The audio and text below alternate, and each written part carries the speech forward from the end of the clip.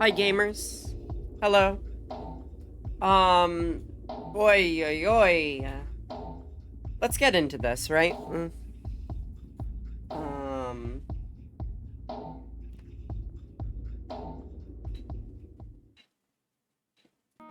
Hi, it's me, gamer extraordinaire. So, let me open with this, right? When I was streaming before, earlier in my life, when I was streaming, hold on one second. When I was streaming before, earlier in my life, when I was streaming earlier, before in my life, when I was streaming. Uh, okay. Uh, I was streaming and enjoying it, right? I was doing that, a lot. And it was going well. And you know what happened? You know what happened? Elden Ring launched, and I spent a week playing 16-hour days on that game and stopped streaming forever. Like, literally for maybe a year. So the Elden Ring DLC is being released, of course. Okay, we got more Infinity Spire to do. I think it just goes on for infinity, I think, if I had to guess. Oh, we can only do Infinity Spire and not a big boss.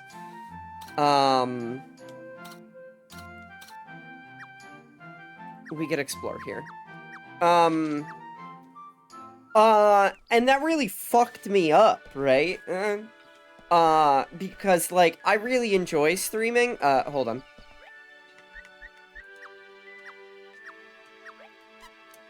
And when I'm not being productive with my days, I go a little bit mad.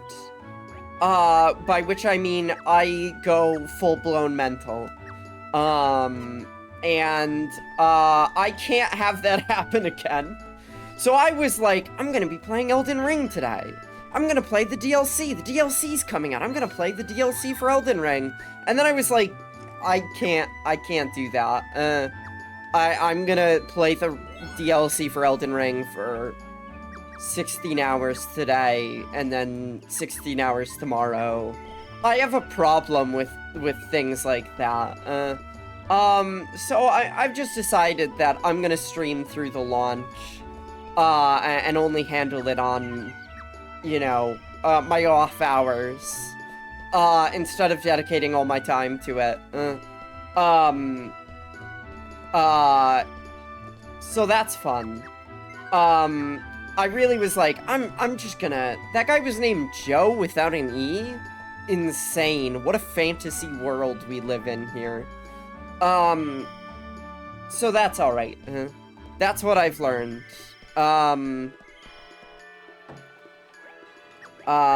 View thief list. Hi, what are your abilities? Learning that they can only have, levels with, like, they can only have stuff that's within 5 levels of their level. She can only have up to 44 level stuff. Oh, I guess 45. Oh, how does that work? I don't know. Hey, Ericon.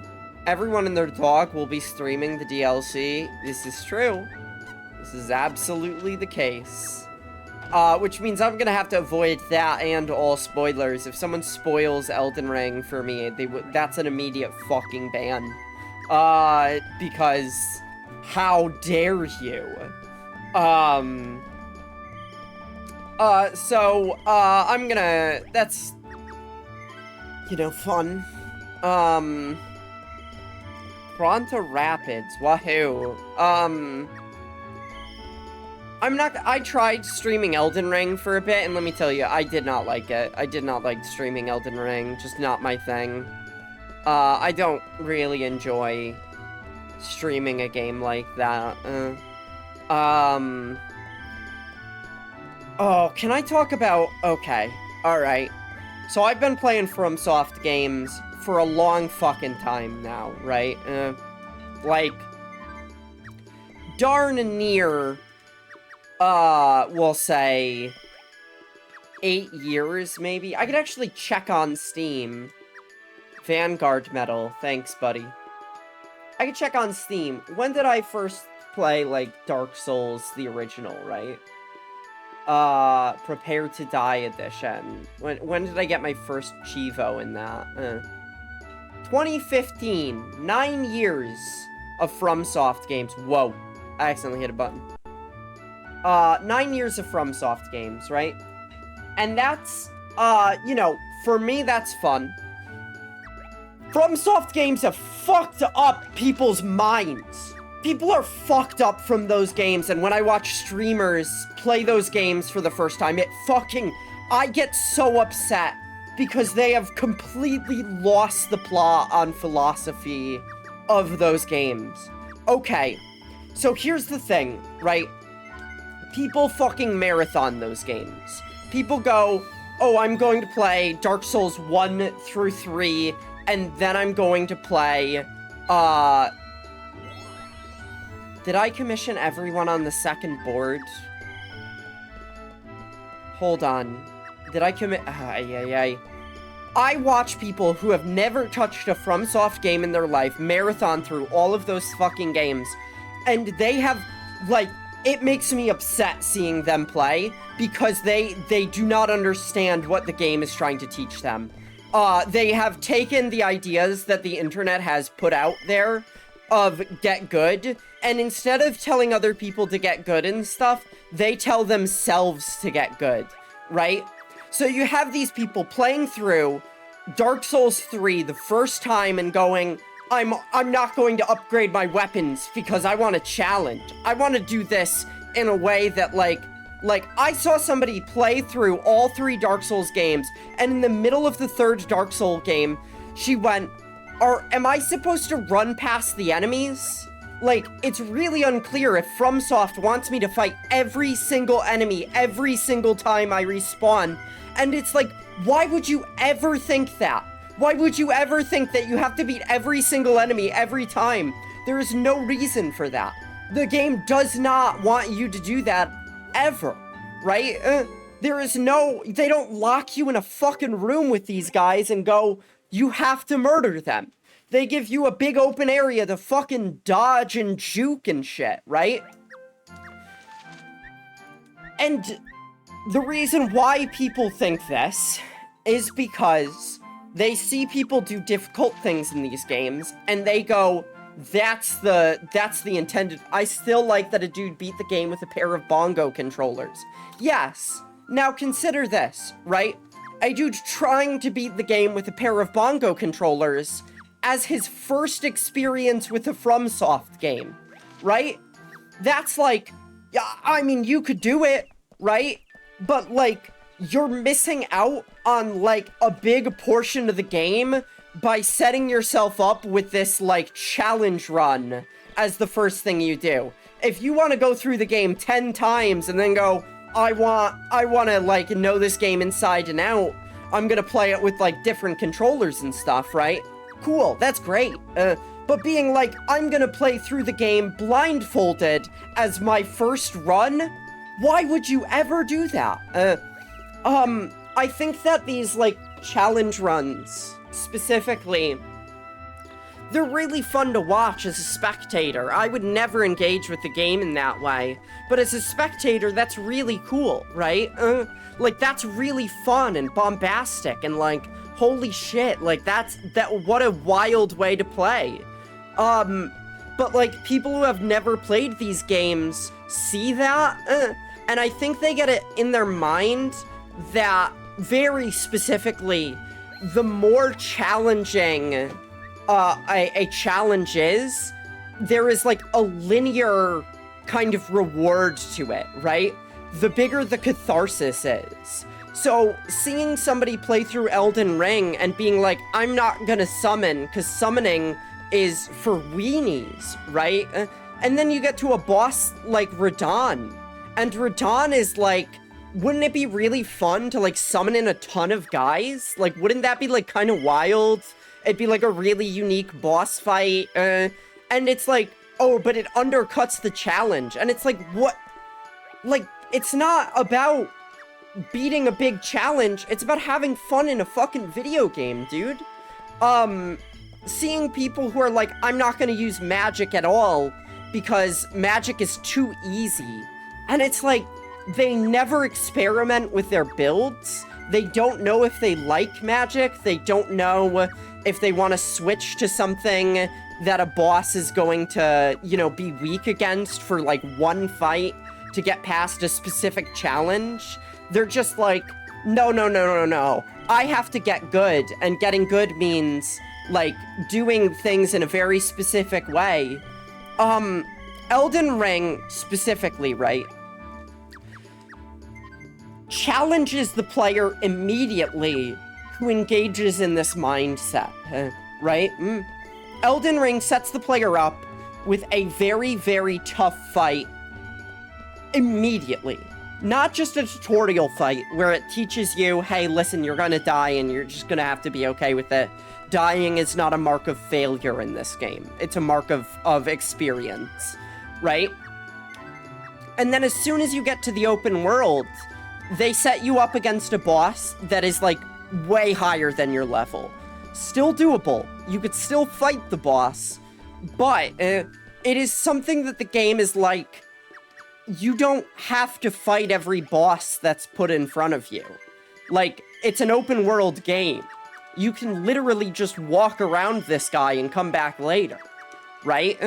And, like, that's the lesson that the game is trying to impart by setting you up against this really difficult boss immediately. It's like, hey, listen, there are going to be challenges that are going to be tough. And, like, you just don't have to do them. You don't have to fight the boss immediately just because he's in front of you. That's not the way we design our game. Like, and people just don't engage with this line of thinking of, like, well, I can just come back later when it's easier. They're like, no, no, no. I have to do it the hard way. Because if it's harder, it's better to do it.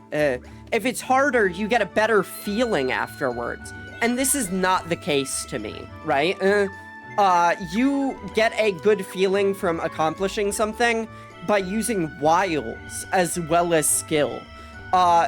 People, like, ramming themselves into a wall like they're a fucking hunk of meat, trying to break through bricks, is not really learning how to play the game.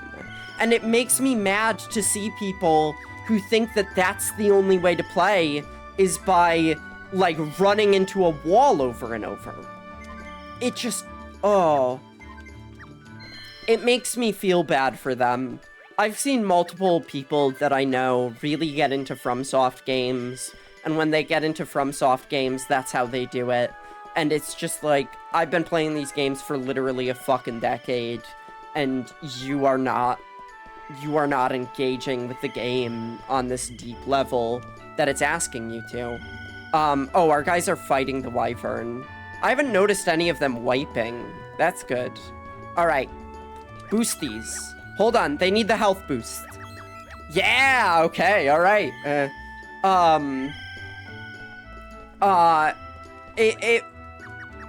It's a really tough line for people to walk.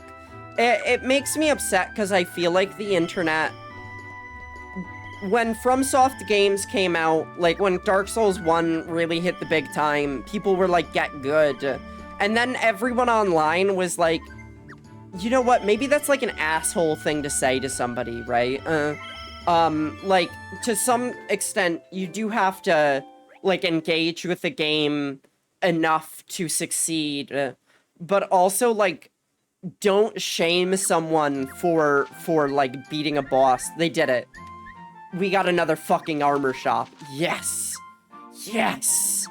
Unlimited power! Okay, thank you, Marl Nessa.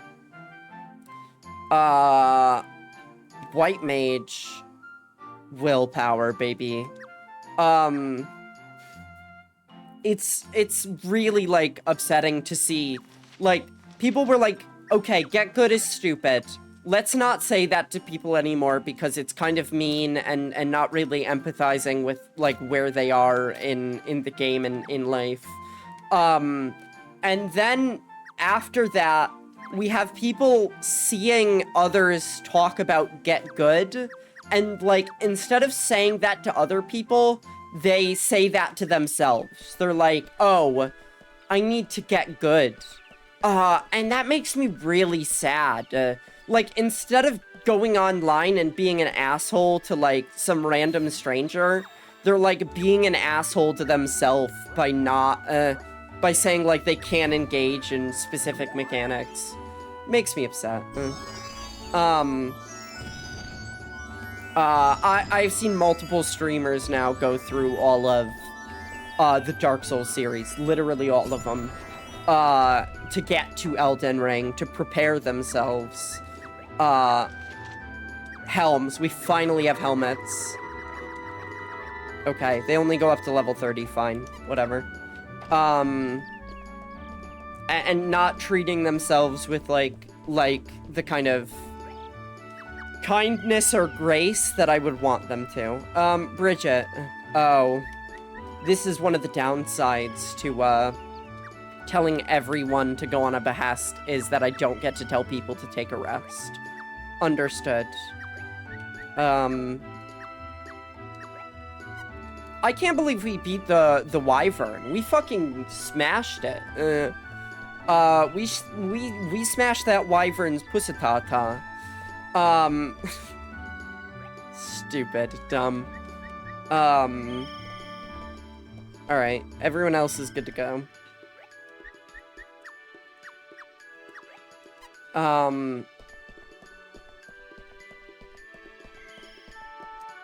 So they're not gonna be able to get helmets, real early. But that's okay. I think we could beat this game today. We might actually beat it, like, really quickly, to be honest. And if we beat it really quickly, I don't know what I'm gonna do. I didn't plan this one out. Maybe I'll play some fucking Rumble Roses or whatever, right? Rumble Roses? Here's the thing. I've never played a wrestling game before. I kind of adore Rumble Roses. The thing about wrestling games is they kind of rely on you caring about a guy like The Rock. And he seems like a nice man and everything, but I don't really want to be him in a video game. But being a hot woman fighting another hot woman, that's something I could get into. Now Tane I can get into. Alright.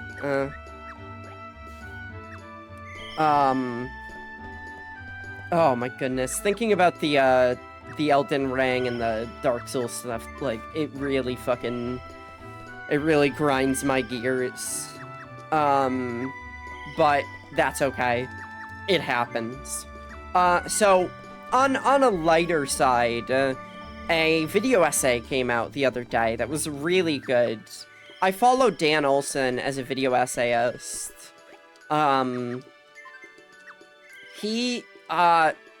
So, my background, right?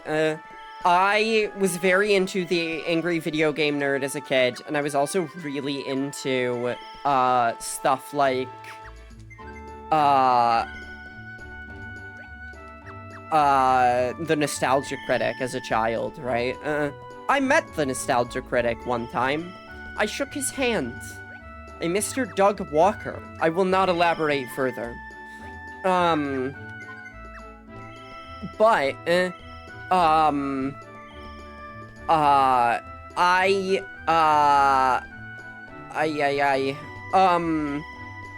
it was like during his peak, so that's cool. So like, I have been into video essays for a while in their most primal and kind of early form. Hold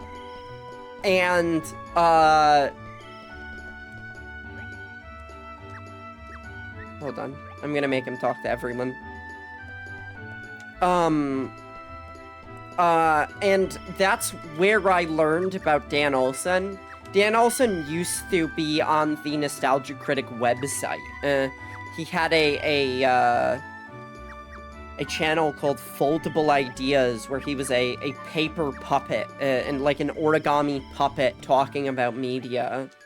So I've been following him for quite a while, like, definitely more than a decade. And he's really grown, obviously, even if it's taken him a decade to get to one of the premier, YouTubers that I watch, in the style of an H-Bomber guy, who I've only recently jumped on the bandwagon to.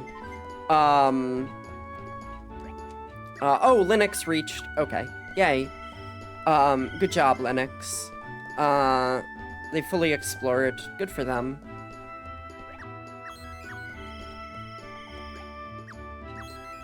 Alright.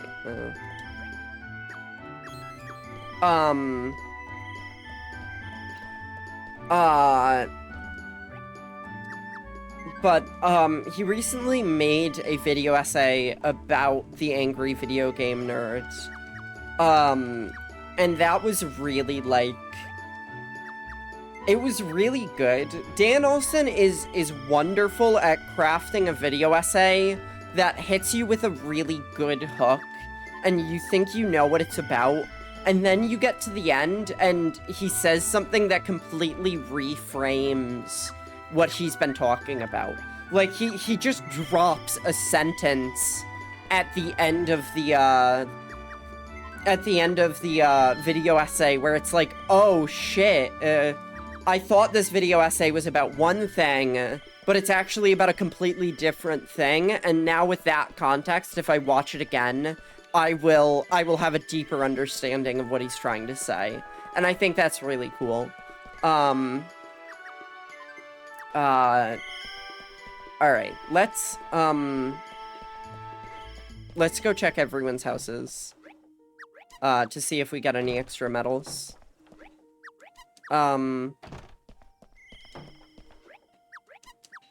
Dang, Wendy's not getting along with anyone. So he was talking...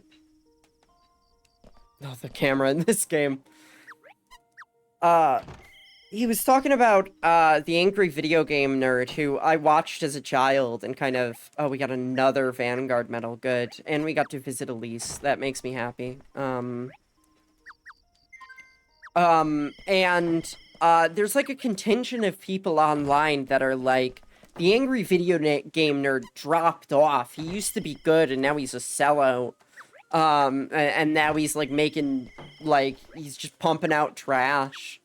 And Dan Olsen argues that, like, he's making the exact same stuff he used to, with, like, basically no changes. But also, like, I've watched the Angry Video Game Nerd movie, as a kind of ironic joke, with friends. And let me tell you, it's fucking bad. It's a bad movie. And it's funny bad. But it's also something where it's like, the guy who makes them, the angry video game nerd himself, is a fascinating guy because essentially doing this beloved series that people have known for years is just a desk job to him. He doesn't really care about saying poo-poo, fart, garbage, you know what I mean? Like, how could he?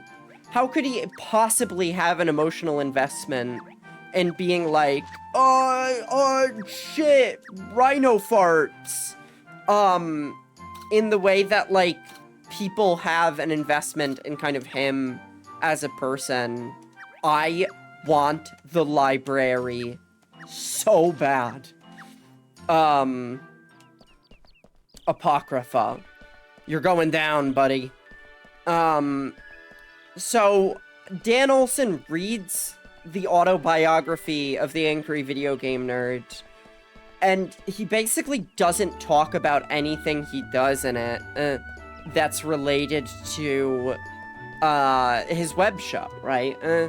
He's not like, here's like the behind the scenes of my show. He's more like, yeah, I make this web show, but like, let me tell you about the kind of movies I made as a child that inspired me, right? Let me tell you about the time I made a movie about a haunted doll or a mask or a haunted mask or a haunted idol, a haunted fetish object. I love getting to drop a fetish object every once in a while, you know what I mean? Stupid. View trainable abilities. They're up to 70. Listen, nobody's gonna need that shit.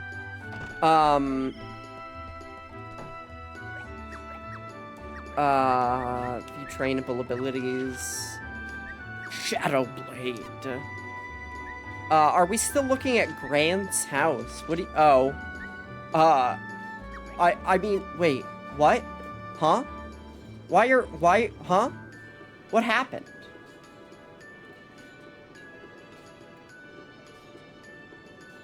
No. We are not looking at Grant's house. Huh? Gaming?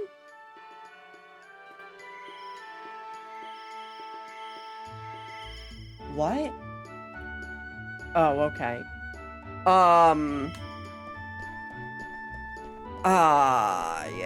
Yeah. Alright, that was weird.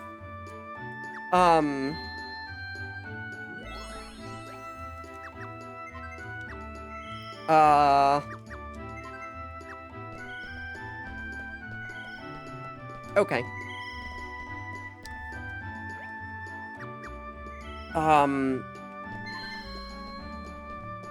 I'm thinking about the angry video game nerd. Yeah, like, the angry video game nerd is really interesting, because he has this really, like, the guy that plays him has this really deep understanding of his own childhood, right? I did not have a great childhood growing up. My childhood, it wasn't fantastic. I was confused, like, if your model wasn't moving, I thought maybe the video... Like, yeah, I have no idea how that works. That's one of the weirdest things I've seen, as far as streaming goes, because, like, I don't know how that happens. I'm truly at a loss. Hold on. Give me a hot sec.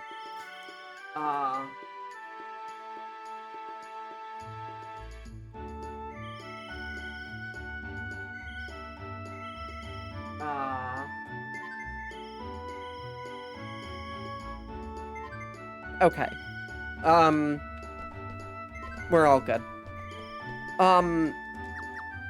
So, the Angry Video Game Nerd, I've watched his movie. It's bad. I've watched a short film he made called The Dragon in My Dreams, right? And it's about how he would have nightmares as a child of a dragon. And there was this kind of, like, water spout in his neighborhood shaped like a dragon that scared him, right? And this is something that he makes, like, almost a religious pilgrimage to as an adult. And like, kind of takes a knee before this item. This fetish object. What is this game? Oh my goodness. Hi, Mira. This is My Life as King. It's a Final Fantasy WiiWare exclusive, that is discontinued. You cannot get your hands on this game anymore, without either buying a console that it's on, or doing something illegal, which I would never condone and never do. So it's a Final Fantasy city builder. I build a city, and then Final Fantasy characters live in it, where I play the the quest giver in a world of adventurers, right? I think it's wildly fun. Yeah, I love an RPG where you play a character that is not the kind of like main character chosen, like that sort of stuff. So I am sending people to dungeons to die, or to get treasure or what have you, or to beat bosses. There's like a really tough boss and their health bar is at the bottom. And I have to like make different districts. Like this is the Adventurers district and it's got like weapon shops that carry different items. It's got taverns where people can form parties and buy armor and stuff like that. It's really cute. I was just talking about, the angry video game nerd, right? Mira, did you see the new Dan Olsen, video essay? Oh, yeah, right? The angry video game nerd as a guy is fascinating to me. Because he seems like a guy who loves his childhood so much that he doesn't want to grow out of it. What we're gonna do an easy one. I have watched one of his short films and his movie, and he, like, talks about how much he loved his childhood movies, and how much fun he has had as a kid, and how he just can't get over, like, his childhood, essentially. It was too good. His childhood, he talks about, like, it not having problems and wanting to kind of, like, remake stuff in it. And I am just, like, I literally cannot remember big chunks of my childhood because, like, the things that happened there just wiped from my fucking mind. Partially because, it was not a great place for me as a child. Oh, hold on, I gotta scroll. Hi, Belle, how's it going? Real. Yeah, right? Like, so to see a man who's like, I remember nightmares I had as a child.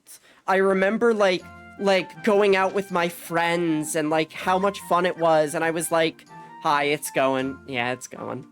And he's like, I can't, it's hot outside, so I'm suffering. I'm so sorry to hear that. It's hot in Topeka. It's really hot. It's really hot out. And I am lucky to have air conditioning, but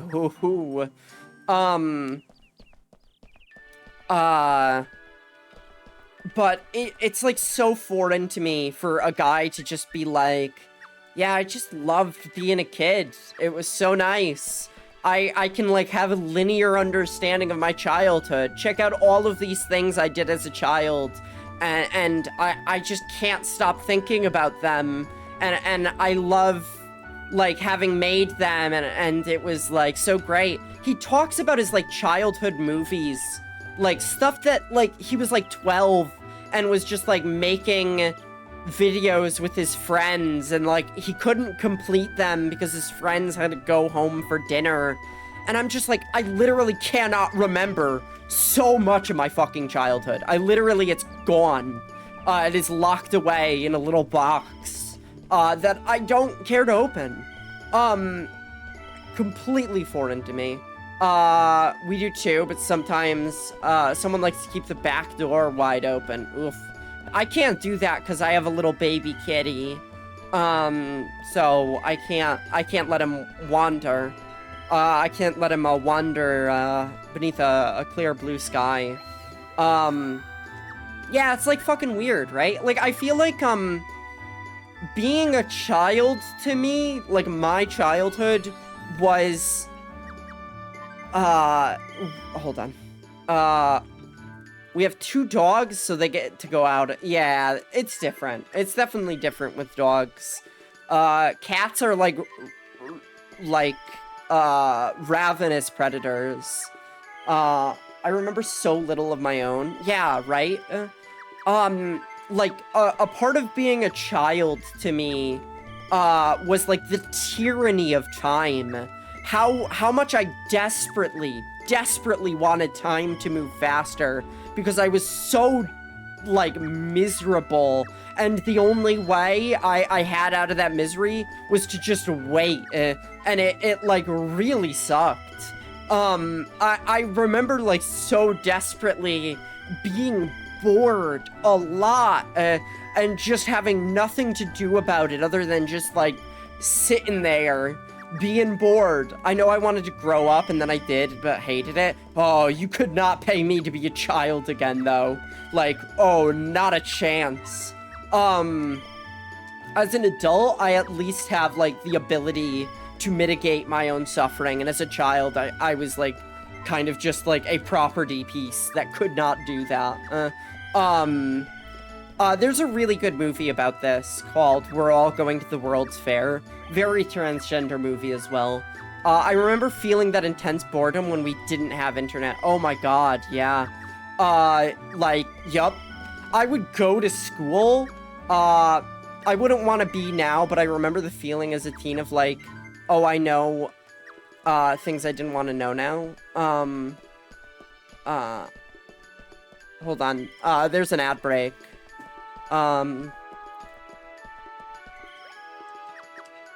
Ad time. Yep.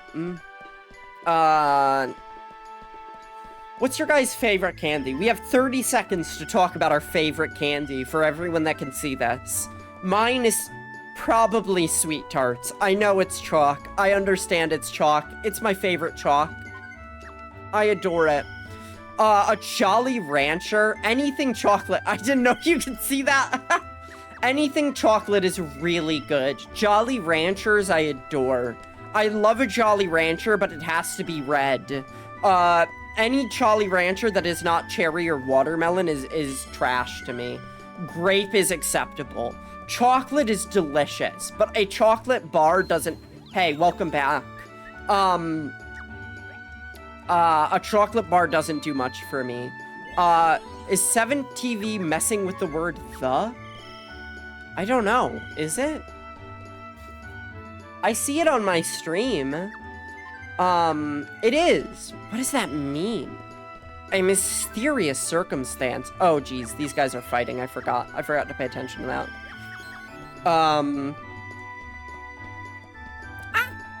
Let me up! Alright. Let's see him get a hit in. Get one hit in? Okay. You're healed. Alright. They got boosties, so, there is an emote listed as it. Oh, yeah. I've never messed around with 7TV, so that's something I gotta do in my off time. Yeah, you could not pay me to be a child again. I would go to school, to hete. What the fuck? I would go to school and just think about getting home and going on the internet. That was, like, my one thing. I spent so much fucking time on the internet. I would, like, I'm going insane. I don't know how to fix that. I would spend so much of my life just being, like, I would love to go on the internet right now. Nowadays, I have a bit more of a contentious relationship with the internet, but it was really all I had as a child. I couldn't always have the telephone. Video games were fine. It's turning hete into the... What the fuck what is this experience you guys are having? I don't know anything about this. I'm seeing, like, on my stream up above my head, I'm not noticing any difference. Where are you seeing this change happen? In chat? Oh, is this like an extension you guys have, maybe? I don't use 17 because mobile at the moment, but it's hilarious. Not seeing anything different either, yeah.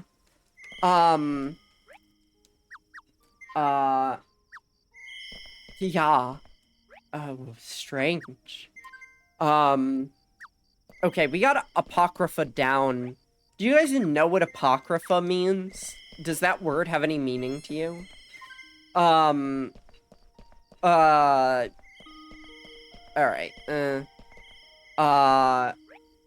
I do not, okay. Apocrypha is a very specific term generally used in reference to the Christian Bible. So we have a thing called canon, right?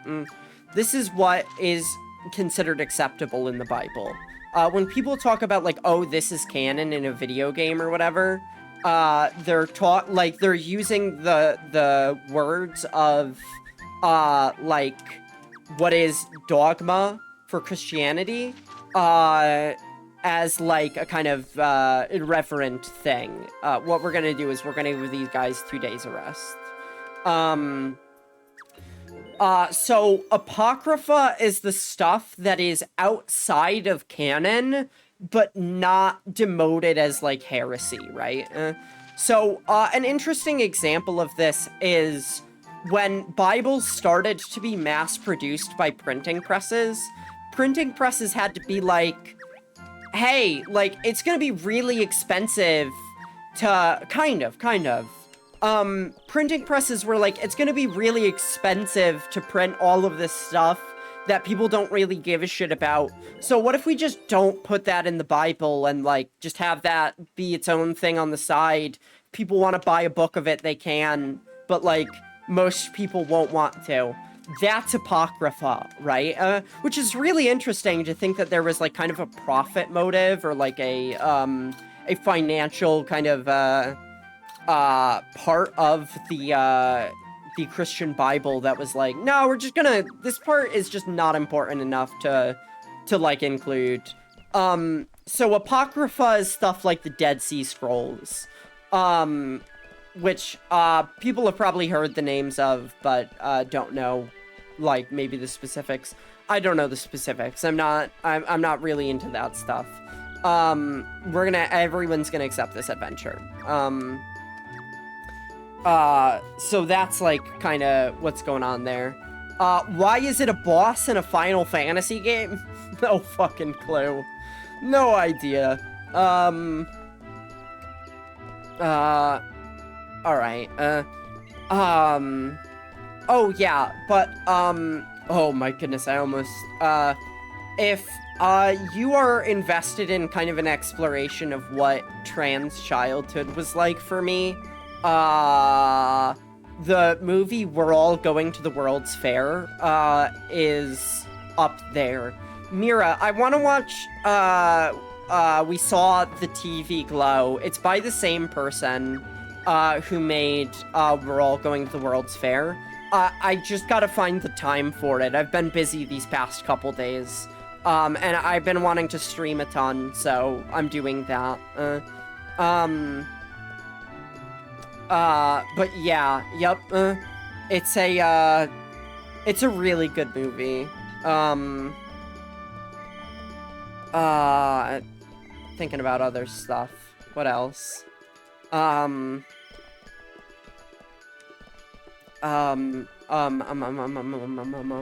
Yeah, being a child was not great for me. Sometimes I'll uncover a childhood memory and be like, oh yeah, that fucked me up, huh? That really fucked me up a little bit, but, that's the way it freaking goes, baby. I don't know if anyone got out of childhood scot-free. That's, my opinion. Yeah, yep, yeah, even the people who are, like, I don't know, the people who have had a good childhood, I'm sure you could find something in there that's, like, had a lasting impact, in maybe a not-so-great way. It really does kind of set a trajectory for better and for worse.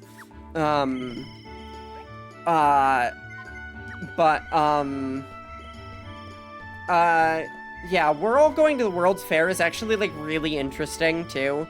I spent a lot of time on, don't judge me for this, Chan boards as a teenager. Was that good for me? Nope. No. Explicitly not. But I spent a lot of time on the paranormal board, where people would post spooky stories and stuff. And I still think about seeing spooky stories from there. They still really, like, kind of stick in my mind, which, is kind of cool. It's kind of neat. Certainly has set me up, as, getting into horror as a genre very early in life. So that's cool. I still have files on my computer, that are literally, like, over a decade old at this point, because I've had this kind of, like, I take files from my last hard drive and I move them onto a new hard drive, and then I take the files from the new hard drive and move it onto another hard drive, and it just kind of, accretes? Is that the word? When something, builds up over time, like silt deposits? It's kind of like that. There's a game that I played over 10 years ago that I would like to... Yeah. There's a game I played over 10 years ago that I loved, when I was younger. Oh, wait, hold on. We're engaging Apocrypha. Oh, they wiped out. That's okay. Fled from battle. We're gonna give a boosty to all the people that need it. And hope that they can take a crew. Maybe. I don't know if that's, exactly what I'm thinking of. It's close, though.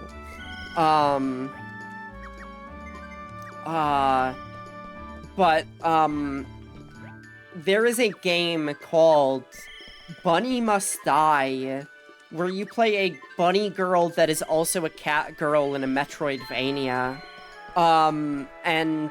It's, like, very old.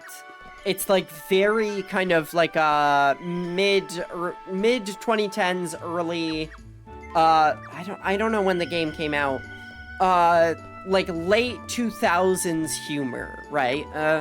I remember a French man reviewing that game. Was he on That Guy with the Glasses? Was it, that one guy who, speaks, like this? I don't mean to make fun of his French accent, but that was really genuinely what he sounded like. Yes, I remember that man had a series that I would tune into occasionally, that now I'm like, what the fuck was happening on the internet at this time? Where he reviewed porn games. Bully the French? No. Oh, I thought you meant his name was Bully the French, and I was like, that was not... Here's the thing, I tried to learn French in high school. I do not like the French language. Does not feel good in my mouth. It was just hentai game reviews. Yeah, he had a series called Let's Fap. And it would open with a girl going, let's fap. And I learned about some fucking games from that. No.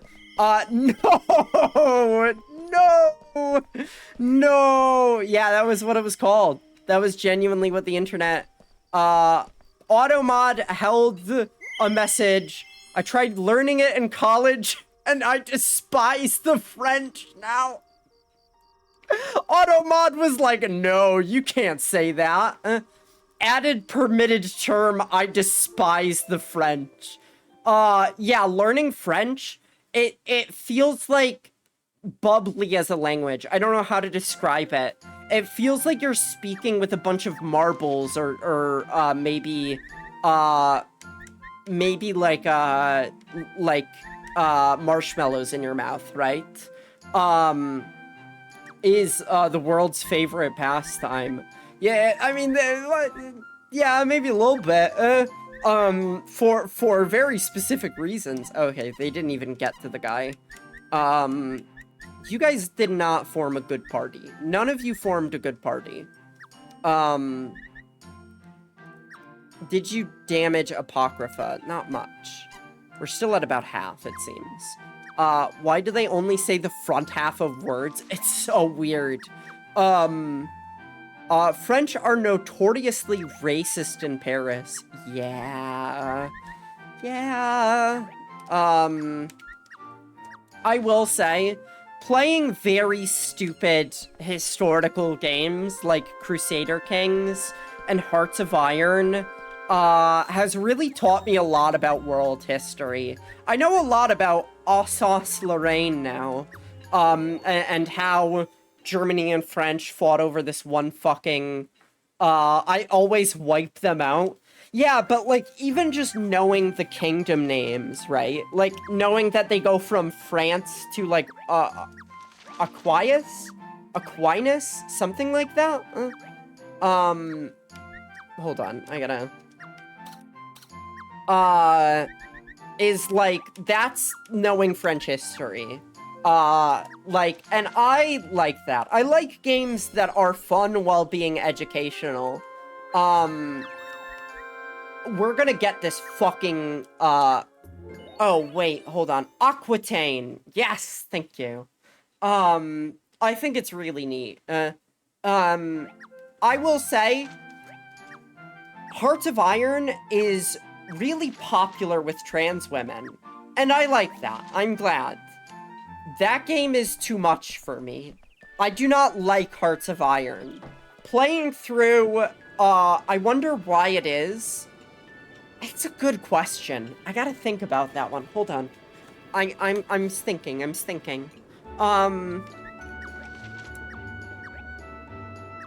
don't know.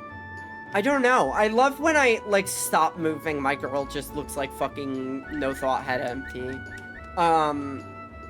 Explorers reserving strength. No. No. Not her. We need somebody that doesn't have... Hunts stronger foes, spends skill normally. Abilities. Thundara, Thunder. Poison, slow. Level 50 poison. That ain't bad, Chief.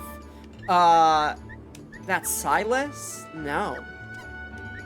That's August? August needs a specialization.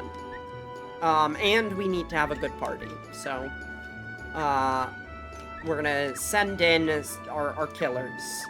I think that part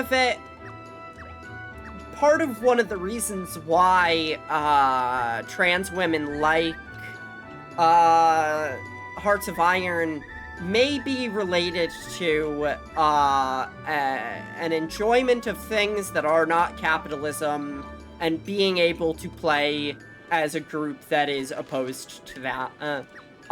Been playing Sid Meier's Pirates lately. I think you'd enjoy it. I don't remember that game at all. I don't think I've ever played it. I've been thinking about SimCity, though. And also, I've been getting a bunch of video games. Yeah, tell me about it. I want to know. Did you know that there is a Sims 3 for the DS? I think I played SimCity 2000, and I fucking loved that game. I've been thinking about, like, games that are, like, what got me into city builders? Because let me fucking tell you, I have put an inordinate amount of time into, City Skylines. It's, like, genuinely one of my favorite games, if you're going by playtime.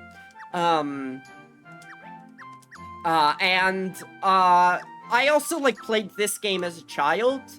Yep, the console Sims are vastly different.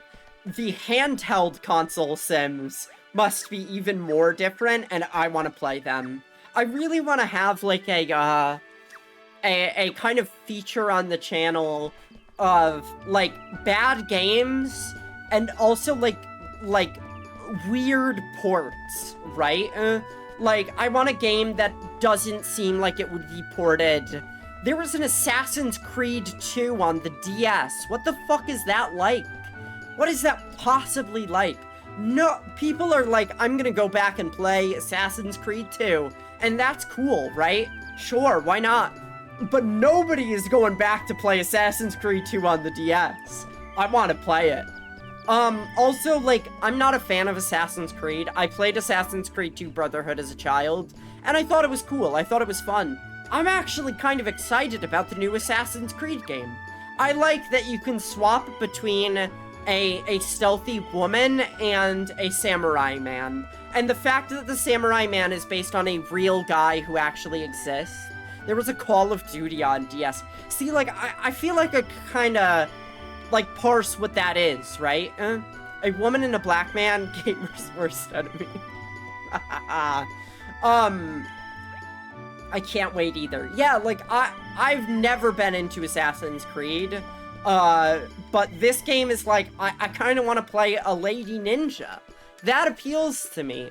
And being able to swap to, like, a historical black samurai fucking rules.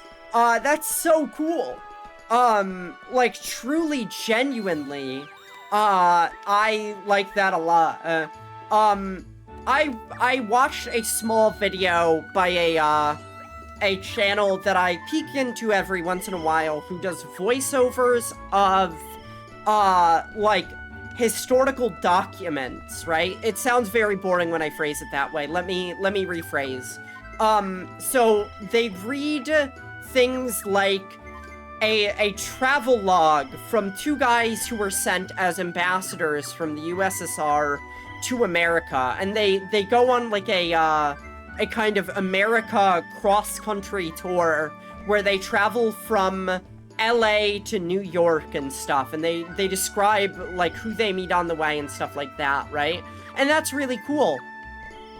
And then they describe like I peeked into a video the other day, and it was the first time that Japanese people met a Western group of traders, right? And they're like, yeah, they come from like the southern Barbary stuff, right? I gotta consume water. And they literally describe these people like they're fucking mythical, like strange creatures. They're like, they look like fucking goblins. They've got weird noses and their eyes are fucked up. And they're obviously describing like jaundice because these guys have been on the ocean for so long.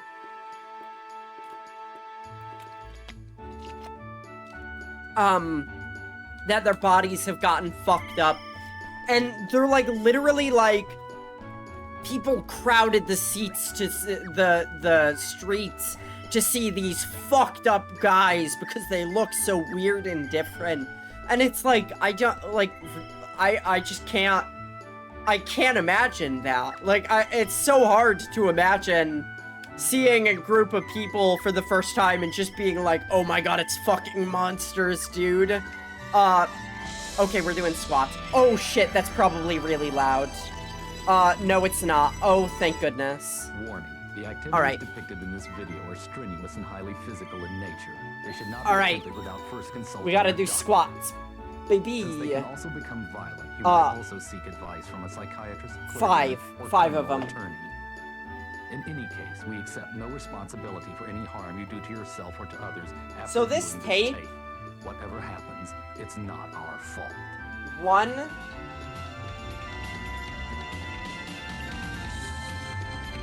2.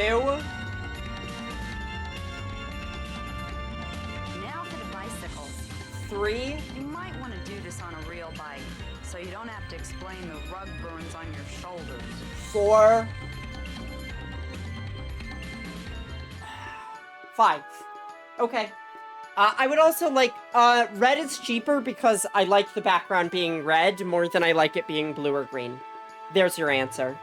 You might want to do that on a real bike. Yeah. So, Linnea Quigley is a woman. I adored this. This changed me as a physical person. If you've ever watched Return of the Living Dead, it's the first movie where zombies eat brains. Like, the idea of zombies going brains, that comes from that movie. Anyway, she plays a woman in it named Trash, and Trash is like a hardcore punk. And there's a scene, like, before she dies, she doesn't get a lot, where she strips in a graveyard in front of all of her friends, and then starts dancing, and they have a musical number and stuff like that. I adore that. That scene, as a child, I was like, oh, fuck. Oh, wait a second, this rules. I have to take a bio break for a second. So I'm gonna throw you guys to my break screen. Hey, Mira, I don't know if you've seen my break screen, but it's 2 hours and 30 minutes of edited footage, of different things. You might like it. Okay, I'll be right back. I kind of did that yesterday. Well, how about shopping? Yeah, cool. There's that new boutique everyone's talking about. Oh, yeah? Let's check it out. Oh, you should get that. I'm getting it. Animal Crossing City Folk. Come and stay a while. Only for Wii. Rated E for everyone.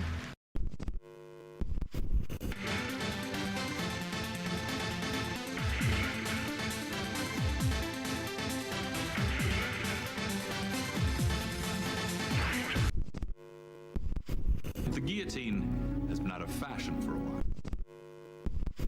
I'm Krista. Krista Now. And we are here, live in Malibu with my guests today, Shoshana Cox, Sheena G, and Dina Storm. I will have a stream that is just 2 hours and 30 minutes of this, because I do love it. Facing society today. Issues like abortion, terrorism, crime, poverty, social reform, quantum teleportation, teen horniness, and war. Now, we all made decisions in our youth to start doing porn. I think it's time that we turn the mirror on ourselves. Go back in time to learn what happened, and what we discovered is that we had met some space beings. Basically, I would call them planetary elders.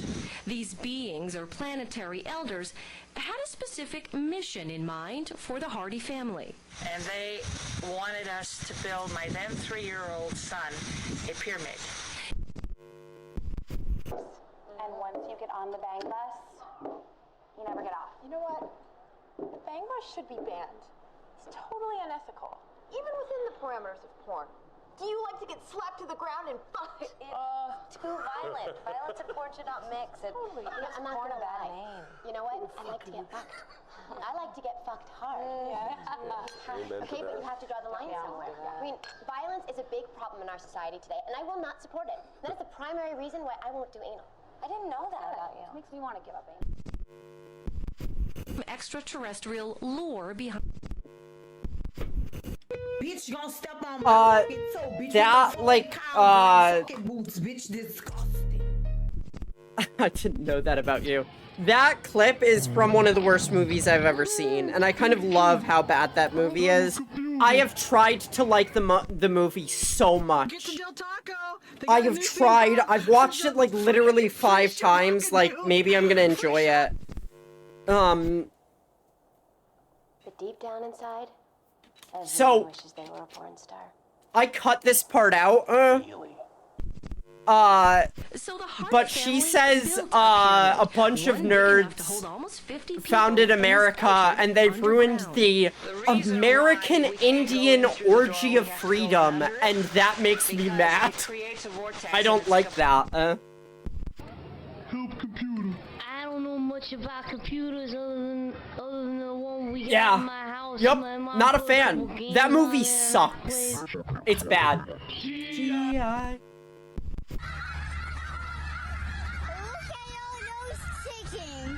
So we got a lot of public access stuff on this. We got a lot of vines. Bisexual nation living in denial. All because of a bunch of nerds. A bunch of nerds who got off a boat in the 15th century and decided that sex was something to be ashamed of. All the pilgrims did was ruin the American Indian. The American Indian orgy of freedom. That's the clip. Okay. I'll be back, like, after this clip. I adore the Price Master. A lot of it is, like, VHS stuff. Stuff from VHSs. Of paper, a layer of aluminum. I watch VHS tapes in my spare time. And I figured that I might as well put it into something. So inside we went through. Fear grips the house. Okay. The surviving 4 face off for the movie role to die for. Alright, okay. Yeah, I put a lot of work into that. I have a full version of it uploaded to YouTube. I just haven't done anything with it. I did that on purpose to check to see if there's, like, anything that gets, clipped and, like, demonetized on YouTube. And the answer is, like, essentially no. The clips happen too fast for YouTube to really care. But I did have a clip of Macho Man Randy Savage doing his cream of the crop thing, and that got me banned. They were like, no, you can't do that. This video will be completely demonetized and nobody can see it if you put that in there. So I had to edit it out. I replaced all of the footage with, no lie. Hold on. A man who made a video on how to sell a collection of Garfield memorabilia.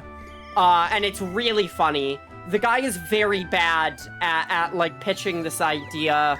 Like, some of his advice is just, when you're selling Garfield memorabilia, you don't know how much it will go for no matter what.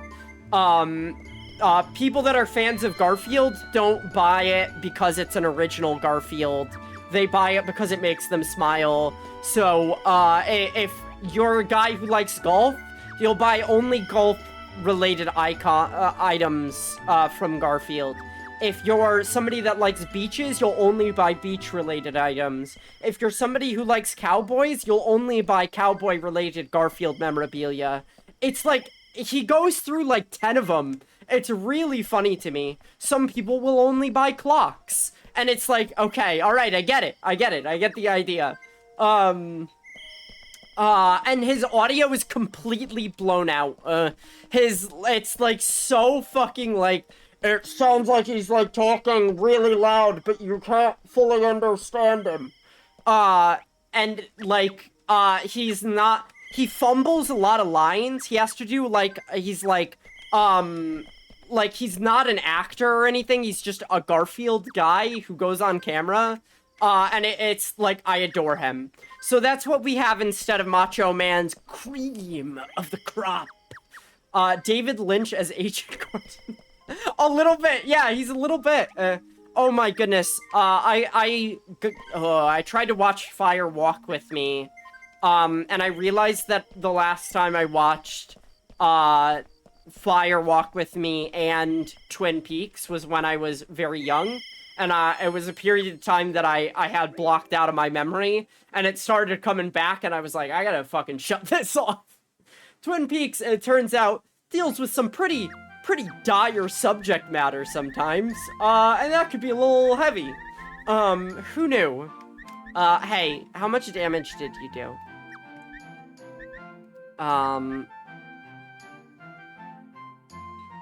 No, okay, you didn't do a lot of damage. August, what about you? Yeah. Oh, that one scene in Fire Walk with Me always gets me. Is it the scene that has a jump scare? Because, the scene that has the jump scare and then is followed up with, her seeing somebody walk out of her house, and I won't say who, and breaking down, fucking killed me. I was like, oh no, oh no. Oh wait, yeah, maybe that's it. I watched the Criterion, that's the moment I had to stop. I was like, oh, actually, this is maybe, bringing some stuff up. But, I watched the Criterion release of it, which, has like 30 more minutes of footage, which is cool. I need to rest. This is the scheme, that we do. Yeah, maybe it's that. The jump scare got me so fucking hard. It was so well done. I love Donna in that movie. She's so cute. Should have been Donna in the show, too. Oh, yeah, I remember that. I was watching it with Winnie, and Winnie had to tell me who the character... Like, she had to be like, yeah, this is, like, who, this actor is, because I'm really bad with faces like that. So, like, the fact that it was a different Donna, she had to be like, yeah, that's not Donna in the show. I don't remember a lot of Twin Peaks, and then I, like, did the math of, like, when I watched it and was like, oh, yeah, that's why. Alright, so we're going back for Apocrypha. I've been watching Twin Peaks and Mary's Discord, and Season 2 is something... Okay, I know that people shit on Season 2, and, like, for good reason, right? Season 1 has a very clear premise, and they kind of leave that premise behind as the show goes on. I love Season 2. Yes, thank you. The idea that there is an evil, like, government magician who has gone rogue and is doing black magic now, I fucking adored that. I think that's one of the coolest fucking ideas. The horse? Wilbur. Is that the scene you're thinking of? Because I love that scene. Like, that was... I have a screenshot of that scene from when I watched it the first time, and I sent it to Jimmy over Skype back in the day. But I still have my, like, original screenshot of that scene because I accrete, as it is. Yeah, it's fucking great. It's so good. I can't boost the U, right? No. I have to wait until they're going out for an adventure. But also, like, here's the thing about Twin Peaks. I am kind of terrified by doppelgangers. The idea of a doppelganger really frightens me. I have been this way since I was a child. There's a really, really, really good episode of The Twilight Zone. I've been watching The Twilight Zone since I was a child as well. That is about a doppelganger, and it scared me so much. I guess that makes sense since your face. Maybe a little bit. Twin Peaks is one of my favorite shows. Yeah, yup. I would love to watch it again. I just need to kind of steel myself for handling some tough subject matter in it. That is a little more difficult than I expected. Like, having part of the conceit of the show be like, yeah, there's some bad stuff happening to a character that is a focus is like, yeah. But, with that being said, it's like fantastic. The scene with Cooper in, he was in the, police station and was like, I've had a dream about this. Gordon, like, Philip Jeffries is back and, like, something is going wrong. And then he's, like, running between the television monitors and, like, sees a doppelganger in one of them. And he's like, oh, fuck, oh, no, oh, God, no, what's happening? That is, like, that's a terrible fear of mine. That is, like, so scary. And, like, I saw that and was like, I literally used to do that with mirrors as a child. Oh, I think it might have had to do with mirrors as a kid as well. I used to be really scared of mirrors when I was very, very young. And I look back on it and go, oh, it was probably, like, partly a dysphoria thing, right? Being a trans child, a mirror can kind of be a powerful object. Yes, I definitely used to check mirrors to see if, like, my mirror matched up with what I was doing. And it was, like, spooky to me. I used to do that fairly often, actually, thinking about it. Like, I thought about, like, one time, but, there was, like, multiple times. So that being, like, a big thing in Twin Peaks is the idea of the doppelganger, the idea of, like, the self that, is not the self. Really, I love it, right?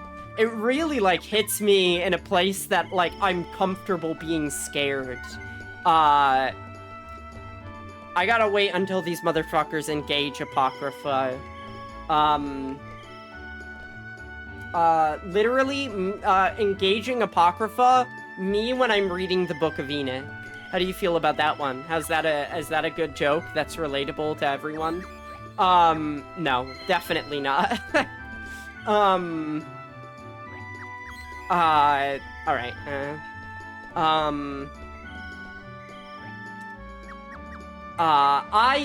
Oh my goodness. I really want to rewatch the new Twin Peaks season. The new season of Twin Peaks would be much easier for me to handle. But I also, like, feel like it'd be more easy for me to digest, because the first time I was kind of, like, you know, blinded by my engagement with it. I didn't know what was gonna happen, so I didn't know what it was trying to do until after I watched it. And now that I have an idea of what it was trying to do, I feel like I would enjoy it even more. I remember watching it when I watched it the first time.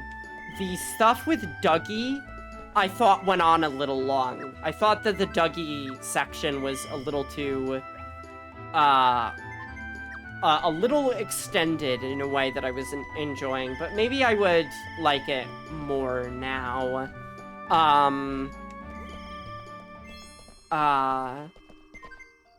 Dewey has fled from battle. You guys got this. Yeah, the Dougie shit. Dug on far too... Yeah, yep. But also, like, I've watched David Lynch's favorite movie. Now, David Lynch's favorite movie, from my understanding, is Sunset Boulevard. It's a fantastic film. It's really good. And I adore it. Like, truly a wonderful movie. And there's a reference to it it plays on a TV at one point. And now I understand why David Lynch likes it and what him putting it on a TV kind of means. More than I did when I first watched, Twin Peaks Season 3. And that's, like, cool. Mira, I don't think... Have you seen Sunset Boulevard? It's worth watching. I have clips of it on the break screen.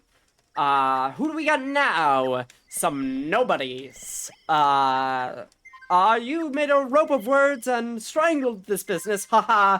But there's a microphone there to catch the last gurgles, and Technicolor to fill the red swollen tongue. It's so good. Very quotable. Can we get one person to do, like, the final hit on Apocrypha, please? I don't know. Probably not. Very quotable, and the end, like, you know how, like, you'll see a quote, and you'll see it for, like, your entire life, and just be like, I guess this is just, like, what people say, and then you watch a movie, and you're like, oh my god, that quote is actually from a really, really, like, you turned into such a theater kid there. She has a very distinctive voice that I love. One of the main characters has this really distinctive old Hollywood voice. And I have watched the movie so much that, like, I love it. I did work in, when I was in school, I did some stuff in theater. But I was not somebody who liked acting, and I still don't like acting. I was a stagehand, and I was happy to be a stagehand. That was what I enjoyed. I enjoyed setting up lighting and doing prop work and stuff like that. That was what I had a passion for. Yeah,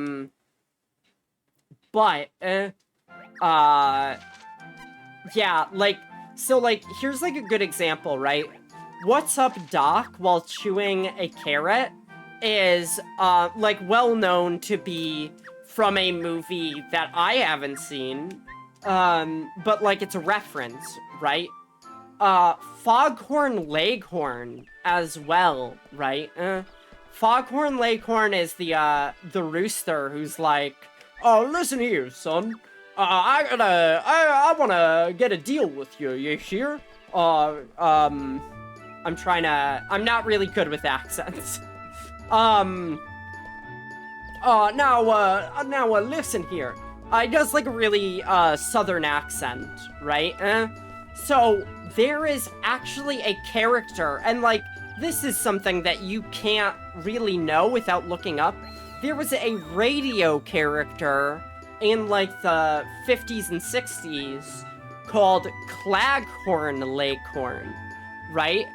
And he was a parody of like a southern senator who would have like jokes based around, I only do things from the South.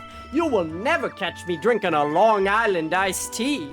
Yeah, stuff like that, right? You know I'm only gonna watch a baseball game if the Yankees ain't playing. Stuff like that. And that is the character that Foghorn Leghorn was based on. And I believe, like, they obviously just changed the name a little bit. But, like, you could look up, he kinda, I think Claghorn Leghorn kinda looks like Kentucky Fried Colonel, or whatever his name is. Now I say, now listen here, Sonny. Yeah, perfect, exactly. That is a reference to something that nobody nowadays gives a shit about. And like, how could you give a shit about a character that was big on radio when nobody does that character on the radio anymore? Radio's not really the thing people do. So, yeah, like, but apparently Claghorn Leghorn has a movie, that was not well received. He had a movie that people didn't like. Which, I kind of want to watch in order to understand some Looney Tunes jokes, right? Like, so there's a line at the very end of, Sunset Boulevard that has been kind of meme-ified in cartoons and in humor so much that when you finally hear it in its original context, you're like, oh, I get it now. Oh, right, I've heard that line my entire life and just assumed it was like, you know, something different, and now I know where it comes from. What's the line? Mr. DeMille, I'm ready for my close-up. Anytime you've seen a character say, I'm ready for my close-up, it's in reference to this fucking movie. It's like, it's such a pivotal, dramatic moment, though. It is truly, like, critical, to understanding, like, what the movie is doing and stuff.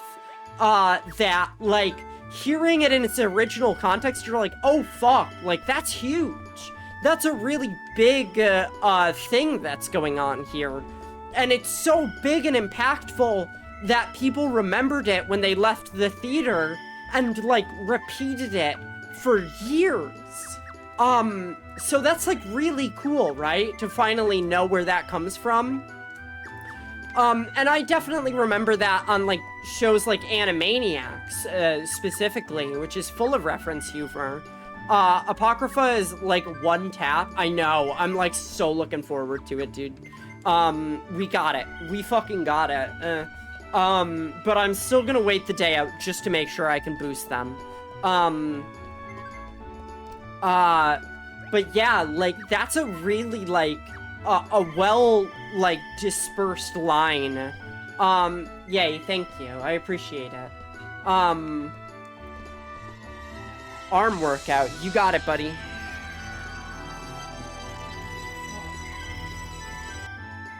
Oh, they wiped out. Oh, shoot. I gotta, hold on. Alright. I think it's 5. You might also seek advice from a psychiatrist, clergyman, or criminal attorney. It's 5 on every side. In any case, we accept no responsibility for any But harm let me you do check. to yourself or to others after viewing this tape. Whatever happens, it's not our fault. 7. 5. This move I got from an old 6. Bruce Lee movie. 7. Here's the other thing about Linnea Quigley's workout tape. She definitely gets naked at multiple points of it, which is just kind of the way things go.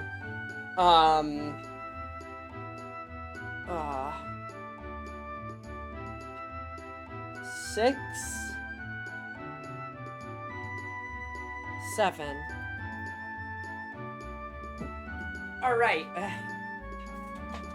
So I really appreciate people who take care of their bodies, and I am not always one of them. I do not... So, a body with musculature is not something I find inherently attractive, right? But the discipline... Oh, thank you for the hydration. The discipline that goes into...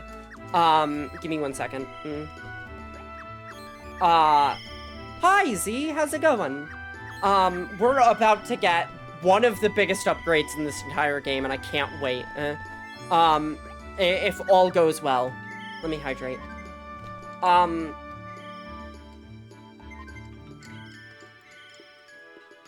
Z, I love feeding your little tuber carrots. It's, like, literally my favorite thing. We did it. Oh, I've been waiting for this one. Yeah, like, the body that you get from exercise is, like, fine and all, but somebody that is so committed to exercise that they can do it, like, every day, makes me, like, that's, what I find really, like, I think that's an attractive quality in a person. I love eating carrots. Toned with a nice body, so showing off was an easy way to capitalize it. Oh, yeah, absolutely. I need to get a little animated carrot being munched on. Yeah, right? That'd be, like, wonderful. We're gonna give this guy... We gotta give him enfeebling. We don't have any enfeebling mates. Which I like. I like a good enfeeblement. Okay. So... We can explore here. Let's do, we do that. Let's defeat the boss here. I am so excited. Yeah, Linnea Quigley is like, cool. And also I love Trash from Return of the Living Dead. I didn't realize she was Trash from Returning of the Living Dead. Unfortunately, she got very typecast as a woman who gets naked in horror movies, which is a little unfortunate. Guildhall, don't need that. The library. Yeah. Yep. You know what I mean. But, like, she was, like, a very early Scream Queen, as the phrase goes. How's it going, Z? What's up?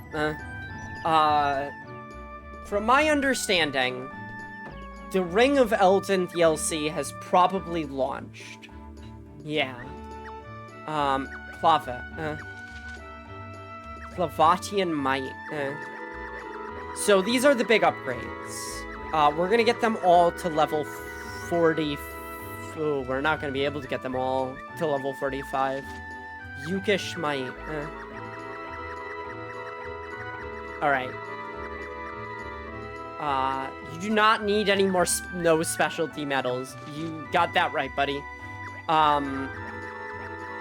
So this is, part of the DLC, right?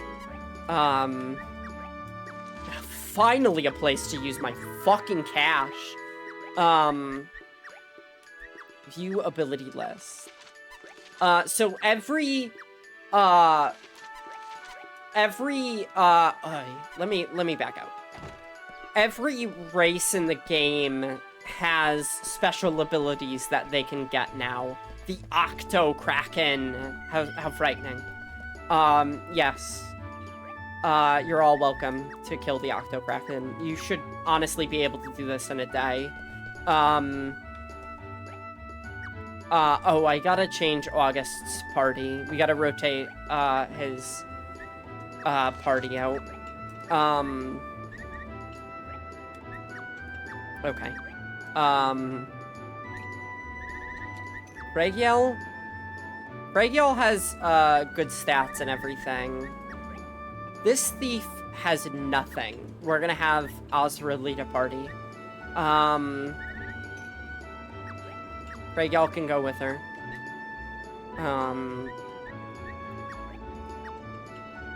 August can go with them. Boo, down with Asra. What? Oh, that's right. Yeah, yep. I was like, that name seems familiar for some reason. Down with Asra. Not you having a Nisa, too. Yeah, I've been like, oh yeah, we got a Nisa here. Very funny. Mira, I don't know if I mentioned this to you. The main character of the sequel to this game, a tower defense game exclusive to the WiiWare console, is, named Mira. She's just named Mira. She is the daughter of a Dark Lord and kills adventurers with her moving tower. There you go, right? She has some funny lines, too. That game is obviously made on a very cheap budget, and it has some jokes that, like, kind of make fun of it, where, like, a JPEG will fly across the screen, with, like, very little animation, and, I think it's very, very funny. So, big fan of that. Alright, what's the game called? My Life as Dark Lord. No space with Dark Lord. I have played through... I could not beat it as a child. It was too complex for me. But as an adult, I can, and do, and will. I'll definitely beat that game on stream. Oh, yeah. I decided that, I'm gonna... When I have, bad games... on stream, I'm gonna be calling it Disaster Piece Theater, because I think it's funny. I really, really want to play more bad games. Like, just the worst possible games. I want to play Bubsy 3D so bad, dude. I'm probably the only person in the world that's ever said that sentence. But it makes me laugh. We need to actually, gather a bunch of money now. Just the absolute most shit games, 100%. There are so many shovelware games out there. Like, there's a ton of games that are quote-unquote for girls. What the fuck does that mean? What is a for girls game? Like, I know the concept of it, but, like, I want to play all of these games. I want to play so many of these, like, it's a game for girls. It's a women's game. You gotta play Final Fantasy X2. Absolutely 100%. I want to go deep the girliest girls game. This is true. It's very much a girls game. But I mean more like girls only for the Nintendo DS. Or like a game like I Love Horses. Stars Stable? I have no idea what that means. You put stars in a stable like horses? I have a league of Final Fantasy games that I gotta play. Maybe I'll make X2 the next one, because I don't have it ordered in any specific context. I want to play, I want to play Crystal Chronicles and I want to play Tactics. Those games seem like they would really appeal to me. I want to play... Z, which is your favorite Final Fantasy again? I saw you play 3. I've never thought about playing 3 again. 3 before. But if it's a good game, I'll play it. I want to play 4. I want to play 5. I want to play 6. I want to play 9. It's a lot of Final Fantasies. Final Fantasies I don't care about playing. I don't really care about playing Final Fantasy VII, I'm not gonna lie. Seems like a fine game, just not for me. Final Fantasy VIII, I have no interest in it. All I know is that it has trains. And also you play as Squall Leonhart, and I just don't care about him. Final Fantasy X, I played through literally more than half of that game and was just like, not my thing. Just not what I'm interested in. Everyone's engaging the Octocrack and they must get buffed. Hi, Bridget. It's okay. Kill the Octokraken. Death to the Octokraken.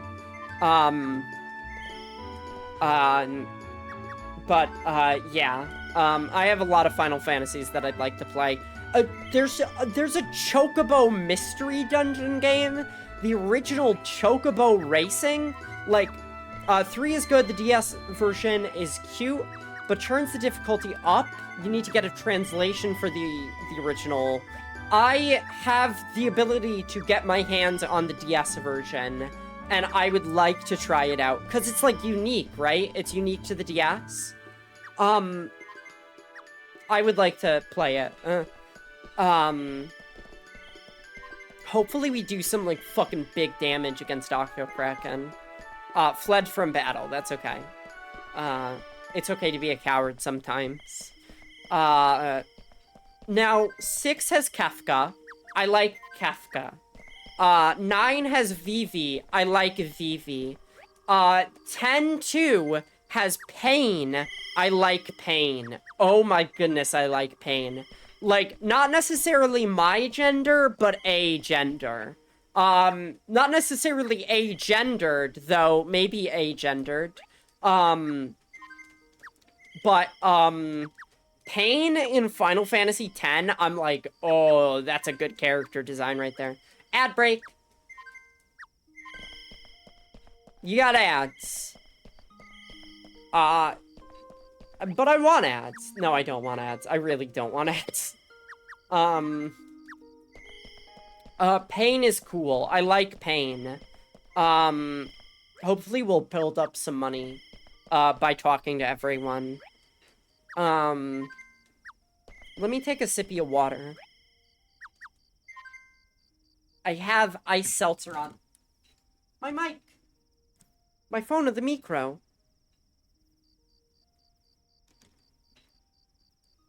Okay.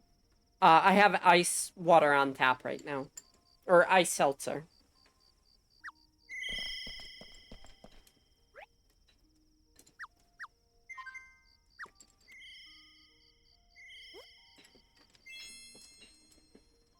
Thank you for your patience. We're back.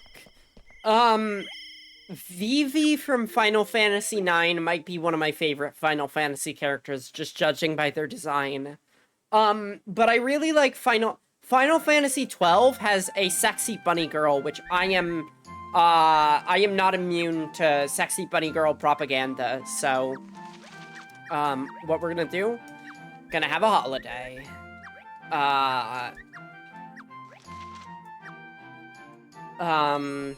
And this is a holiday we're gonna play out. So I want to play 12 as well. I don't think you could play 11 anymore, right? 11 is just fucking Bupkis now. It's, kaput. Clavets. Spirits Within. Like, the final... Oh my goodness, wasn't that the Final Fantasy movie that failed hard? I don't think I could watch that on stream. We could do a watch night in the Discord if you guys want to watch, like, Final Fantasy, The Spirits Within. Damage increased with ability level and user's wisdom can only be used once per day. Got it. Abilities have Whirlwind. Increase accuracy and chance to dodge physical attacks. Now that's some tasty plasma. What the fuck is now that's some tasty plasma? Is that from that movie? I have never seen it. All I know is that it put Square Enix in the poorhouse, and then they had to sign a deal with Nintendo to like get money again. And that's why Final Fantasy Crystal Chronicles exist. I learned this the other day while looking into Final Fantasy Crystal Chronicles. Square Enix. Mira, where is Square Enix from? There was a YouTube poop I watched as a child, and they made the joke, Square Enix. And I have been thinking about it for over 10 years, and I want to find the video it's attached to. Coup de grace. Defeats weakened enemies with a single attack. Also works on bosses. Use increases with level ability can only be used once per day. That's probably the best one. Fast Cast. Oh, Fast Cast is also good. Okay. This is what we want to fund. I used to watch a lot of YouTube poops as a child. YouTube poops were, like, one of my favorites. In fact, I know somebody who has made, some even popular YouTube poops, mayhaps. A hit YouTube poop of the time, a Mr. Blargafiggle has created a many. And I was there for all of them, baby. First on the train. I got a good seat, to see all of them. Alright, oh, my teeth hurt because I'm drinking cold stuff. That's not good. Alright, what are other Final Fantasy? I really like Final Fantasy games where I can decide people's classes, or jobs as they call them. Having a differentiation between, like, making a D&D party is my favorite. Use a straw? I ain't got no straw. What do you think I am? Bourgeois? I ain't got no straws over here. Final Fantasy X2's gameplay is actually so much fun. That's the one with the dress spheres, right? How does the dress sphere system work? I don't remember. I do like that it has a Team Rocket analog. Maybe. Nope, I ain't got no straws.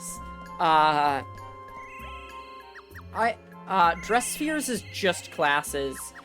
Can I, like, make Pain a dragoon? Except they have fashion. I mean, that's certainly, like, definitely makes it better. Oh, goodness. I might have to... I'm gonna play this game. You can make anyone anything. I don't know, but, like, I don't know what anything means here. Now, I would like a party full of blue mages, or time mages, mayhaps. But I don't know if time mages are in that game. I could look it up. I gotta swap my laundry. My laundry is currently in the wash. And I gotta swap it to the dryer. I've been feeling sick lately. In fact, I'm feeling sick right now, which isn't good. I'm very achy all over. I think I might have to see a doctor. Time to put the break time tape on, back for the class. Oh, you better believe it. Let me just play through this entire day, and then, we'll get a ton of money for making people happy. And then, no, I don't want to. Pavlov. Talk to everyone. I do love my break screen. I literally think it's so funny. So Trisha, a streamer that, chores redeem. I could have a chores redeem. That might be alright. Huh? So Raddest Raccoon, a streamer that I've known for quite a while, has a break screen that has stock footage of raccoons, because she's a raccoon, PNG tuber, right? And it has this very calming stock footage of raccoons, and it plays like a remix of the Mario 64 water theme, which is like one of my favorite video game songs. And I saw that and I was like, that's literally so smart to have something on that you could play while you're going on break. What if I did that times a billion? What if I make fucking 2 hours of tapes? And that way, when I make 2 hours of tapes, the chances of you seeing something on repeat is lower, right? Because, like, the bigger it is, the less chance you're gonna see something that repeats. And that makes me happy. So it's, like, new and fun every time. That's, like, the concept, at least. And I also, chat, do you want your streamer to do their dishes? Just 2K Pretty Princess points. I love Pretty Princess points. I got them from a very stupid meme, about, oh my goodness. it's a meme about, like, an adult who lives with their parent and has not aged up, so they get chicken nugget points, I think. But that's, like, the male version, and the female version is pretty princess points. And I love the idea that everyone in chat is my little pretty princess. I think that's so funny. And you can earn pretty princess points if you really want. Now, can I have a horror-themed point system? Probably.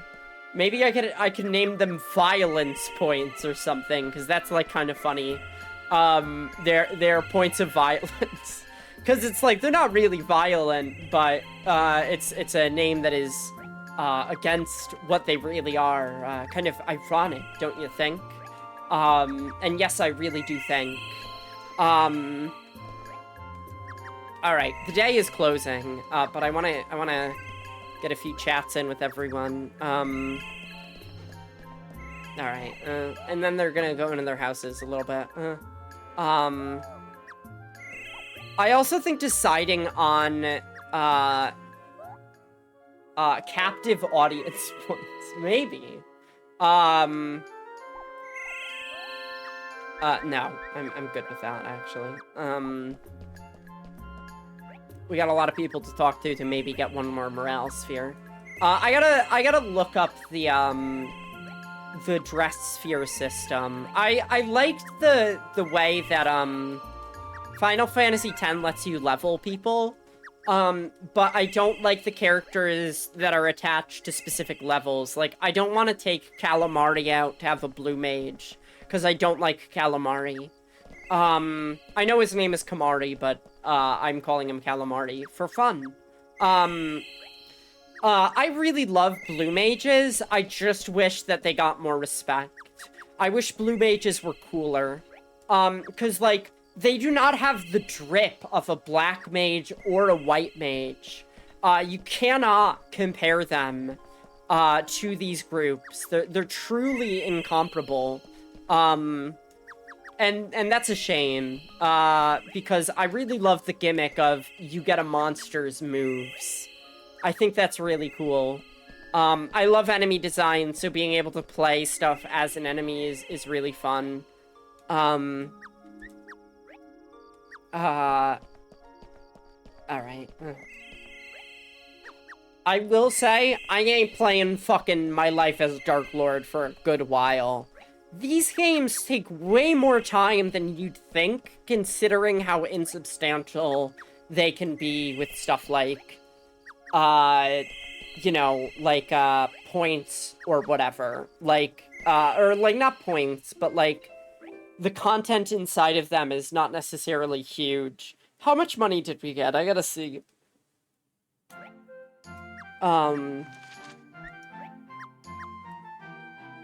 3,000. Alright, that's not bad. We're gonna have a day of, sending our motherfuckers out to this. But before I do that, enjoy the break screen. Except on television. Of course, Oblivion is not the name I was born with. That's my television name.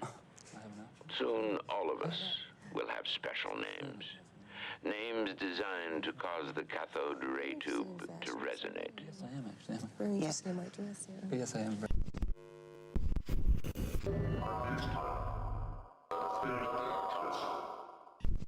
Here's a fun game, for you to play while you watch the break screen. Count every time you see something on a television. Like, this is obviously a television with something on it. But then, like, a clip that has a television in it, I put so many in there because I think it's funny to have recursive televisions. Okay. I'll be right back. Baby.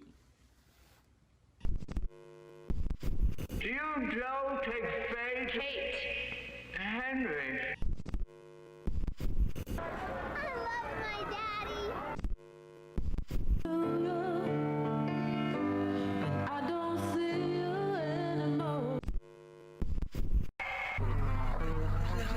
Look at you, hacker.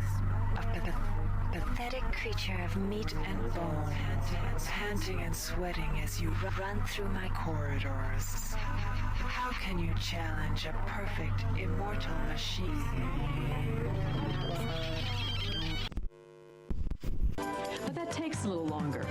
As you exercise beyond that 15-minute mark, a greater percentage of your... Do you have any emotions, you dirty little bitch? I think I used to, but... Very nice, very nice. You know, I like that name they gave you on the newspaper review. Can I quote Kurt Davis? Kurt Davis, isn't it? Sure. He called her, what is that? A controllable... a controlled volcano. A controlled volcano. How about that? And she sure is, too. Yeah, I heard it. It's pretty good. Now, I know you're at the Shutters, and as busy as you are, I know you must have engagements. Yeah, I'm at Shutters on West 34th on Wednesday nights. What a goddamn hellhole. You're Joe, right? Henry, right? Tate? What? Shit. Fuck it.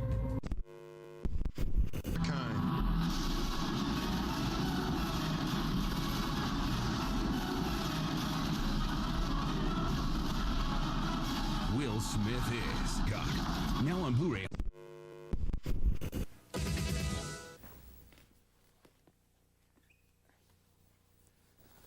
Lip syncing is fun, but everybody does it these days. Use an upside-down face to give a new twist to your favorite hits. Here's how. Oh, they look for a piano and singer and a piano player, too, in a lot of these places. You know, if anybody's out there and needs you, there it is. Tinkling the keys at Shutters. You going to do one of your numbers that you wrote? Yes, this is a song that I wrote with a co-writer of mine named Jose Gomez. It's something I just finished. Oh, beautiful. And you have an album. It's one of your numbers is in an album, right? Yeah, it was recorded by an actor on The Guiding Light named... John Wesley Shipp. He plays Dr. Kelly Nelson. Uh-huh. Oh, I know him. Is this the one? He's very handsome. Yeah. I'm back. Is this the one you're going to do now? Yeah. No, that was another song. That was called... I'm having strawberries. Attention to the sneaky tricks we'll show you. There are 9 missions, each against a different evil creature. Hi. After you complete each mission in Hello. order, you get a power from the creature you destroyed. Metal Man. My wife is Metal Man. I love Metal Man so much. Metal Man is the best, what do you call it? The best Mega Man character. He's my favorite Mega Man. He truly is a man who is mega, to me. But, I will always remember, being in Trisha's stream, and, her having a point redeem, or what have you, a money redeem, for Mega Man 2 crowd control, and respawning Mega Man at the worst times, taking away her weapon, and making her fight a fucking boss again, makes me laugh so much. I adore it. So we want Selkie Might. What is Lilliton Might? Oh, oops. Okay. I gotta see what Lilliton Might does. Whirlwind. Increases accuracy and chance to dodge physical attacks. Dodge bonus increases with level ability. Got it.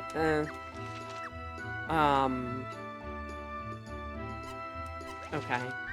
Coup de grace is like, thieves have been kind of lagging behind, because once you explore stuff, a thief doesn't really have any good abilities to capitalize on. So having, them with an ability like that is so cool. What else do we have? I would like to view dungeon info. We have this, which gives us item shop. That's a big one. We have this, which gives us luxury houses. This is the Infinity Spire. And this continues the story, I believe.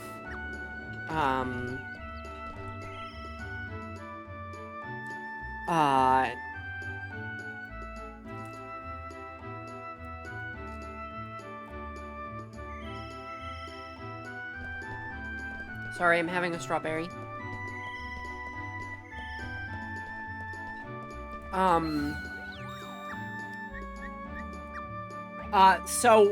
The Infinity Spire is what gives us an infinite amount of different medals. Like, it gives you, like, a different medal for each floor. That is the kind of thing that I would do off stream. This game has been 28 hours, 48 minutes, and 13 seconds so far. Yeah, there's a lot. There is a lot in this fucking game, and it's, like, so weird that this game is as dense as it is. And then they're like, here's DLC with, a dungeon that goes up to level 99, level 99. And that's, like, how long is it gonna take me to do that? Forever. It's gonna take forever. So I ain't doing that on stream. But, like, it's so neat that they were able to create a game with these kind of mostly reused assets, I believe. Like, there's new assets as well, but, like, these character assets are definitely stuff that came from the Crystal Chronicle game, for the GameCube, and they were just like, what if we repurpose them? And it works. The game is fun. It's a genuinely enjoyable experience. If I play a ton of Final Fantasy games, this might be one of my favorites. Straight up. Which is insane to think about, considering it's essentially abandonware at this point, right?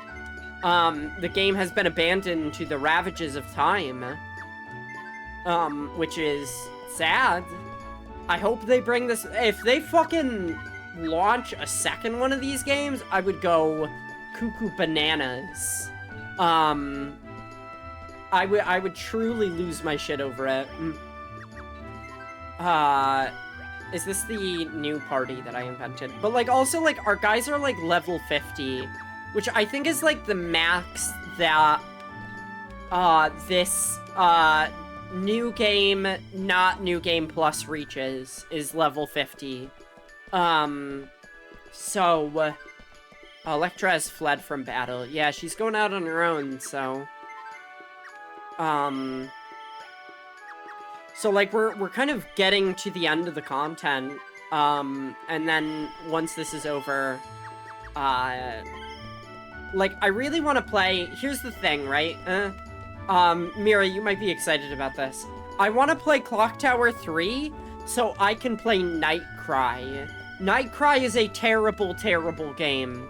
And it's so funny. Okay, alright. So, Clock Tower 1...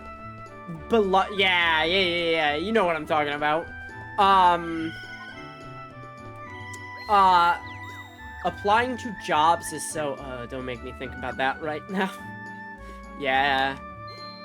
I'm applying to a job at a place I volunteer at. I also gotta, like, volunteer there, soon. But they haven't responded. I'm trying to find one and it sucks. Yep, yeah. Yep.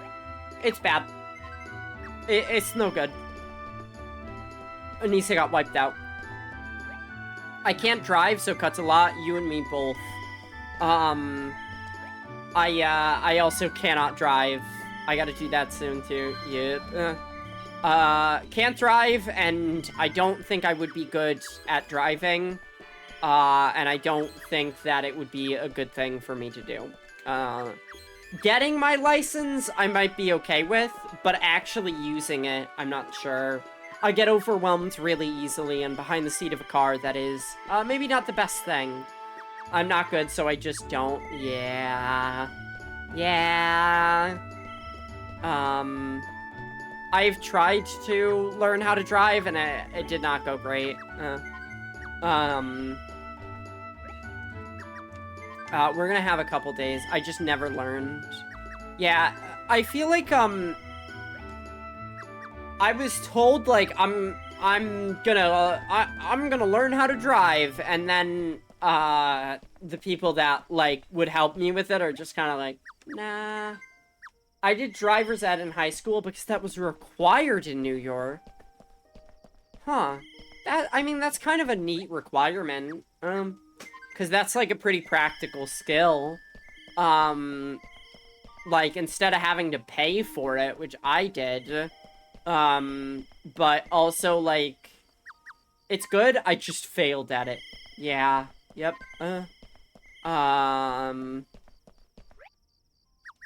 Alright.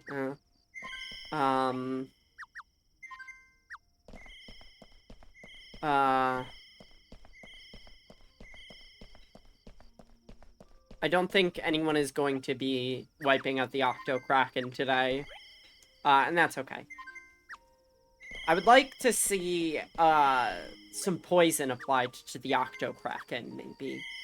Maybe that would help the DPS. Alright.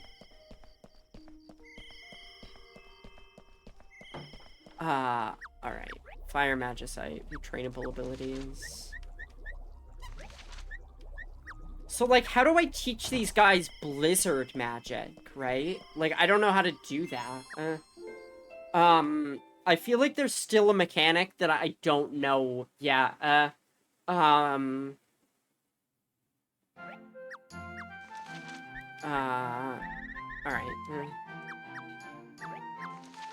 We're gonna have a couple cheat days. One, a national holiday. Yeah, I get overwhelmed easily, so driving seems like a dangerous thing for me to do, especially when I don't have the money or means, to have a car, pay for maintenance on the car, to pay for insurance on the car, to pay for gas, to etc., etc. As you can see, it's a bit of an investment. For something that I feel like would not necessarily pay off in the way I would like. Yeah. Yep. Yep. Wish there was a good bus system. That would be nice. Like, but also, like, a train system would be even better. Alright,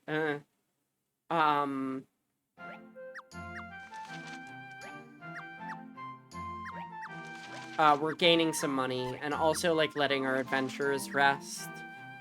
Hold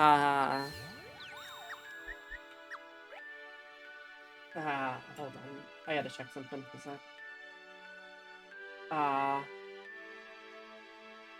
Alright.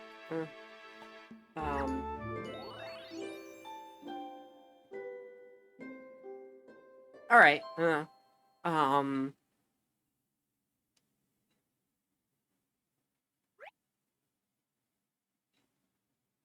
trying to think of other... Oh, to circle back around on old, that guy with the glasses, nostalgia critic, stuff that I used to watch as a child, right?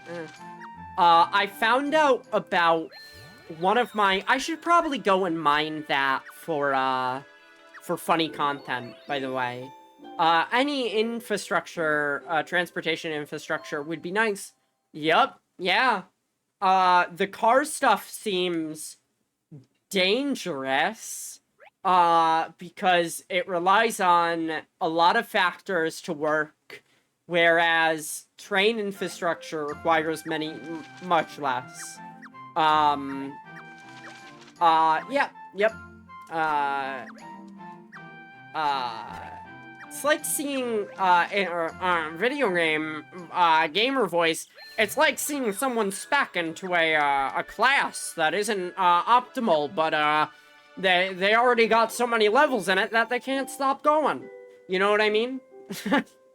It's like, wow, if you just re-spec, but then you'd have to start from basically level 1, and, that's just too much of a time investment.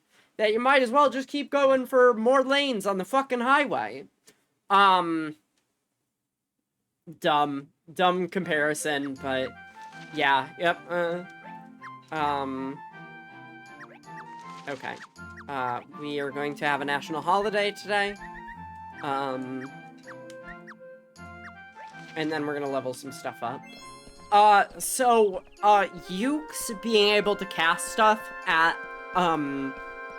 in one turn, it takes 3 turns to cast a powerful spell. Being able to do it in 1 turn is so huge.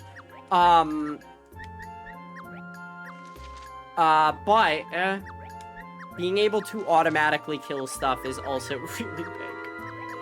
Okay. I should also upgrade Kilovats, because it's like, I might as well, right? Okay. Like, having everyone have abilities is going to be good. Damage increases with ability and user's wisdom. Like, that's a kind of, that's mediocre. Like, that's fine. This is great. And this is great. I think white mages learn haste. Our characters should have haste. Alright. And then we can... I would like some more money. I would like some more money, but I don't want to, like... I'm gonna have to spend an entire day talking to people, and I just don't know. Like, I could just end the day and get 700 bucks. Easy peasy. EZ PZ, as it were. Alright. Oh yeah, Mira, tell me about Sid Meier's Pirates when you get the chance, because I don't know nothing about it. I did learn about one of my favorite manga series from that guy with the glasses. There was a guy there that would review manga, and he had a video called, like, Top 10 Manga I Will Never Review, right? And you have some, like, normal stuff on there, like Gantz. Gantz is a really hard one to review because of all the gore. He would have stuff on there. Gantz is not my favorite. Neither is this next one I'm gonna mention. He was like, I will never review My Balls. Because it's a manga about someone who cannot orgasm or else the world ends. And there are a bunch of evil, tricksy demons who are trying to get this person to orgasm, releasing a Dark Lord from his testicles, and ending the world. And I understand why someone would not be able to review that. That's a tough one to talk about. But, like, also, like, it's just, like, what, like, you don't have to tell me you're not gonna review it. You could just not do that.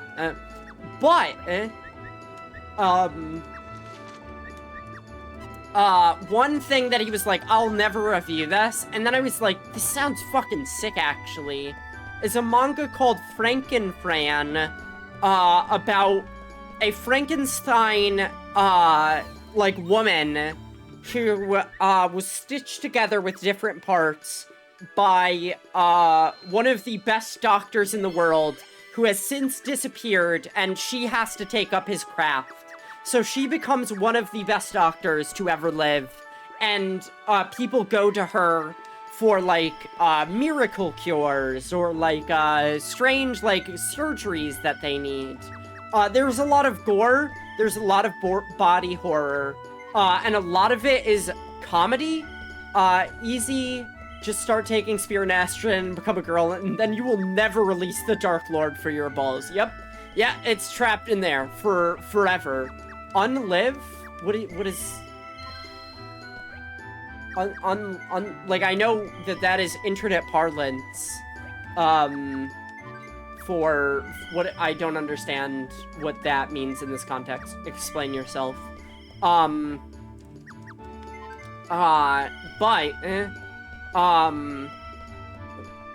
Hey, buddy, is that an anti-trans joke you're making right there? I gotta check. Is it? Is it? It's okay if it is. It's okay, I understand. But I do have to know. Oh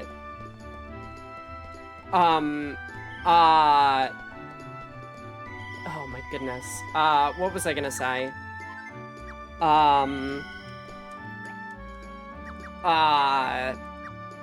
It's a joke about Frankenfran? I don't understand.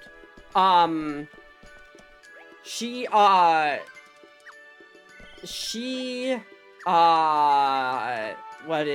it called? She, like, fixes everyone through different, like, surgeries. One of the most famous, it's also serial. There's no order that you need to read it in. Everything is just kind of captured in, one chapter, generally. Maybe there is a twofer in there, at one point, but, like, I think the most famous chapter is there is a guy confessing his love to a girl, and the girl is like, I hate you, you're so stinky, I am never going to love you, right? And then she walks into the street and gets hit by a bus. And that bus has Frankenfran in it. It's her, she has like oh my goodness. Yeah, it is funny. She has like a mansion that is full of monsters who have been like body horror kind of stitched together. So like there's a man who's a butler and he's got like a droopy dog head and stuff like that. It fucking rules.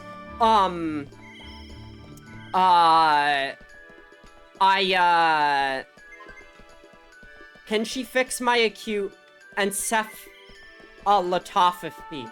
Yes. This woman, can fix anything. You just don't want to know how she does it. She takes a real roundabout way of doing things.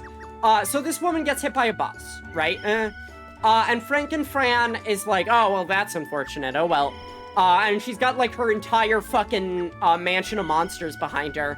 And the guy is like, no, I was in love with that girl. You can't just hit her with a bus. That's fucked up. Please, please save her. And Frankenfran's like, I can save her. That's easy. You love this woman? I'll save her for free. Because I love people who are in love. That's her thing. She loves people who are in love. People are fighting, the Octokraken.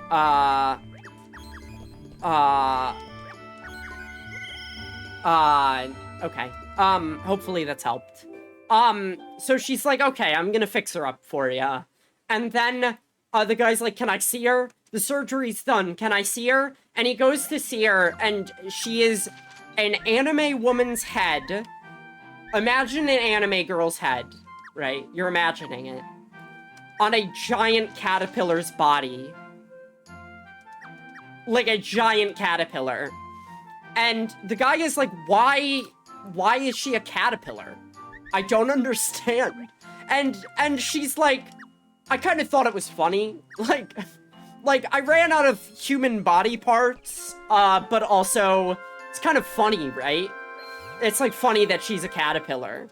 Like, I think that's kind of funny. But the guy is like, well, she's still the woman I love, so I'm gonna take care of her. I'm gonna take care of her. Hi, oops. I'm talking about my favorite manga. The guy is like, it doesn't matter if she's a caterpillar with the head of my dear love. I'm gonna take care of her. And he, like, goes to physical therapy, and he's like, listen, you gotta learn how to crawl. I'm gonna help you learn how to crawl, and we're gonna learn how to get you, like, moving and stuff like that. Here's, like, a tasty treat on one end of the room, and you gotta crawl to it. So she learns how to crawl, right? And Fran is like, that's amazing. It's amazing that you still love her, even though she's a caterpillar. Literally, would you love me if I'm a worm, but as a manga? And then the fun thing happens. She goes into a cocoon. Wait, I love that? Yeah, no, it gets better. She goes into a cocoon, right? And the guy's like, oh my goodness, she's going into a cocoon. What's gonna happen? What's gonna happen? And she comes out of the cocoon, and she's got her normal body back. The manga also has a considerable amount of nudity, so she comes out of the cocoon and she's naked. And she's like, I know that I said I would never love you before because you're stinky and a dweeb, but everything that you did for me while I was a worm meant so much to me that I do love you now. I fell in love with you because you really showed me the quality of your character, right? So then, fade to black. You're hearing them talk about, have you ever done this before? No, this is my first time. Exterior shot of a love motel, right? And then sounds of moaning. Oh my goodness. I've never felt anything like this, right? Right? So you're thinking, they're getting it on. They fell in love and now they're engaging in coitus. And then it cuts to the inside of the motel and she has turned into a praying mantis cricket woman with giant teeth and is now eating the man that she loves. After they have coupled. I saw that as a child and was like, this is my favorite thing that has ever existed. This is the coolest thing I have ever seen. Like, holy fuck. There later ends up being, I am loath to spoil such a good fucking reveal, but you guys have to know how fucking good this series is. Yeah, it's body horror, but it's also funny, right? Like, it's kind of fucked up, but it's also like, oh, that's like, there's humor in that. I can see some humor in that, personally.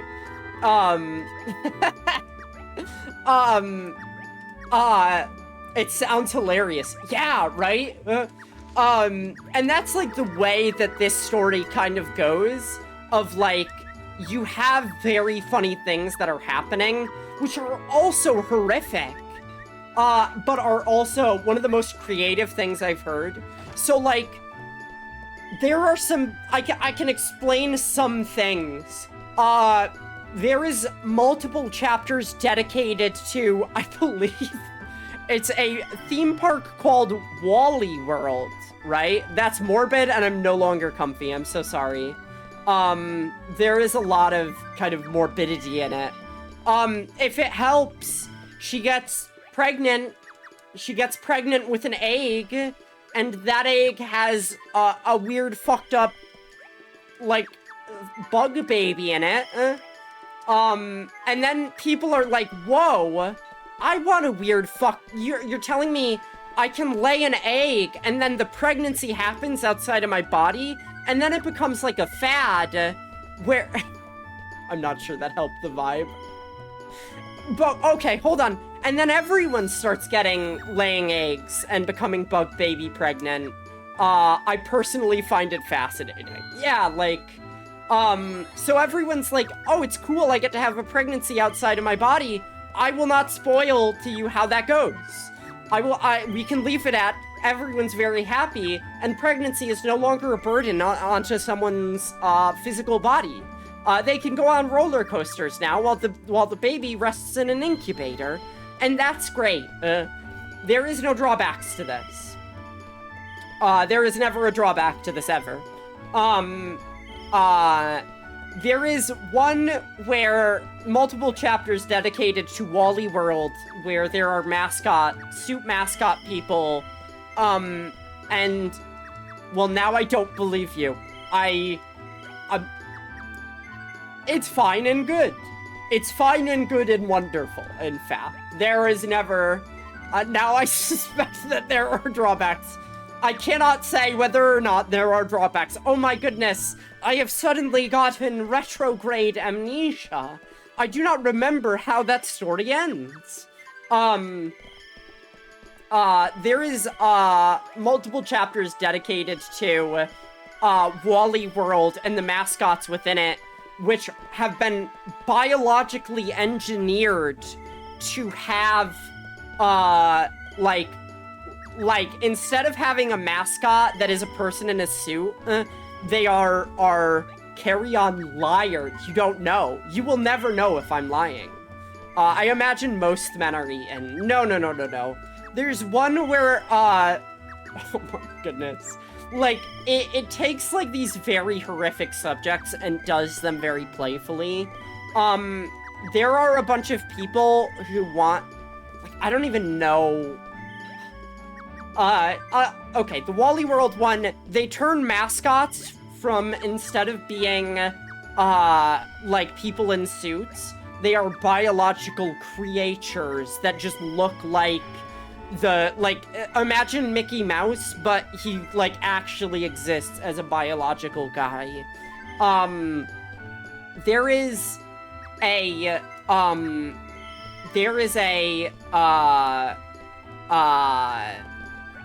trying to think. There is an entire, chapter dedicated, this says something about the time period that this came in. Even when this came out, I was like, that's dated. There is an entire chapter dedicated to a cult, who is creating a biological version of their god. The biological version of their god ends up being, at the end of the chapter, the flying spaghetti monster. They create the flying spaghetti monster, into reality. And that is just, I remember seeing that as a child and being like, well, that's stupid. But it was only one chapter, so it's fine. Based? Is it based? I don't know if that's based. A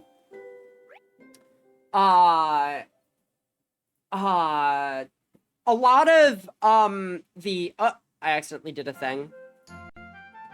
Oh, maybe this is what fucks things up. Yeah, hold on. I accidentally hit a button. Okay, I fixed it. And we beat the boss, yippee. Yippee skippy.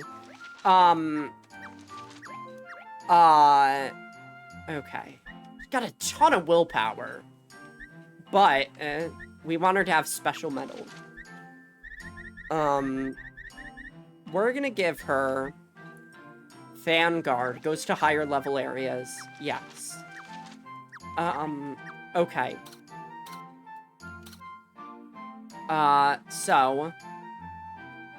Pretty sure Pastafari, yes, absolutely.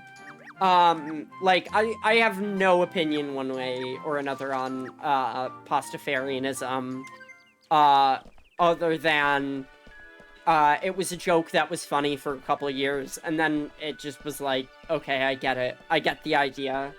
And now I'm like, yeah, I get it. I get the joke. I understand. A lot of, Frank and Fran, stories have to do with, it got kind of insufferable for a while. Yeah, that's how I feel about it. Where it's like, yep, buddy, I get what you're going for. You're doing it. You don't need to talk about it, talk to me about it anymore. I understand. I understand the philosophical point you're making, and also, like, I'm done with it. A lot of Frank and Fran stories, are based on, what do you call it? On,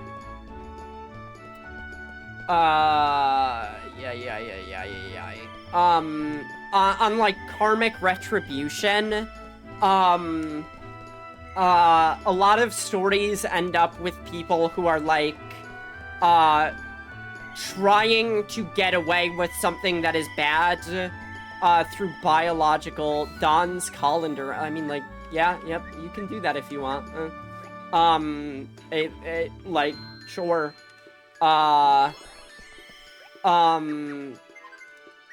What was I gonna say? Yeah, a lot of them deal with people who are trying to, like, get away with doing things, in a way that is, like, immoral or unethical, in pretty, like, straightforward fashion.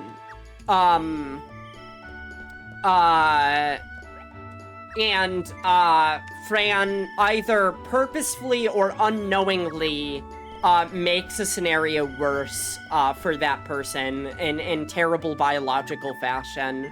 There's a I was gonna call it an episode. There's a chapter where Fran goes to high school. She's like over like 100. I don't understand why. And there's not like a creepy connotation of it of like she is being weird around high schoolers. Or like maybe not 100. She might be like 60 or whatever. She doesn't age. But she's also like does not have any form of sexuality, which is cool. I like a good ace protagonist. Her like entire view of the world is based on, I love that other people fall in love. I think that's the coolest thing, and I like that. But you know, some manga can be a little creepy with having somebody that is on a very old age around people that are of different ages. Age gaps in manga and anime can be a little fucked up and weird sometimes. She goes to high school, and like she does this a couple times. At high school, she's just kind of like, I can do any plastic surgery in the world, and I will give any surgery to anyone who asks, right? This goes relatively well, all things considered. It ends with just like, well, if they want to have plastic surgery and like, they want their head, like some guys are like, I want my head to be like 3 times bigger, and then she's like, okay, I'll make your head 3 times bigger. You want to be 10 feet tall? I'll make you 10 feet tall. Like literally whatever they want. That's just mostly for jokes. It's mostly for gags of like people like having their kind of dreams fulfilled, and it's kind of funny that people will take on different bodies. There is a good overarching plot within it about a couple, but I don't want to talk about it. It can get a little tough. Anyway, this fucking guy on That Guy with the Glasses is like, I can never review this. And it got me to read the entire series, and I do not regret it for a second. When I read the series, it was online. It was not coming over to the West, and eventually it got localized by 7 Seas is the localizer. So I bought all of the omnibuses. I bought a ton of omnibuses. Now, one of the things is that they retranslated it, of course, like, as you do. And that's fine. But I'm a little partial to the original translation. Another thing about it is that Fran is, oh my goodness, there's some implications in the series that I don't like, but Fran is not the only one of her kind.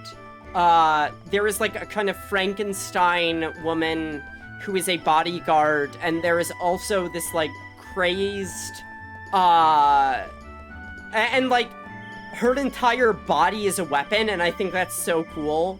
Like she has like different she has like a second stomach to hide poison in, and like has blades within her body for any moment when they are needed.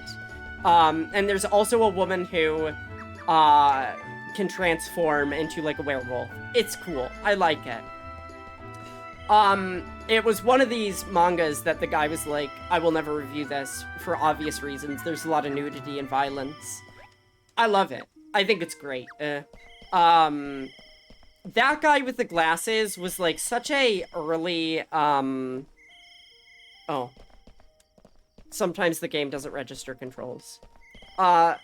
Such a really good early platform on the internet for hosting a lot of creators that got a good start there. Some of which have really informed, who I am as a person. Do you guys know what I'm talking about? You know what I mean?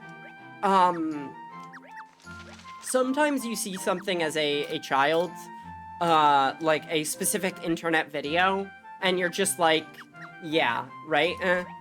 You just know exactly, like, where it's going and what you're gonna do with it as a person, how you're gonna kind of mold it into your identity, at a formative age. And that's kind of like what I did. I spent so much time on that website.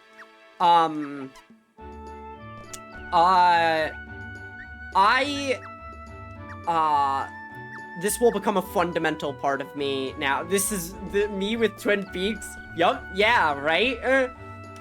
Sometimes you get your hands on something as, like, a youngster, and you're just like, oh, fuck. This makes me feel something that is, like, so critical to my formation as a human being. Here's what we're gonna do. These guys do not need my help today. I had a lot of my, like, I really enjoy, this is gonna sound stupid, maybe. I really enjoy horror movies, and horror movies go kind of hand in hand with, like, exploitation films, right? The tackiest movies you can find. Which, I won't go into detail here because they can be a little much. But there was a reviewer, who would, like, feature, he was, a Mr. Cinema Snob. We're gonna let everyone rest for a day, by telling them to find a Lilty training manual. He was a Mr. Cinema Snob who would kind of do, like, Siskel and Ebert-style snob reviews of, the tackiest movies you could find. I learned about so many movies from that one guy, who I do not like nowadays. I do not follow him. Kinda, not for me. I grew out of it. But, finding out about, like, the world's tackiest movies and, like, being like, oh my god, these are movies that are, like, so challenging to watch. But, like, I love a challenge, right? So I'm gonna, like, watch a ton of these. And then I did, and then it fundamentally changed me as a human being. Okay. Our white mage got it. I don't believe we get to give him a medal for it. Yeah. I can relate to that, yeah. I used to watch, like, literally the most, like, severe movies, as a youngster, and I have since cooled, with that. Oh, wait a second. Did we disband this party? View party info. Azra. No. She did not get the kill. She needs, buffs and stuff like that. Yeah, I have seen a lot of movies where it's like, well, I can't take back watching that, and it has, whether I want it to or not, I'm always gonna remember it, There was a period of time when Netflix would just have, like, random shit on it, which I saw as a teenager, some of which is, like, you would never see Netflix put some of that stuff on there now. Like, oh my goodness, some of the stuff Netflix had, was stuff that was, like, super mega censored, in other, like, countries, and then you could just, like, find it with no warning, whenever you want it. It's, like, insane. Crazy stuff. What a wild point in time. Vanguard medal. Okay, she's, resting. Netflix has sure changed a lot, yeah. The thing about Netflix that, like, really appealed to me... I never go on Netflix now. The thing about Netflix that really appealed to me was that it would, like, license things, and I could just watch a bunch of media that, like, existed before Netflix, on Netflix, and that's, like, what I want. Now Tubi does that, and I do use Tubi. I don't like saying the word Tubi, I think it sounds funny. And it does it for free, and that's nice. But I'm not a huge fan of it. I actually watched a horror movie on Tubi this year, and it's a horror movie with a notorious reputation for being hard to get your hands on it, right? It's like, oh, this movie, like, nobody renewed the rights for a while, and, nobody was printing the DVDs because it's so wild and fucked up. And then I watched it and was like, oh, this movie sucks. Oh, this movie is fucking trash, dude. After having all this hype built up around it, I got to see it finally and was just like, it's no reason to watch this. This one stinks. For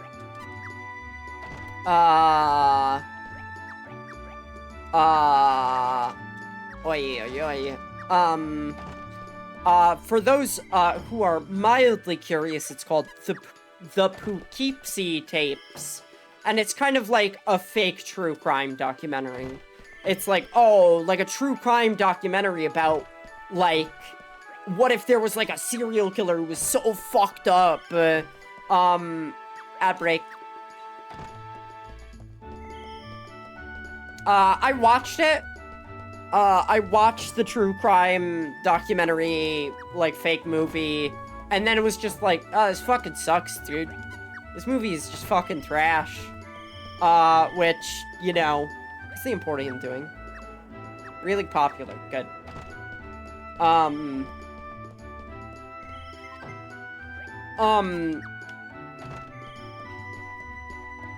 I will repeat this when the ad break ends, but it's truly the most make-up-a-guy movie I have ever seen in my life, where it's like, wouldn't it be scary if we made up a guy? Wouldn't it be so fucking scary if there was a guy and we made him up? And it's just like, yeah, I guess. Sure. It would be scary if a guy like this existed. Hi. The Poughkeepsie Tapes is, a movie about what if they made up a scary guy. And it's bad. It would be scary, yep. And like, they make him up, and they, like, try to sell you on how scary it would be. And then, like, you watch what he does, and I'm just like, this is dumb. This is stupid. I also get, I imagine it was pretty bad. Yup, it wasn't great. I used to watch a lot of true crime stuff before I knew what true crime was. Specifically, I would stay up late as a teenager and watch Forensic Files. And let me tell ya, going back to Forensic Files as an adult, like, sucks. I hate that show. I despise it. I do not peruse in true crime, casually like that anymore. Looking through an episode list of this true crime series is just like, literally every episode is, a woman was murdered. A woman was murdered. A woman was murdered. And I'm just like, I don't want to watch that. No thanks, I'm done. A thing about the Poughkeepsie Tapes, I personally don't care for true crime at all. Yeah, it's very salacious in a way that is not fun, and that's one of the main reasons. Yep, yeah, it's a lot of, it is very much built on that.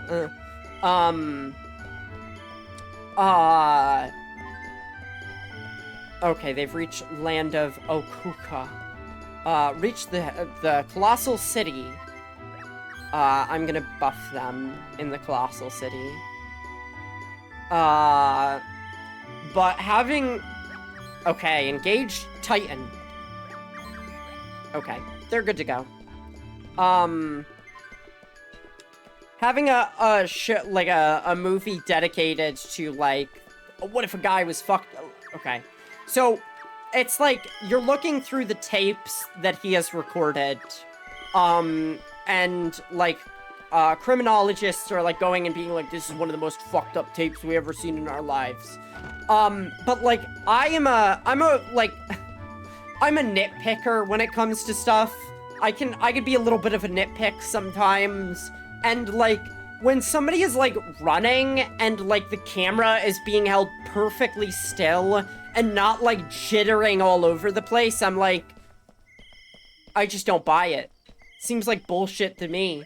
Like you're watching, like, this guy hold a camera in one hand, and, like, break into a house with the other, and it's like, you can't do that while keeping a camera steady. That's bullshit. Alright. Yeah, right? I've seen multiple movies with that, and it really bugs me every time of just, like, you can't... If, like, he's really holding the camera, it's gonna be jittering all over the place. I don't care, like, you know, it's, like, it's not gonna be a good shot. That, like, it's, like, such a minuscule complaint. It's really a dumb complaint to have, all things considered. Hold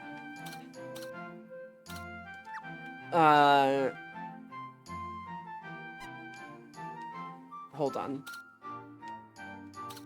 Level 21, level 36. Let's do,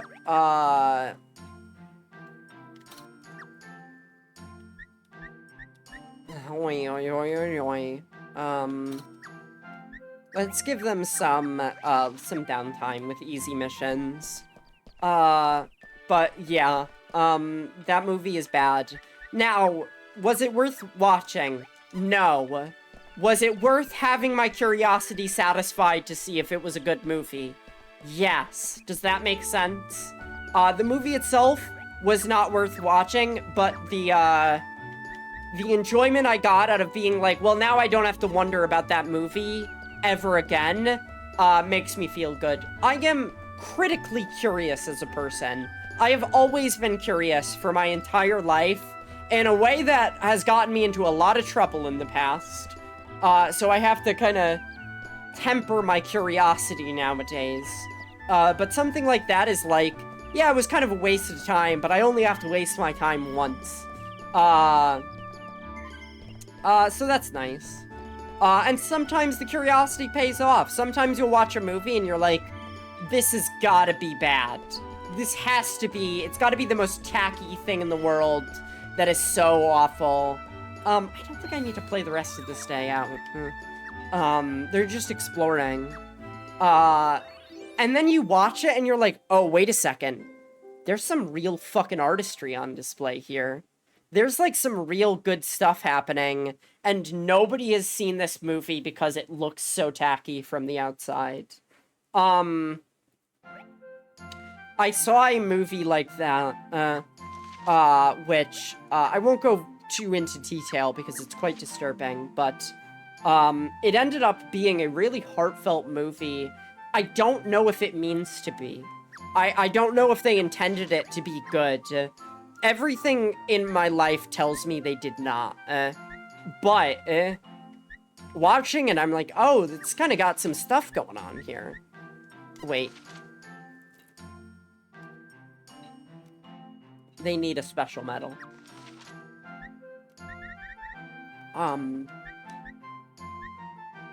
We're gonna give them...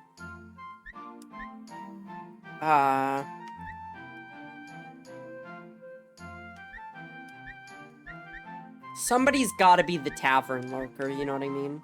Actually, high-level foes is, like, probably my favorite one right now. So, we'll do that. This is fully explored.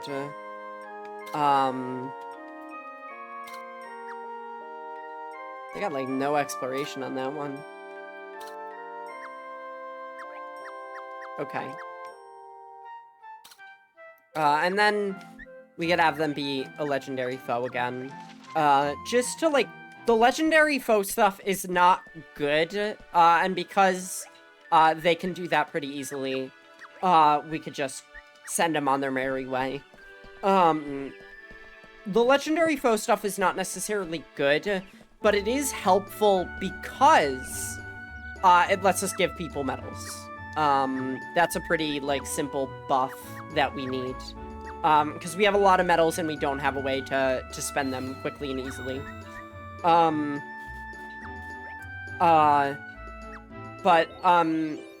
Yeah, it ends up being, one movie ends up being, like, a really, powerful statement, while being wrapped in the schlockiest, most terrible thing you have ever seen.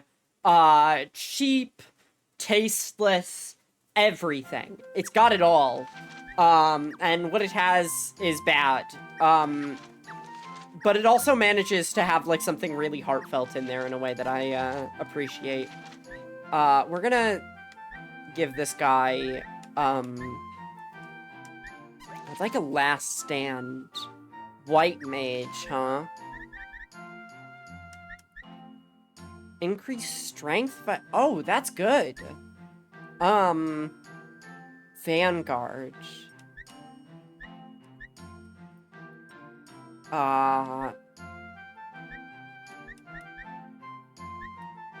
Game Guru.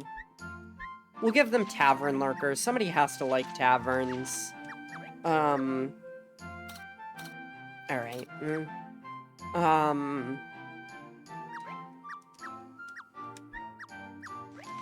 Alright, let's try to get this boss down.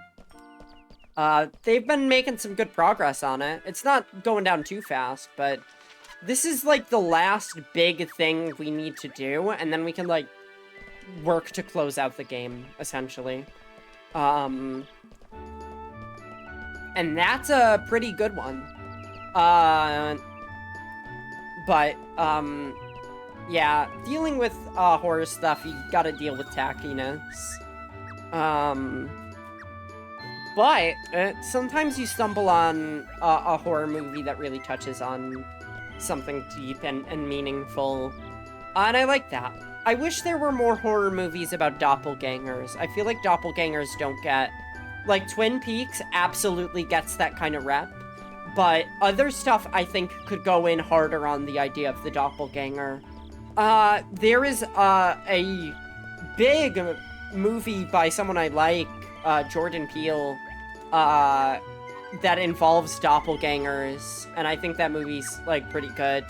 I don't think it gets the proper, credit it deserves.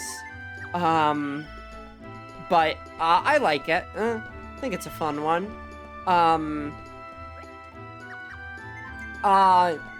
One type of, horror movie I can't stand, though, on a personal level, related to true crime stuff. I hate home invasion movies. They are truly terrible every single time. I do not think there's like... Yeah, yep, you know exactly what I'm talking about, where it's like... The kind of feelings that they're dealing with involve some stuff that I'm just not big on. I think one thing that home invasions movies, and some other movies deal with is the safety of property rights in a weird way, right? This idea that you own your home and there should not be other people in it is like a big part of the fear. The public domain movies are also bad. I kind of love bad public domain movies. Some of them are good.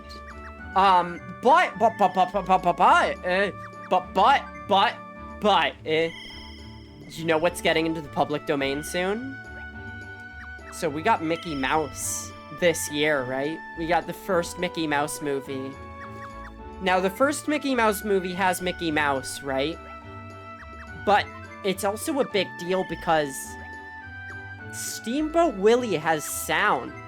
Steamboat Willie, he whistles, right?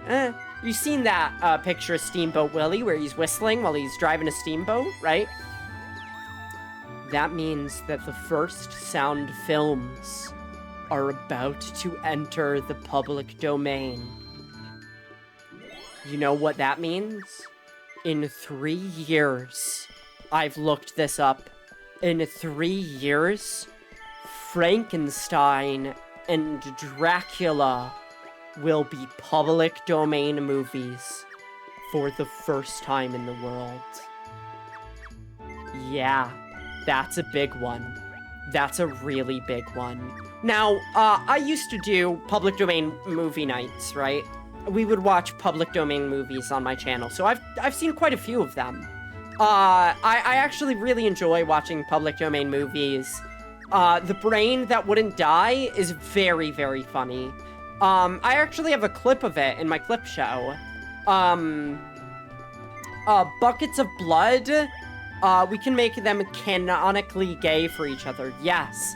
And also we could use that footage for anything we want, which means I will be watching, Lord permitting, Dracula and Frankenstein on this fucking channel. And let me tell ya, I am very excited for it. I mean movies like Pooh, Blood, and Money, I've never heard of that, and probably don't care about it. Buckets of Blood is a funny one. It is a movie, it's like a horror comedy about a guy who really wants to be a beatnik. It was made in the 60s. And he's going to beatnik bars, right? I'm gonna give them a little boost once I see somebody engage Titan. He really wants to be a beatnik, but he doesn't, he's not good at it, right? So he accidentally kills an animal and then has it in his house. And he has to play it off as like, yeah, it's a sculpture, actually. I made a sculpture. And everyone's like, yeah, man, that's a really hip and cool sculpture. I dig it. And he's like, oh my god, if I kill things and make them sculptures, I can become a beatnik, as I have always dreamed. So he has to like kill more and more to make the shittiest sculptures you have ever seen in your life. It's a very funny movie. But not necessarily good. Other movies are Abe Ferreira movies, like, We've Done All We Can. This Man Is Clueless. Yeah, it's like dumb. It's really dumb. Abel Ferreira movies, some of them are, bad, and public domain. We've watched, when Winnie the Pooh went public domain, a really bad horror movie was made, and it's just a slasher effect. Yeah, like, that's kind of fun. Will I watch that movie? No, it sounds like trash. Not the kind of trash that I enjoy. Give it 10 years and maybe I'll watch it, right?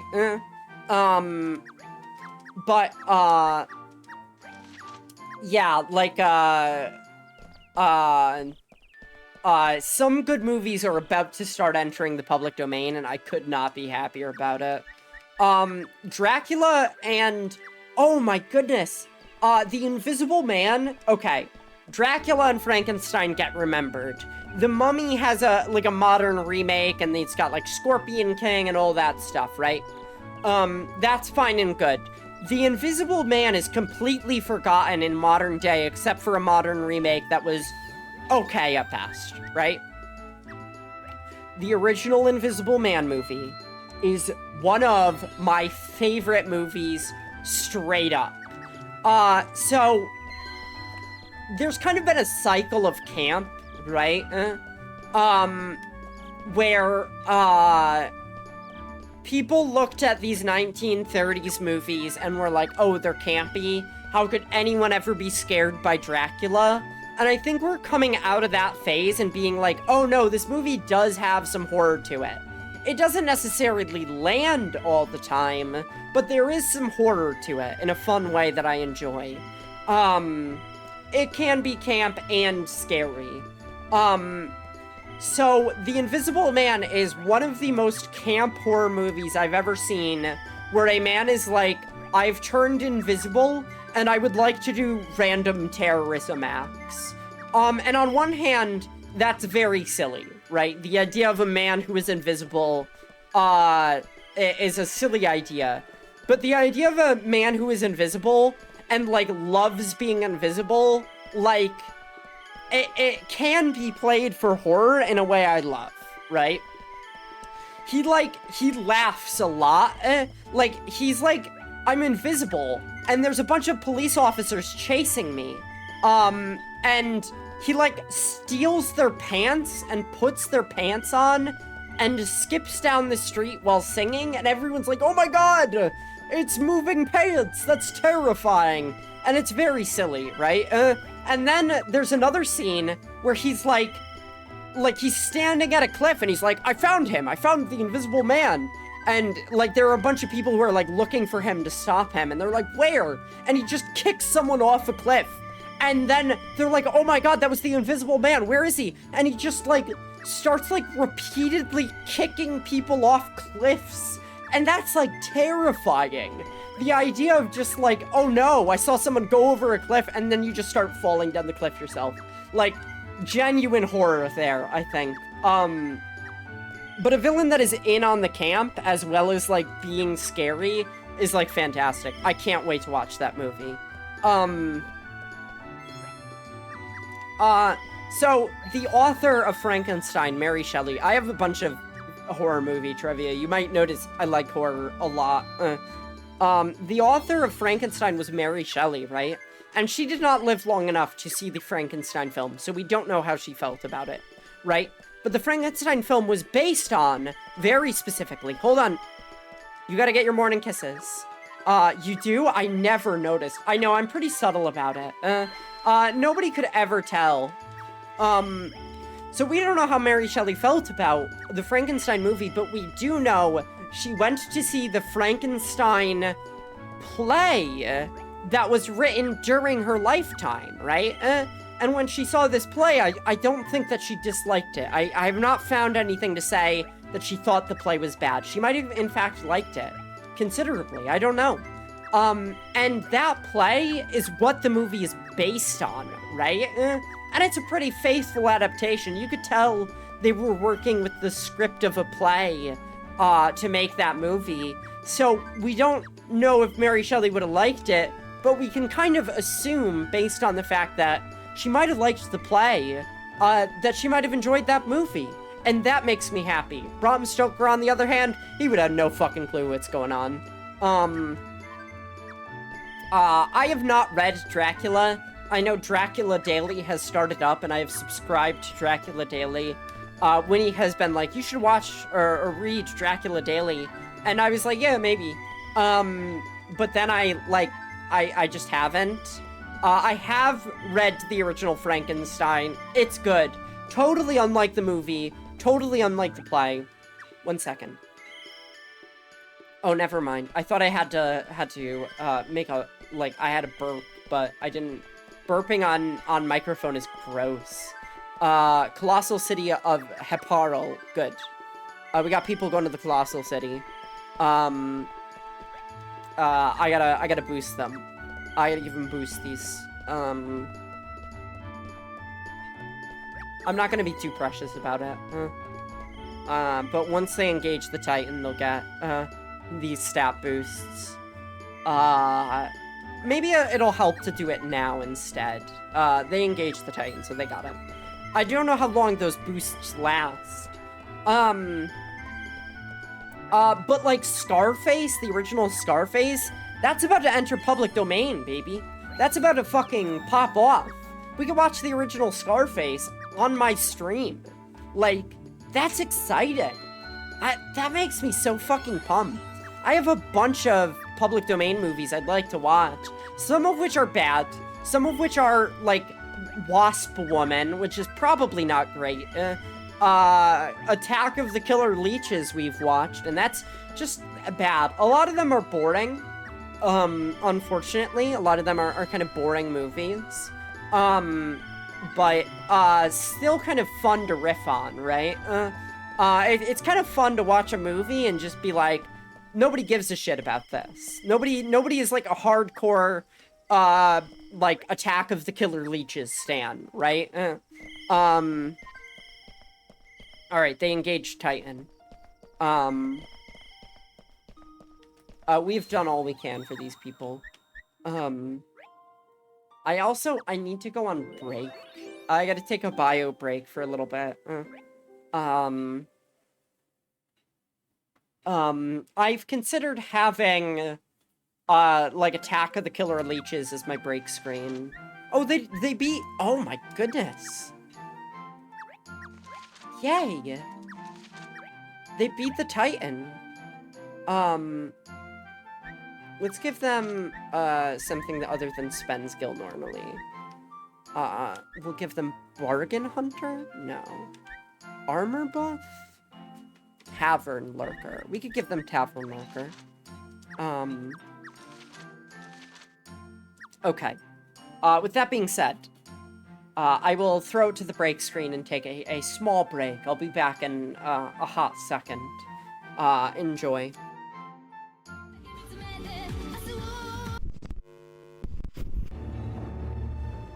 Surgery. I'd like to take his face off. You know what is the value of a Garfield item or not. Except for a few consistently high-selling items, it is our experience that Garfield collectors will usually go after what makes them smile and what they're interested in. Because of this observation, items may sell for as much more than expected because somebody really wants it. Excuse me, I have to use the little boy's wee-wee room. The liquid in the capsule is synthetic Saiyan DNA, which will penetrate his every pore and make him good as new. Whoa, Mondo cool. That's right, boys. Mondo cool.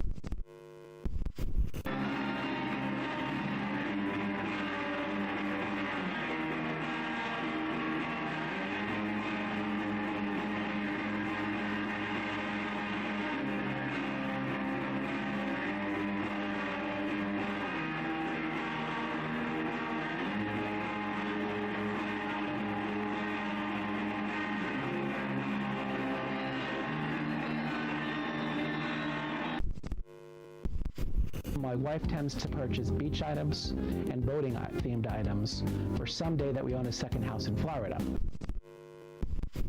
To say their final goodbyes to this fallen Louisville police officer, D.D. Megadoodoo. One collector likes Garfield cowboy themed items.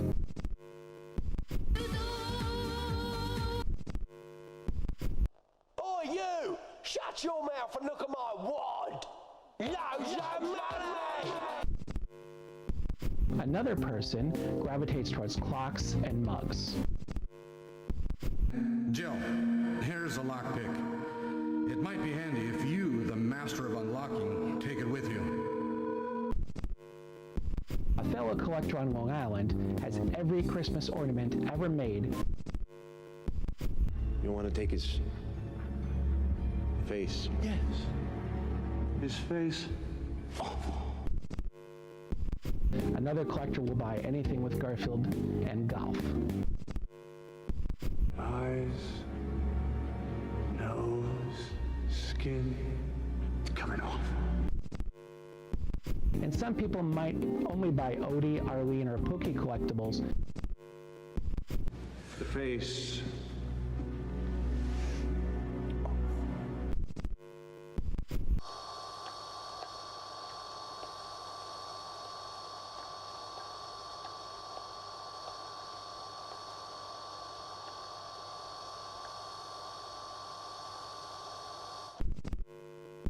Almost impossible to pre-appraise Garfield items.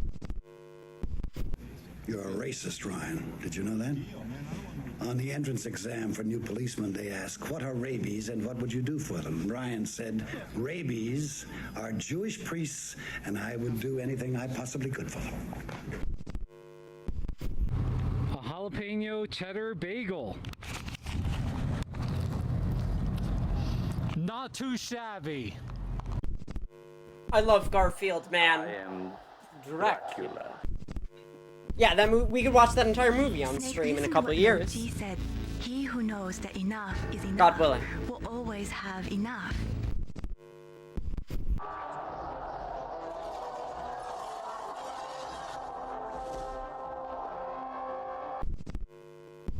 Remember? Jerry, you gotta see the baby. You gotta see the baby. Is it possible they're just having babies to get people to visit them? Hey, Jerry, you ever wear silk underwear? This is called the Schumann resonance.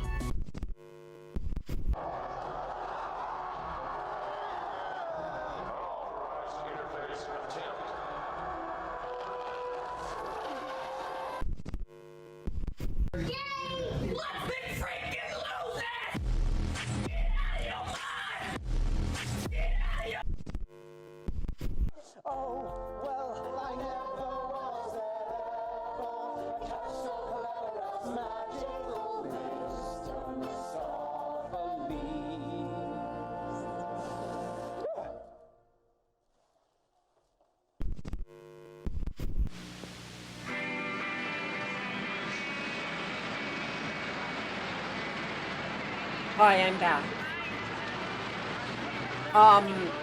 Oh my god, is it okay if I talk about Cats the Musical? Hi. Is it okay if I talk about Cats the Musical? Okay. So Cats the Musical is really fascinating, right? In a way I don't think... Like, it took me a while to understand this. So, there is a cat... Oh, jeez.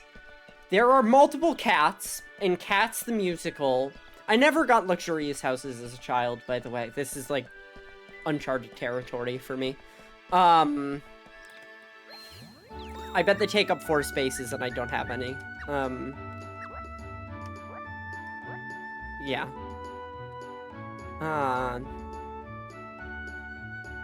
Large family. So, there's a cat named Mr. Mistopheles. The plot of Cats is esoteric. And I mean this in the most literal way possible.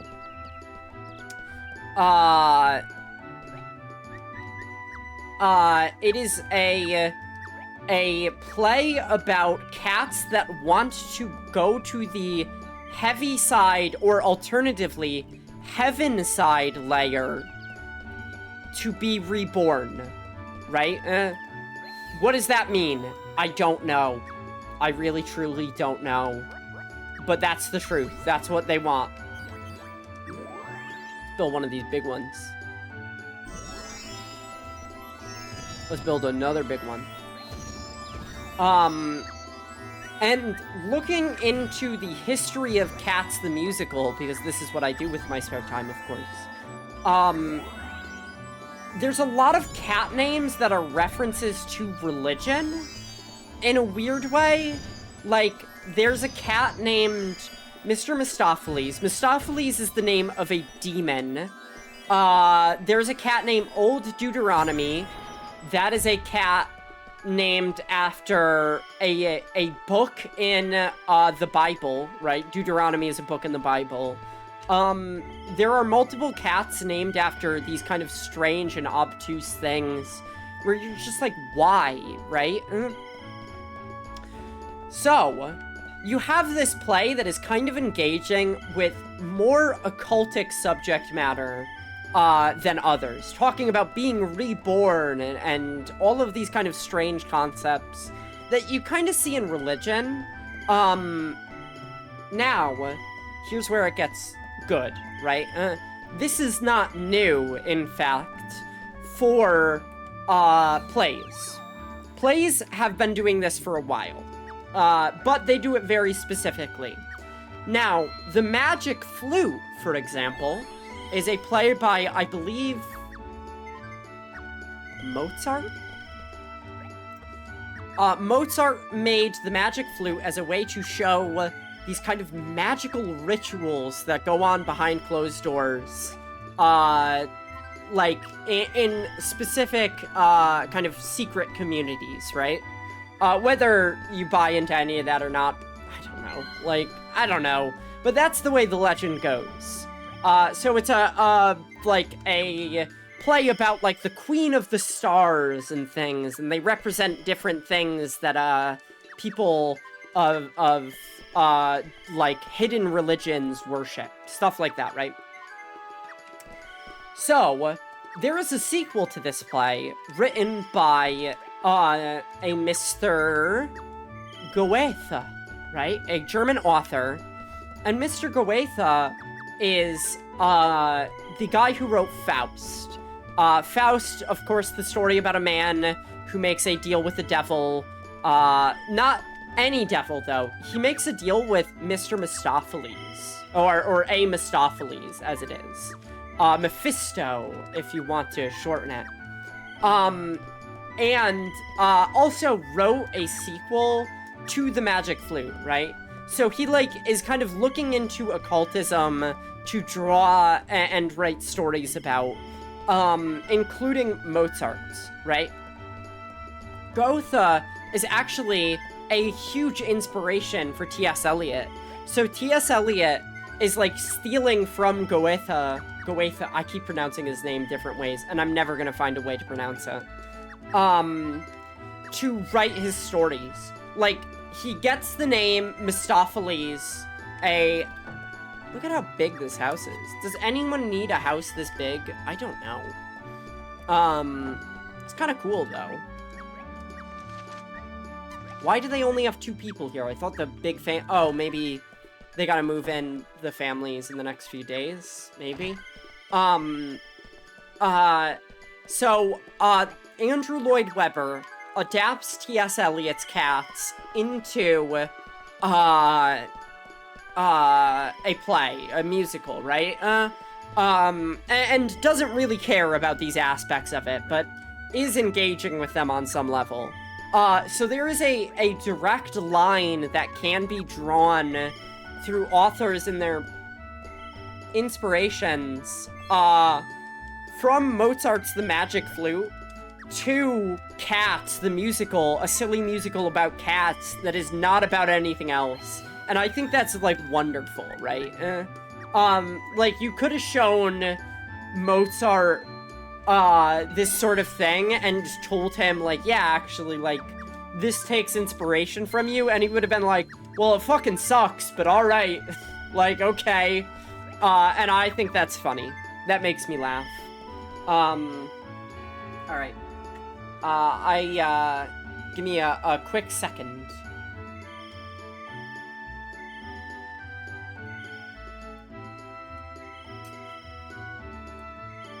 I kind of love the Cats musical, even if it's not good. And it's not good. I tried to show it to Mira, who was in the chat earlier. And be like, look at, like... Because we watched the 2019 version, and that's a real bad fucking movie. And I love how bad that movie is. But I tried to show her the original, like, stage play, and she hated it. She was like, why is nothing happening? There's no plot. They just sing around and dance, and I'm like, yeah, I love it. Alright, let's see how this plays out for the rest, like, we just gotta do some lower level places, and I think we're done. I think we're done-ski.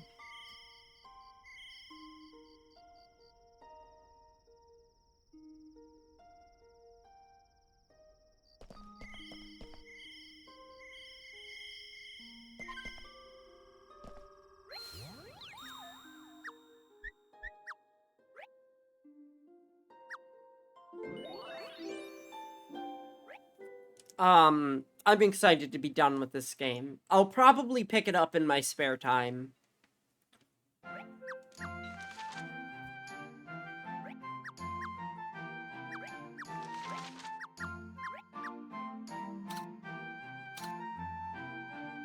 Why are they not exploring this?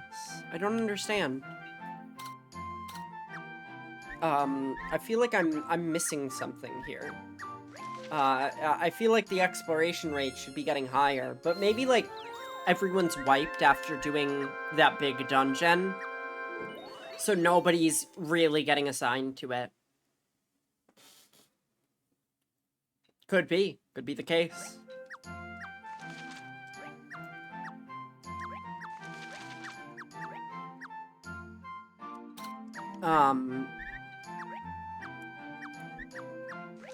Oh, and we have, like, 9,999, almost, so... Let's go and tuck that away. they can't really use it, but they could have it.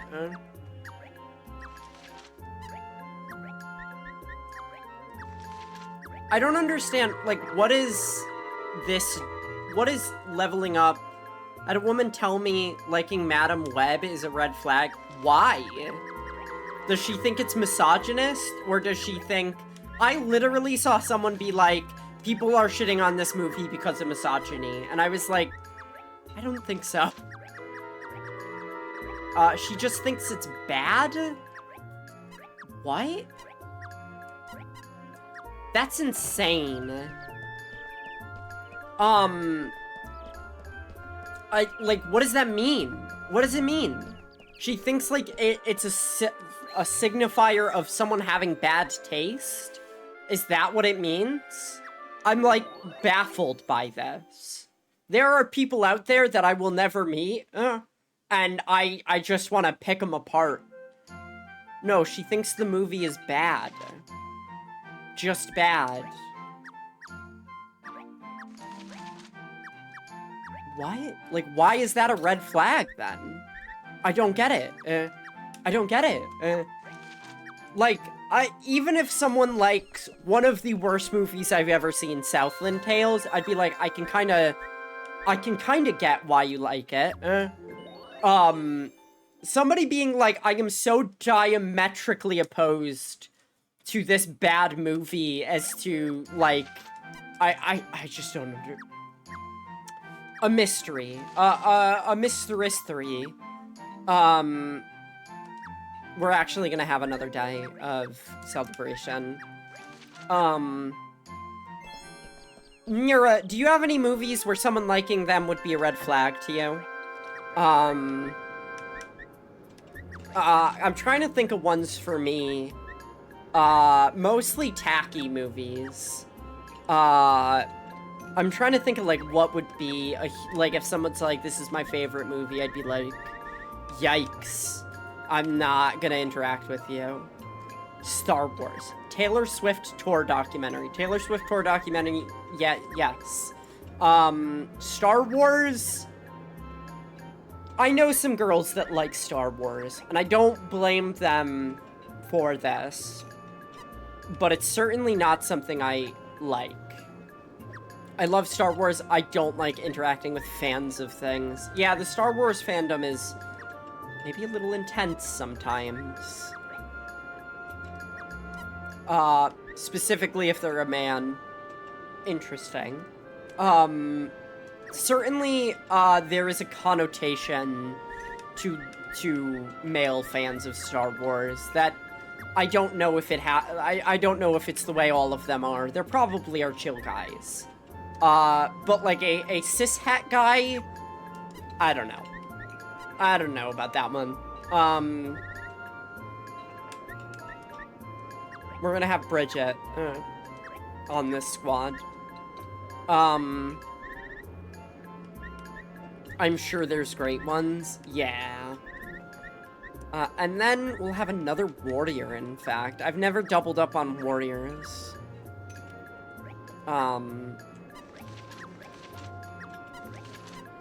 Okay. But yeah, there's definitely, like, oh my goodness. Okay.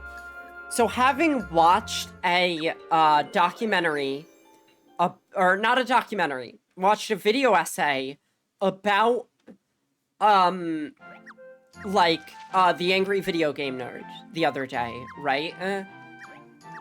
There is, like, a line that can be, I don't talk to men, cishet men in romantic connotations at this point in life. Like, I'm non-binary enough in my eyes that they need to stay away. Yeah. It's, I have a, like, it's,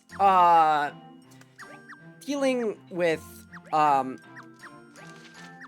the cishetness of men. There are certainly ones that I trust. But, oh no, wait, no. A lot of, men that, a lot of masculine peoples, that I knew that identified as cishet, have since come out as non-binary. So yeah, yep, yeah. So it's like, oh no, wait, they're not. Nope, no, not them either. Yeah, I don't interact with a lot of cishet men. Other than family friends, which I'm fine with. I wanted to say, I feel like there's a direct link between somebody like the angry video game nerd and guys that yell fucking pronouns, etc., etc. at a video game, right? Like, you can kind of see the shared DNA between them, you know what I mean? A guy who is kind of, like, known for being, like, a loud voice of anger and frustration, and, like, it's very odd to think that they owe something to, a Mr. James Rolfe. Goodness. Having watched the Angry Video Game Nerd movie, by the way, it's so bad. I really wanted to go in and be like, this isn't as bad as people say, and then I watched it and was like, oh no. The longer it went on, the more I was like, oh no. Fascinating movie. If somebody liked it, would I say that's a red flag? Oh, maybe. Like, maybe if they're like, I hate watch it, I could be like, yeah, well, you know, I get it. That's fun. But if they're just like, I like this movie unironically, I'd be like, I need to get to know you more to understand your tastes before I dismiss you outright.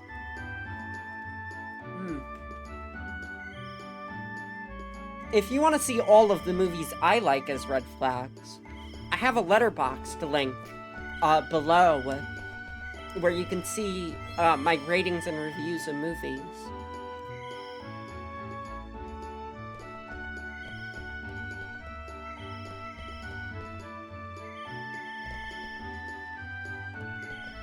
There's definitely movies in there where somebody is going to look at my rating or what I have to say about it and go, this woman's fucking cracked.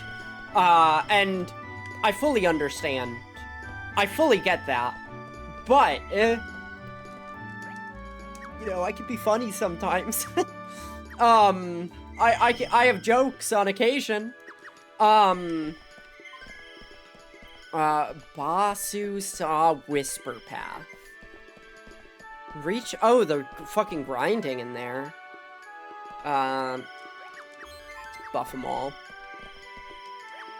They only need to explore, so, oh my goodness. I forgot to go to the second board, today and commission everyone. Alright. I need to rest. But, yeah, I definitely have tastes in movies I think that people would look at and be like, I don't agree with this.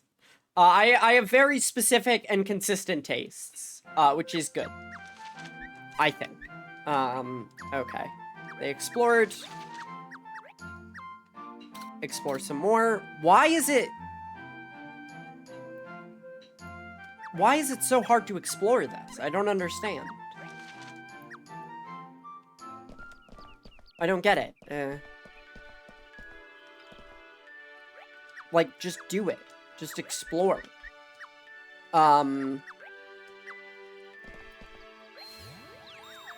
Wait. We gotta spend our money before ending the day. But, I will say, I try to... I want to do this with video games. I want to play bad video games so I can round out my taste, and I do the same thing with movies, where I'm like, I gotta know what's the worst a movie can be, before I can say what is the best a video game can be. Yeah. Like, it's really important to me to be able to kind of have that depth of understanding Because, like, when you play a game and you're like, this is bad, but I don't have the language to describe why exactly, right? That's something that playing more games gets you. It gets you more words and more ways to express emotions. And I'm a fan of that, personally. Did you guys just, like, did you do it? Did you explore? Returned early. Why can nobody explore this? It's literally, like, super low levels. I don't understand. I guess we could explore this as well. Like, why not, right? Let's get somebody to do... Oh, if we defeat this boss, we need to, dedicate our time to it. What? We beat all the... Oh, Infinity Spire's fucked up. Infinity Spire is weird. I don't know.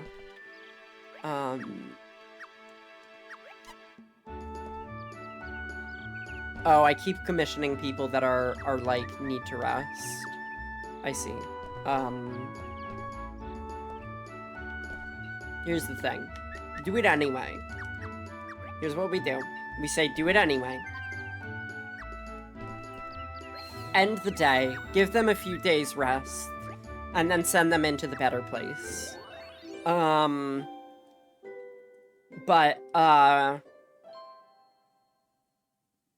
trying to think of movies that are like red flags.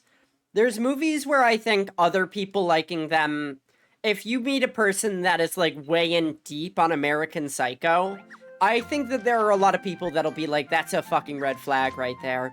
And for good reason. I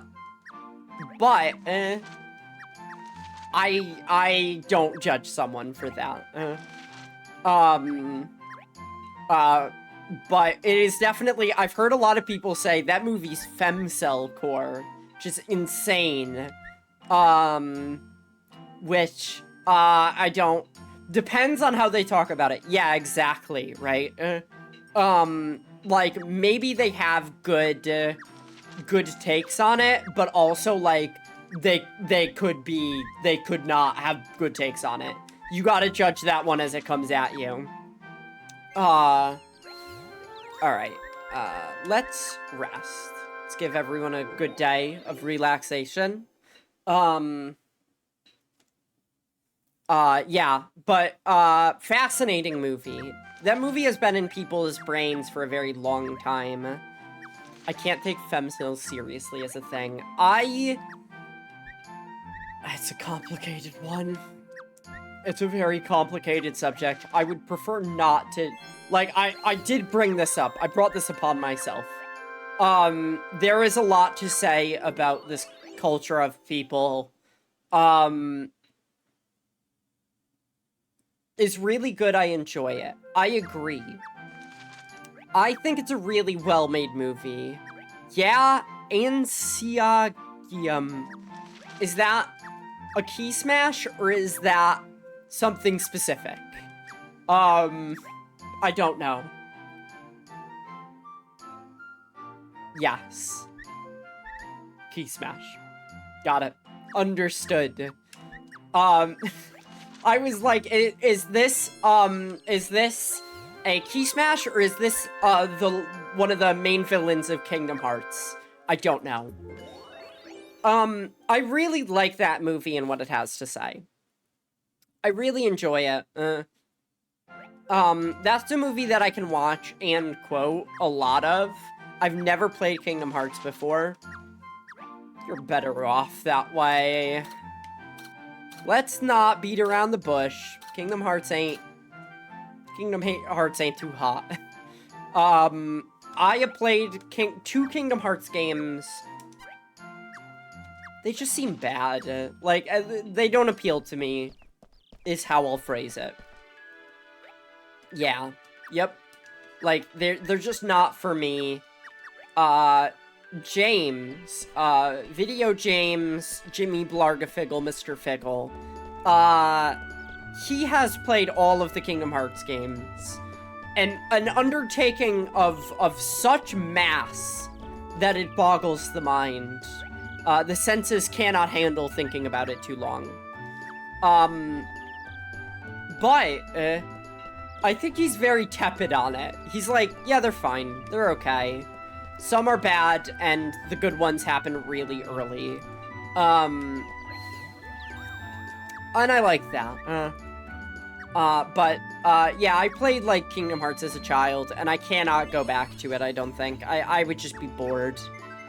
The storytelling in it is not for me. Also, like, here's the thing, right? There's not a lot to say about Kingdom Hearts because they're children's games, right? Not to say that all children's games have to be a certain way, but Kingdom Hearts are games for children, and they are written as such. Like, the thematic resonance of Elsa showing up is not really something that they're taking into consideration. They're taking into consideration children will see Elsa and go, whoa, it's Elsa! Which is the kind of level that you need to engage with it at, right?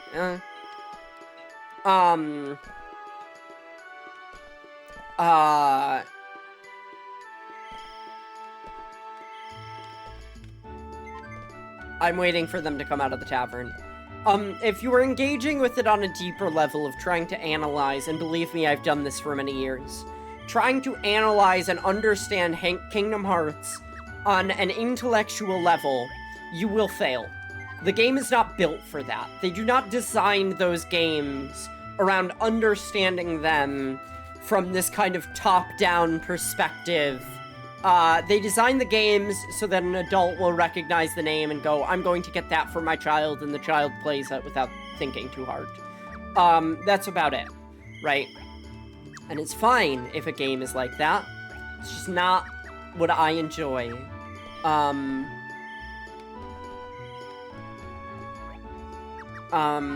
But, you know, it's the types of games they have, and, I just can't get into them nowadays.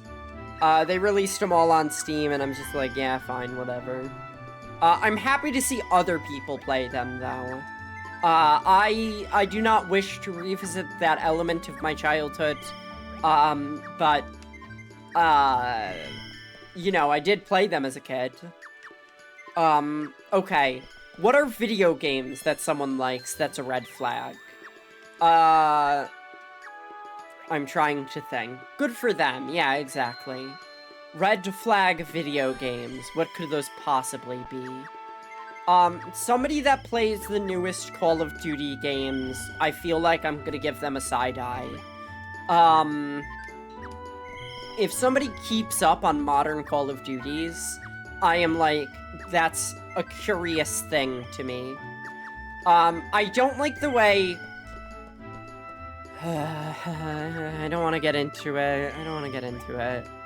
Call of Duty deals with a lot of political things that it uses as kind of props, and I think that I would not be surprised if Call of Duty was, in fact, funded by groups of governmental organizations like the Department of Defense, putting input onto the games of, like, can you have, like, an evil guy from this country there? That, like, does, yeah, they're stinky. They're stinky games. Stinky poo-poo games that I don't like. Not for me. I'm thinking of other games.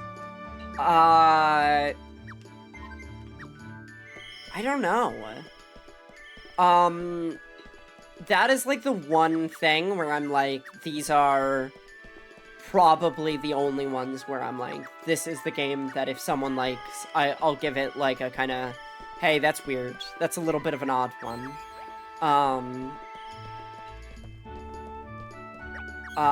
But other than that, like, I can't I don't know. I don't know, because there's a lot of games where I'm like, these games seem like they are, theoretically, based in these kind of ideologies that I don't necessarily agree with. But then you'll, like, see a trans woman who is totally understandable playing this stuff, and you're just like, oh, I guess, like, there's multiple people that are into it, right? It's not just for people who like, specific things. If that makes a lick of sense. There are people who are into stuff like Warhammer, and I look at Warhammer and I'm like, this seems like a game that is agreeable to people who follow ideologies that are more extreme, in a way I don't agree with. And then you'll meet some people who are just like, yeah, no, I like it, it's fun. And it's like, okay, well, I guess I can't judge a book by its cover, right? Or I can't, like, kind of paint with a broad brush. What else? Ad break. Hopefully they have explored some.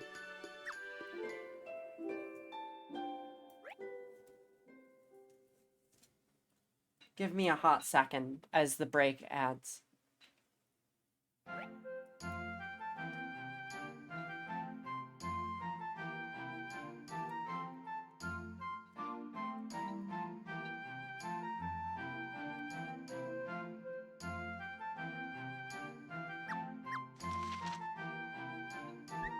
I'm having tiny bites of lunch every so often.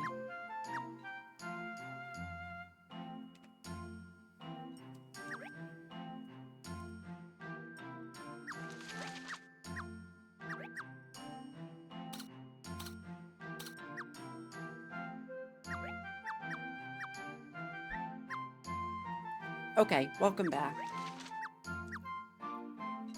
Yeah, red flag games are a tough one. I'm trying to think, like, I really feel like they're definitely out there.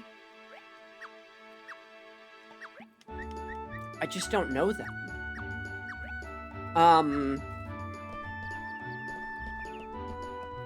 Also, like, we're gonna be getting the last item shop, which is a big one. I'd like to move the bakery and maybe a couple of houses around. Larger houses, they gotta go. I would like a couple luxurious houses, but spacious houses, can be kind of broken down, to bits. And then we could build houses in other places. I feel like you could really fuck your city up in some ways. Especially at the end game where it's like, you have every person in every house, but like you have more people than you have houses.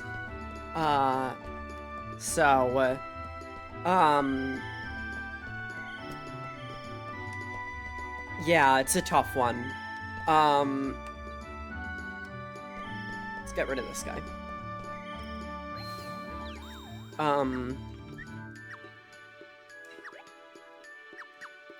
I'm gonna...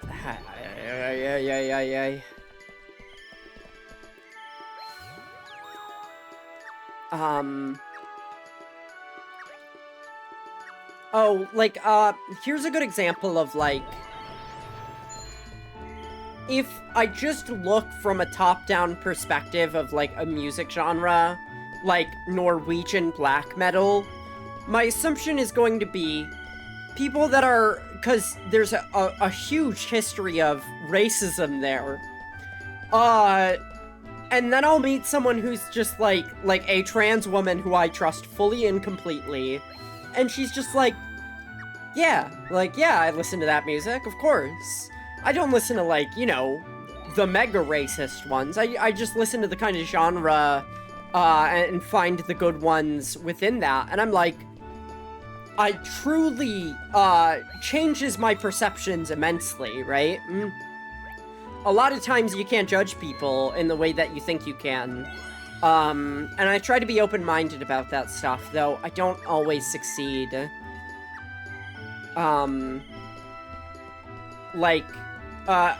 Truly did not...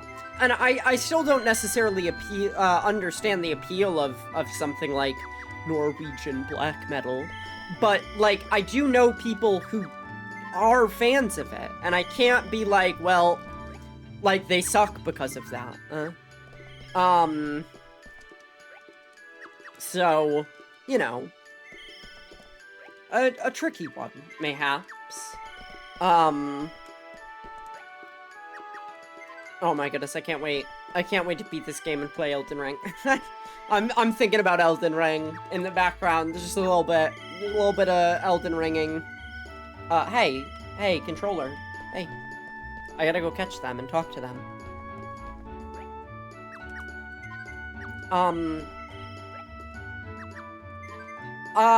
Here's, a thing about Elden Ring, that I really like, right? Oh my god, whatever, it doesn't matter. One thing about Elden Ring I really like, Elden Ring has very clear and consistent themes, and I think that's really cool. I feel like Dark Souls 2 also has consistent themes, and Dark Souls 1 does as well. I think Dark Souls 3 is a little bit more confused. Elden Ring really appeals to me, not just based on gameplay and stuff, but, like, what the game is trying to say. I think that a lot of... I'm gonna go out on a limb here and say something wild. I think a lot of games that are made by FromSoft involve things that kind of glance over our heads. But I think that a lot of the ways they deal with religion, right? They talk about gods and stuff a lot, and I can't help but see that and think that perhaps there is more going on than just it is a god is a big guy with a hammer and he's the boss, right? Like, Elden Ring is very concerned with there is a god of order, and you must kill this god. And you meet a bunch of characters throughout that are like, I am working for the god of order, the god of law, and stuff like that. Oh, I gotta buff our guys.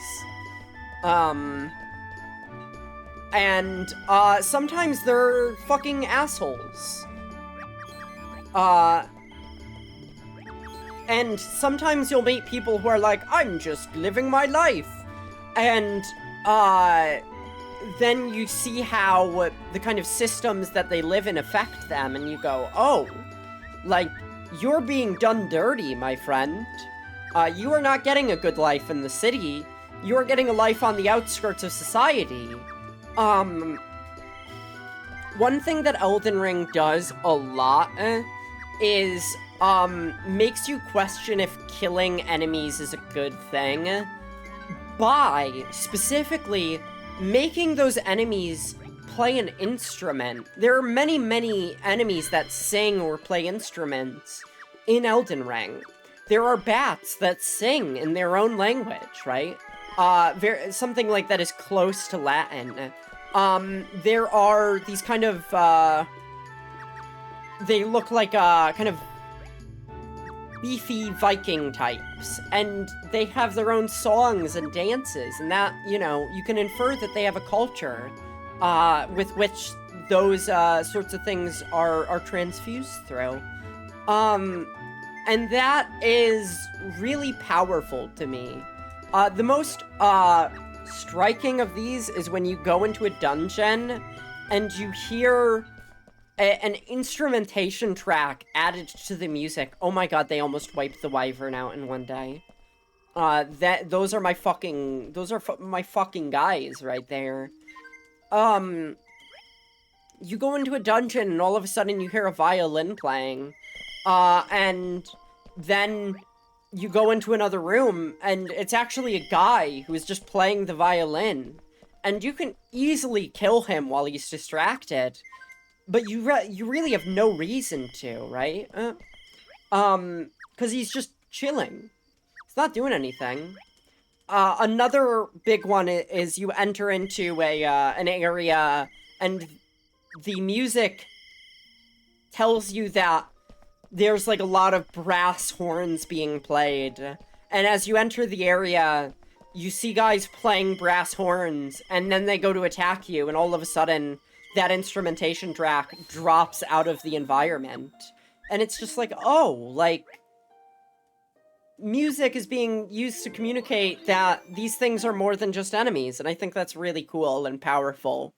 Questioning why and if it's okay to kill, is, like, something I feel like is good in a video game. Questioning what the purpose of violence is. Oh my god, they beat the wyvern? That's huge! Holy cow. Holy cannoli. Alright, wow. That's the other item shop. Yippee. Let's just get some information. Let's give him an easy day. Bonus item shop. Wow. Wow. I love the guy that goes, wow. What an icon.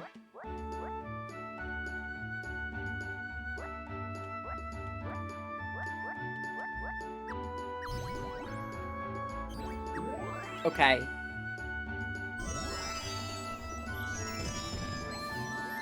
We'll build a house here.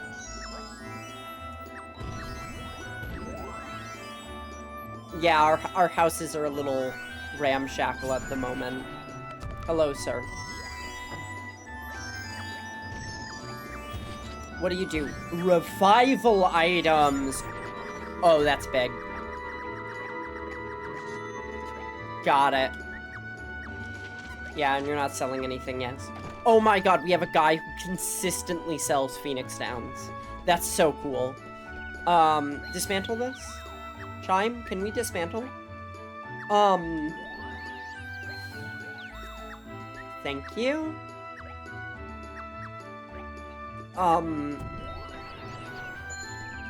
Dismantle this. Thank you.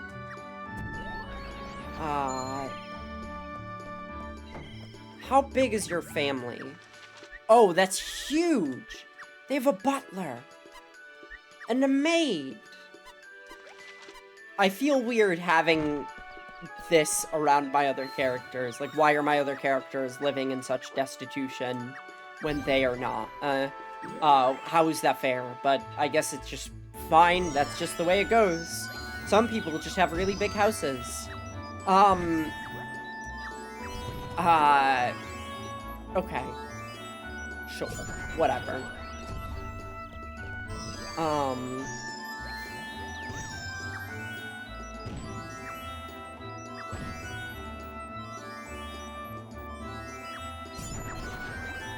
Hi, Puppet Bow. How's it going? I love that little wave emote. It's very cute.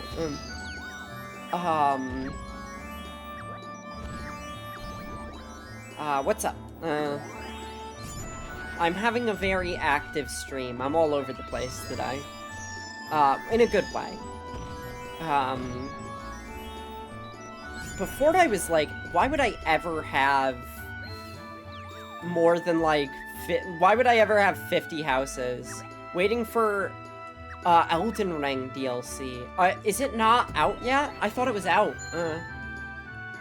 Have I not missed out on the Elden of Rings? Also thank you, the emotes are from a good friend of mine. Yay! On console, it's not yet. I see. I see what's happening here. 6 GB update. Official quiz. Face the trial of the all-knowing. I'm gonna have to download that update at a separate time. I was like, I should download that update now. I'm streaming, dummy. goofball. I'm streaming right now. That would kill my internet connection. Maybe. I have a pretty good internet connection. I have fiber optics. Julio. Not buying anything, huh? I streamed Lunacid, and it's so fun. Nice. I watched, Z. Z came into the stream, earlier.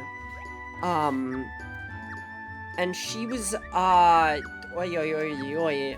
playing Dread Delusions, I believe.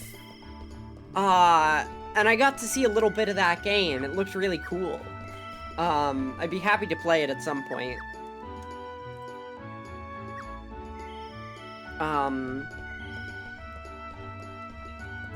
Very exciting.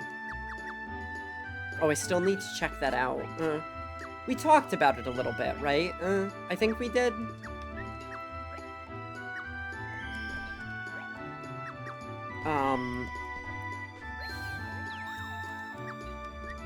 I can't believe we have basically every upgrade in the game. Except for some, which I will be going... We did, I just forgot to look at that game. Understood. Is it by someone who made a game, who made another game or something? I forgot. I'd have to go back and check the log. The log of everything that ever exists. Ever. Hold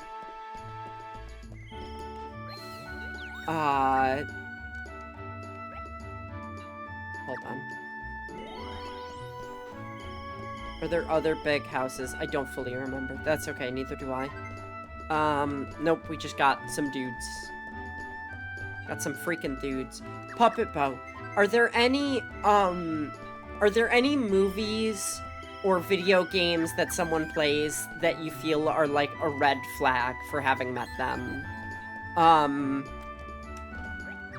I have only been able to come up with Call of Duty, as if somebody keeps up with Call of Duty fully, and is like, I'm gonna buy every single one, COD or FIFA? Oh, FIFA's a good one.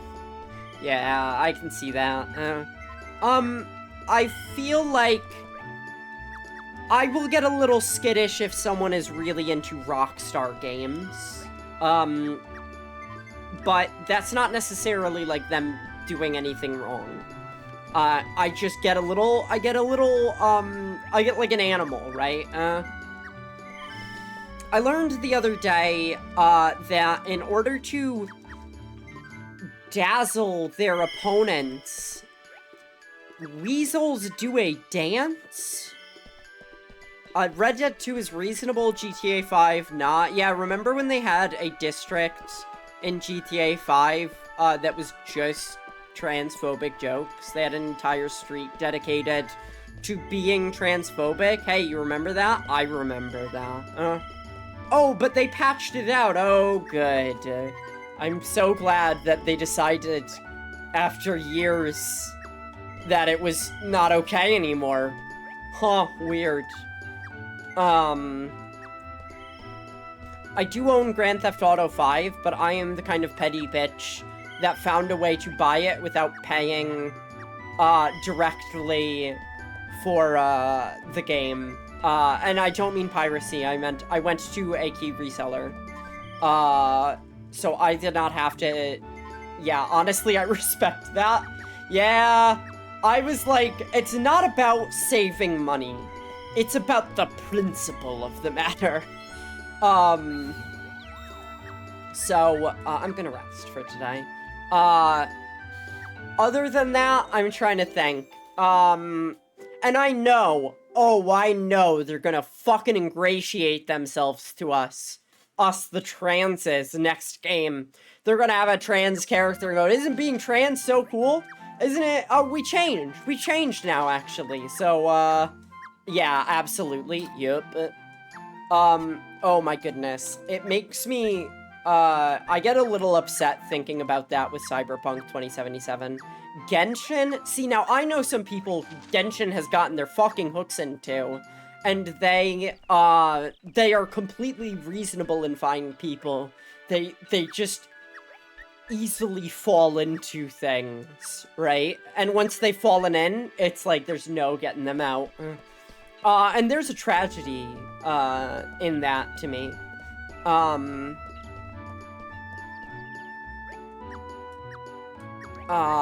But I try to stay away from gotcha stuff as much as possible. I can't do it. That's usually why, that's why I say usually, because it's not 100%. Yeah, absolutely. But, like, there has to be some level of, like, kind of self-reflection for something like Genshin to me, where you have to be like, yeah, it's not perfect, but somebody just being like, yeah, it's, like, my favorite thing of all time, uncritically, I'm like, ooh, okay, alright, you're a type of person that I haven't had to deal with before, and it takes a little getting used to. Oops, do you have any games or movies that are red flags for someone? I had to think of another one. I wanted to talk about Cyberpunk 2077. I do not like Cyberpunk 2077, and in fact, I think that the stuff that they have showed of that game is very transphobic. Now, they do have a trans character and a trans woman who voice acts her, but, feels like they're run and cover, you know what I mean? Had an argument with a Genshin player that said Genshin had better lore and combat than Souls games. Oh, good. American Psycho and any other movie where most of the fans lack media literacy and miss the point. Yeah, I love American Psycho because of its criticisms of banking. I'm like, American Psycho has some really poignant things to say about the American industry of banking, but I don't think that's what most people see in that movie. Not because the movie is bad, because it's a trend among fans. Yeah, absolutely. There are people who are just kind of like, I like it, and don't really like it. They don't, there's some, yeah. Yep. I tried to read American Psycho in high school, the book, and it's really, not to get too political, but there's multiple mentions of how much Patrick Bateman looks up to a former president in a way that's like, wow, holy shit, like yep. Definitely the TikTok brain rot ruined it for me. What do you mean TikTok brain rot? I do not use TikTok. Having watched Vines very recently, going back to TikTok, I was like, oh, jeez. Like, this is not what I want it to be. View item list. Phoenix fucking down, baby! Phoenix down! We got the Phoenixes down! Oh! Phoenix down! TikTok makes everything worse, I think. I think that there is, the whole Sigma Alpha shit around American Psycho. Oh my goodness, yes. Absolutely, 100%. So the thing with Vine, after going back and watching Vine, the thing between Vine and TikTok that has changed to me, and I've never seen anyone talk about this, TikTok is really, there is a tragedy to it, because every single person on there feels like they are trying to get money, you know what I mean? I feel like everyone on there is like, if I get an online following, that might be a ticket out of poverty for me, or like, it's an opportunity for business, and like, earlier, stuff like, even going back to the Angry Video Game Nerd, that was not to make money. At the start of that man's career, he was making no fucking cash off that shit. Vines, if somebody got a hit Vine, it was not like, and then they start hawking their book, at least as far as I could tell. Whereas, like, TikTok feels like there is an air of desperation to every single person that goes on it, and that makes me sad. Now, I am not an expert here, maybe I'm overblowing something, but the main reason I like TikTok is because of cool-ass edits and art. Yeah, there's definitely room for art there, absolutely. Yeah, the monetizing of hobbies. I just get a little, like, skittish seeing people who are, like, trying to make something of themselves because they really need money. I feel like that is something that, I notice online nowadays, and it makes me sad. But, you know, I know it's also, like, entertainment. I just wish that there wasn't a monetary incentive, tied to anybody making video content nowadays. Very few people are making video content for the joy of it, and many, other people are making video content, as a way of making money. By the way, if you want to subscribe to this channel at any point, you could use your Amazon Prime sub to subscribe and not have to see the ads, by the way. Did you know that? I see a lot of it in the Sims 4 community. Explain. I would like an explanation on that. That sentence has intrigued me. I want to know what that means. Like, people monetizing their hobbies, people, like, selling models, for money, I assume, like hairstyles and stuff. I saw a mini breakdown of stuff like that. There's a lot of discussion of what creative people in the community should do in regards to making money, especially content creation. Yes, absolutely. Yes. It's a complicated one. I definitely feel more comfortable, oh, our people are going out. Exclusive content, how that should be handled, because it's very different in Sims 4 community than other ones. Yeah, there's a bit more of an active community there, which means selling is kind of like a good prospect for a lot of people. Which is a complicated one. I wonder how fast someone can beat this game in how many days. Interests me. Alright.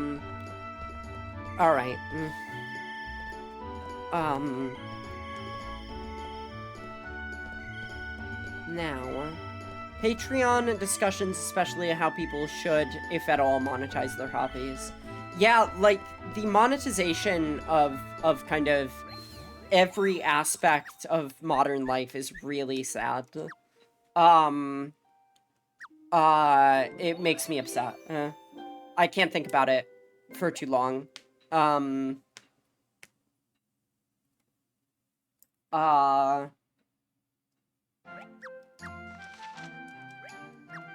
Alright. Oh, Phoenix Down. Okay. We'll not post a behest today. Ended early.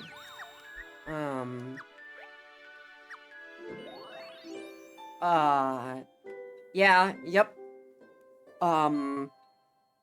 I don't, like, it's a tough one. I would really like to remove profit motive from just about everything that people do. Because it's just sad. It's just really sad.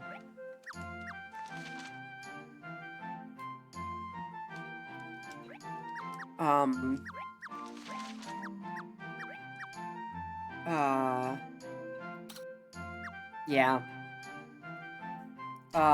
We're gonna have 2 holidays again. Look, we've, like, almost completely wiped this map out. What a fucking great thing. EA, as much as they suck, we're like, yeah, you shouldn't put models that have to rely solely on Sims 4 as an engine. Like, there's a release date you should have. I'm not sure I understand. Monetizing hobbies sucks, and I wish we didn't have to. Yup, yeah. I would be much more like, there is a definite comfort in seeing somebody do something just for the joy of it. Seeing somebody do something and just being like, I'm doing it because I want to, is freeing. Like, literally freeing. And being able to adapt that into the self, is a fantastic thing. I would love to do more hands-on work, like carpentry. But not because I want to sell stuff. Though, I mean, that, like, cool, fine, sure, whatever. But, like, just, can you imagine making a friend a table? And then they put the table in their house, and then the table is there, and they get to enjoy it. Hey, my baby's here.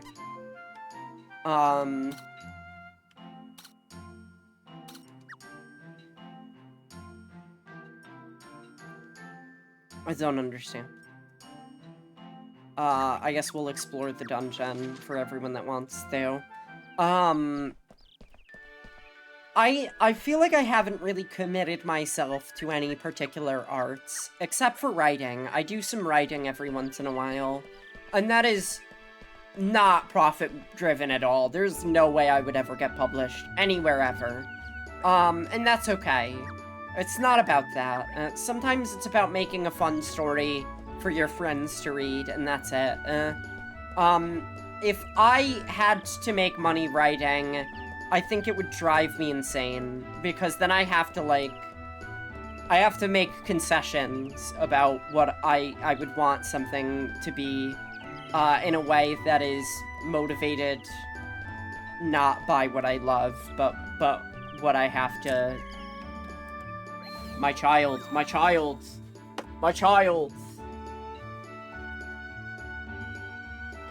He knocked the mic cord loose a stream or two ago, and the entire stream shut down because my computer could not handle unplugging a mic that was so connected to everything. So I have to be very careful with him now. I write purely for myself. I don't want to monetize it ever. Yeah, exactly. There's like this kind of instinct of like, but if I do something I love and make money from it, then it'll be okay. And it's like, I don't know about that one. But yeah, he's my little darling. You gotta see the baby. Elaine voice, you gotta see the baby. Is there anything? A guild hall, a bakery, a weapons shop. I could put fountain parks down. I could put a bulletin park down. But like, why? To what end? I would love to be a published writer, but it's still my hobby at the end of the day. Yeah. What if we... Just hear me out on this one. Hear me out. 2 parks. Right next to each other. 2 parks at the same time. Hi, baby. It's okay.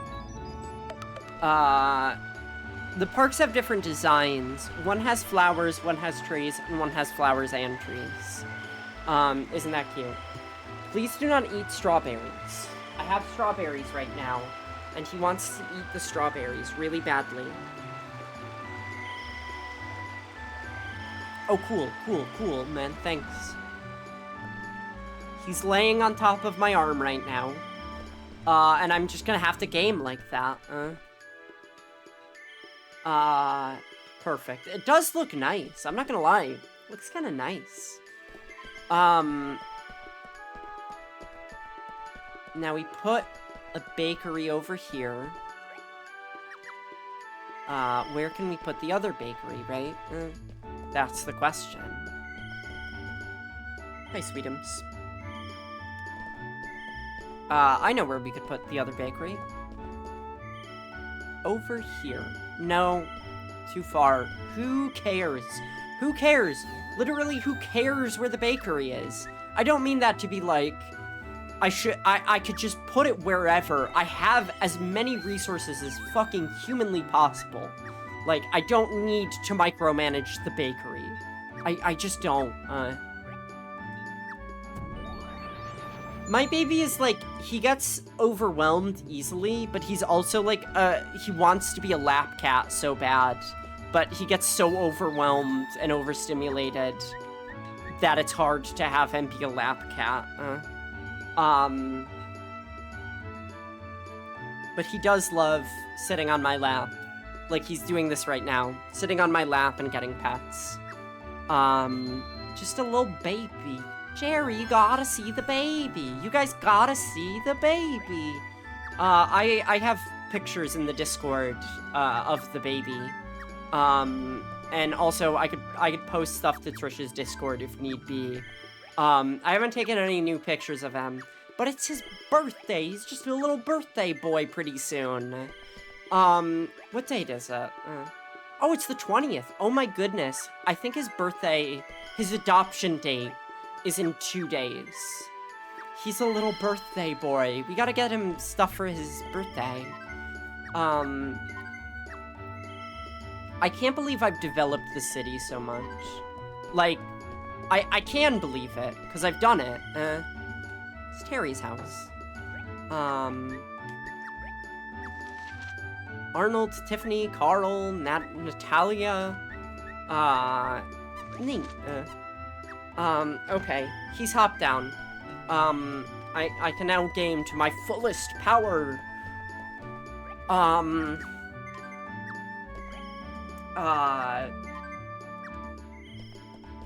Alright. We are so close to finishing this game. We have, like, literally 2 dungeons left. Isn't that exciting? I have never, in my entire life, ever optimized the game this much. Like, I have never gotten so far into this game to be like, holy shit, I can just do things. I definitely got to the ending, and when I got to the ending, I was like, well, I guess there's no reason to play the game again. But, I'm not gonna do that this time. I don't know if you get to keep your city. You might get to keep your city, and it might just restart the map. In which case, I would like to level everything. That's like an off-stream activity. Is leveling everything to 100 by getting the Magicite, so I don't have to worry about having really tough bosses. The tough bosses that roam the map, by the way, level 100 bosses. No matter where you are. That's rough. They're the only thing, as far as I can tell, that do that. Again, New Game, not New Game Plus.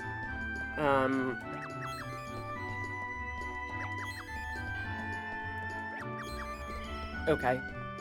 Hopefully that keeps our guys out later. And then we can rest.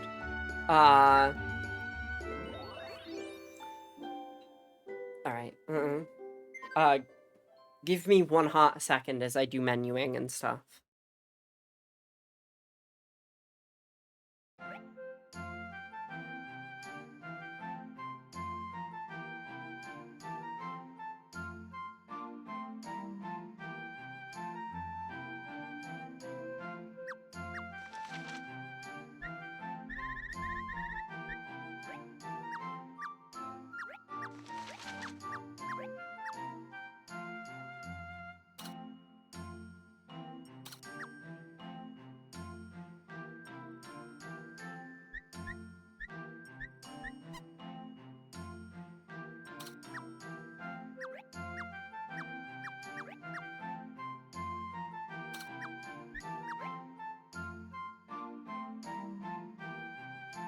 Okay.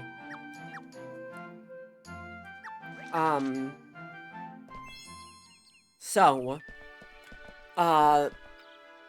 we can put the bakery here. Simple and clean, in fact.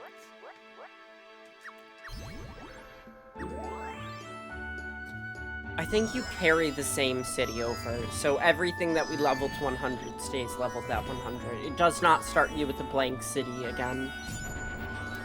For better and worse. Where were those empty spots I had? I had a few empty spots. Down here, maybe? No. Oh shit. Oh shit. Have I accidentally gotten rid of all of the empty spots for that man and his family? Scott-O's. Uh-oh, sisters. Oh my god, Uh-oh, sisters is still so funny to me.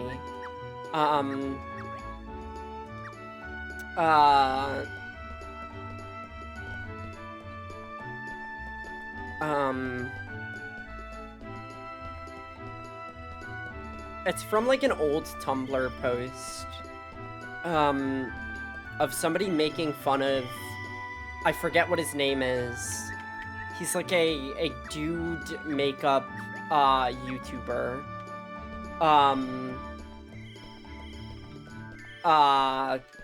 Something Charles. And the post is, like, he steps on a landmine. James Charles, yeah. The post shows a spider from, like, an old children's TV show and goes, like, Ray Charles stepping on a landmine. I immediately knew who you meant, yeah. And then it just says, Uh-oh, sisters, and I've been thinking about Uh-oh, sisters for so long. I gotta, hold on, my baby is trying to eat something. Give me 1 second.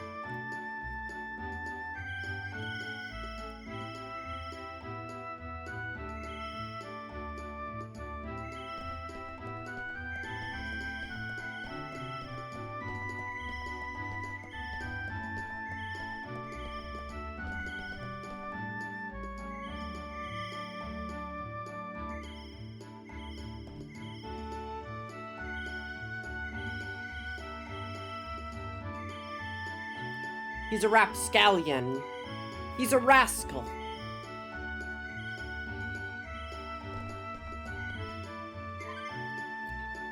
Okay, I'm back. He gets into everything. And I love him for that. I love that for him. I love him for that. He's bonking his head into me right now. Oh my goodness. My darling. I'll post the pictures that I took of him on his birthday. At some point. On his birthday, probably. Please do not bat into the microphone. I love you, child, but you can't do that. So one thing I can do... Okay. We engaged Ahriman.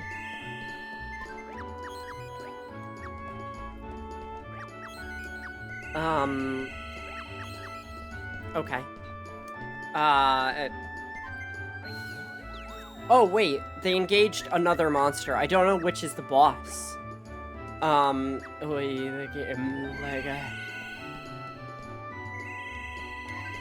So, interestingly, if you go onto the main menu and let it go to the attract screen or the demo or whatever, it actually takes you on a tour through your town while giving you a recap of the story of, like, you know, there was a miasma, there were monsters, stuff like that. And when you start the game, it just does it through a blank town, and you're like, oh, okay, whatever. And then as you build, it takes you through, like, a sweeping tour. Wait, that's really cool, right? Right? I saw that, like, while I was waiting to start the stream, and I was like, oh, that fucking rules. That's so neat. Yeah.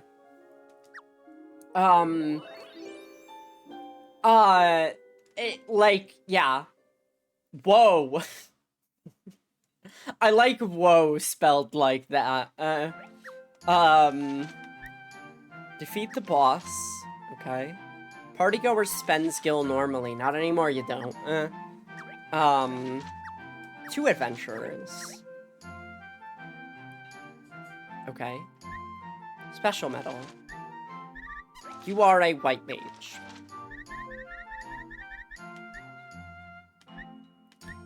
Wanderer. Traveler. Vitality, toughness, and agility. Vitality, toughness, and agility is pretty good.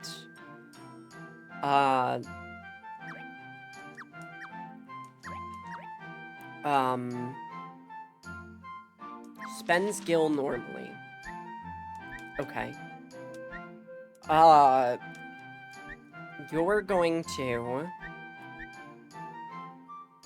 We could make someone a gamer.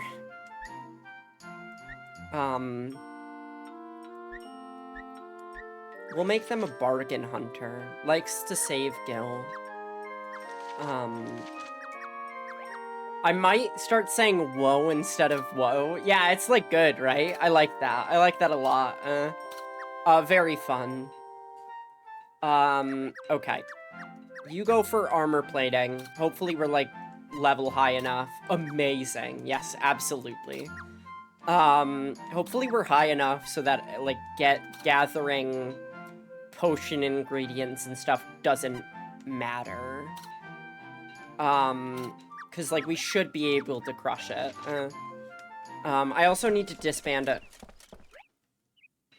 The entrance to the temple, at the end of the path, was startled by the sight of an eerie ruin. Check the map and it's where the temple was supposed to be. Good work. Marl Nessa, you are favored among the favored. Real battle is about to begin. As soon as we're ready, we start the assault. Should not engage him in battle yet. I will tell you when to engage him. In battle. Without any casualties. Yeah, yep.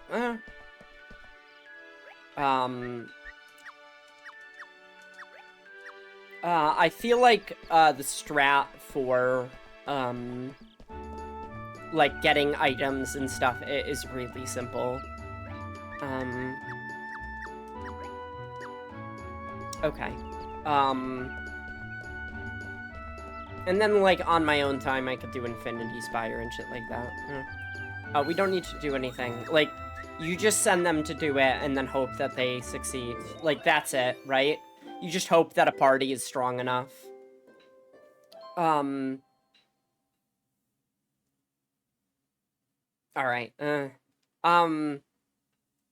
I will say, I think it's interesting. So, from Soft Games, right? I have day 333. Okay.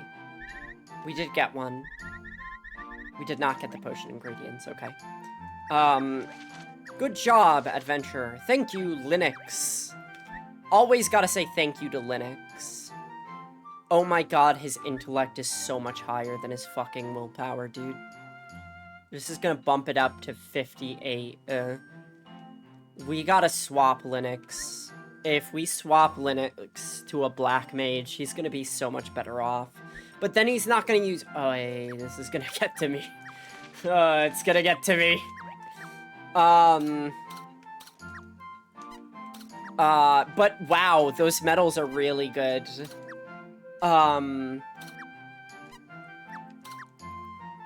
Antidote ingredients, that'd be nice. Sorry, I'm a little scared to start the end of the game. I don't know what's gonna happen. In the case that we just blow through it really fast.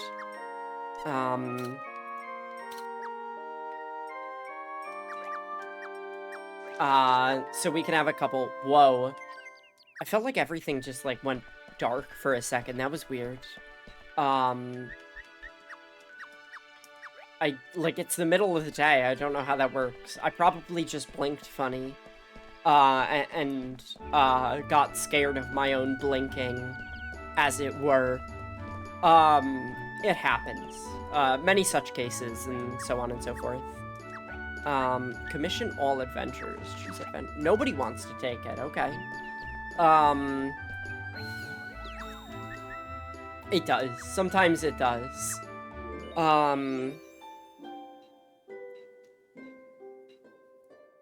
Alright, let's see if they get this one.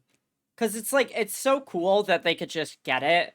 And then I don't have to worry about post-game stuff of like, oh, well, like, it gets actually more difficult. Antidote ingredients. We've been needing that for literally so long, and I've just been like, it's fine. It's fine if we don't have it, though. Black Mage. Okay. It's just buffer. The max a thing can be is level 100, or like 100 points, so...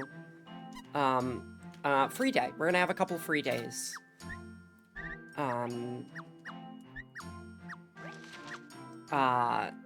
Okay. Antidote research. Good. I'm thinking of... What anime is Gudo from? Gudo. I think it's JoJo's. Oh my goodness. I watch a lot of JoJo's Bizarre Adventure. I've been following that series for literally, like, over a decade. There's a transgender character in the newest JoJo's that's coming out, and I'm very happy about it. Wow. It's interesting. I'm excited for more JoJo's Bizarre Adventure. Yeah, me too. So, I find trans representation is a really interesting thing, right? I think that there is times when trans people are represented, where we get treated like fragile Fabergé eggs, who are perhaps temperamental. Like, you don't want to do anything that a trans person's... You don't want to put trans representation in there that a trans person gets mad at, because that's bad, and they'll get upset, and then you'll suffer repercussions from it, right? Sometimes trans representation plays real fucking softball with trans people, right? And JoJo's Bizarre Adventure does not do that. There are some problems with its trans representation. But it is exciting to see a trans woman go into a fight and be in danger, like genuinely in danger. In the same way that the main characters of JoJo's often are, right? To see a trans woman in a video game, not in a video game, in a manga, get treated like just every other character gets treated makes me very happy. It's level 17. There's nothing over here, right? I feel like we wiped this. Defeat legendary foe. Hell, we might as well. Definitely. I assume, yeah. Yeah, I would rather it be normalized and not a spectacle. Yeah, like, and that means that, like, this is a character that is, like, under physical duress in the same way that other characters are. And that makes me excited. Like, obviously I don't like seeing a trans character get hurt, but a trans character that gets treated as equally with the rest of the cast does make me happy. As opposed to them being like a special little token that must be treated in a specific way or else. Which I feel like a lot of video games and stuff do. Obtain potion ingredients. Yippee. This is actually not too difficult for us. Plus 15. Whoa. Whoa. Wilbur. I used to watch Mr. Ed. I like watching old sitcoms. They make me feel comfy. I'm trying to think of, like trans representation where it's just like, yeah, whatever. Certainly, yeah, old sitcoms are good. I love the old Addams Family. Apparently, I've heard this story many times, since becoming an adult. When I was a child, and you guys are gonna have to hear it many times, if you have already heard it. When I was a child, I would apparently... There was a phase of my life when I would not eat without my family and everyone at the table singing the Addams Family theme song to me. It was the only way I would eat. I would refuse to eat other ways. Which to me is like, yeah, of course. I mean, that's just, I'm goth. Like, what do you expect? That's just the normal goth baby experience. I didn't really think about it too hard the first time I heard it, and now I think about it and I'm like, yeah, I was a cool fucking baby, actually. We have level 100 potions, yippee. That's just what being a cool baby is like. But now I watch The Addams Family, and it's so nice. It's such a fun show. Alright, we're gonna have another day of rest. I love them, yeah. They're like, they are obviously making a very clear point, to specifically, like, a very specific audience of, like, kind of, a more conservative society that thinks that a happy family looks one way, or acts in one way, or has cultural signifiers that, you know, reflect, what they're used to. And the Addams Family is like, no, a happy family can look like anything. A happy family can be like, you know, can be goth and spooky and like, that's a big part of the Addams Family. Is like, they are an accepting family that loves, unconditionally, right? How about you family these nuns? Hey, Winnie, can you explain what that means? What does that mean? A happy family can be messy and weird and eccentric because the part that matters is that they love each other 100%. Hi, no. Are you sure? If you can't explain, then nobody can explain. So, but, if you know, you know. Fuck off. So, fun fact about the Addams Family, right? The movies that came out in the 90s, fucking classics. I will never fuck off. Good. Staying power is important. The movies that came out in the 90s were directed by a gay man. There is also, like, a canon trans person that is in the Addams Family movies, that is just a part of their family. Like, it's no big fucking deal. And that rules. I'm gonna make breakfast, but I'll be lurking. Understood, thank you. Yeah, I love that so much. Absolutely. But, like, obviously, like, there is not a... there is not a explicit queer representation for something like gay people, in the Addams Family, right? They don't need to point out and go, the Addams Family is not homophobic. That is not something that is necessary, because the themes of it are so welcoming and accepting that, of course, being gay would not even make them bat an eye. They would truly just be like, oh yeah, of course. Yeah, like, obviously. And that is, like, the most important thing to me. I love that. I love it so much.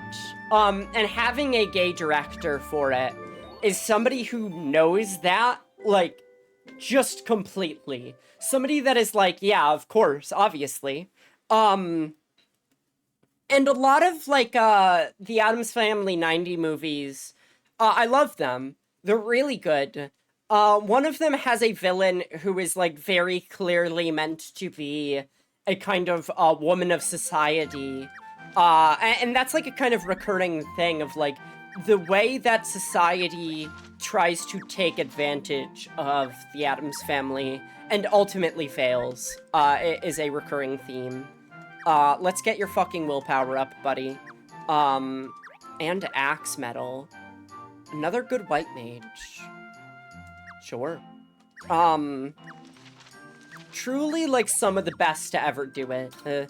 Raul Julia as, I can't think of his fucking name. Oh my god. Gomez. Rules. Though it is interesting, it's... the politics of Gomez Adams is an interesting thing, right?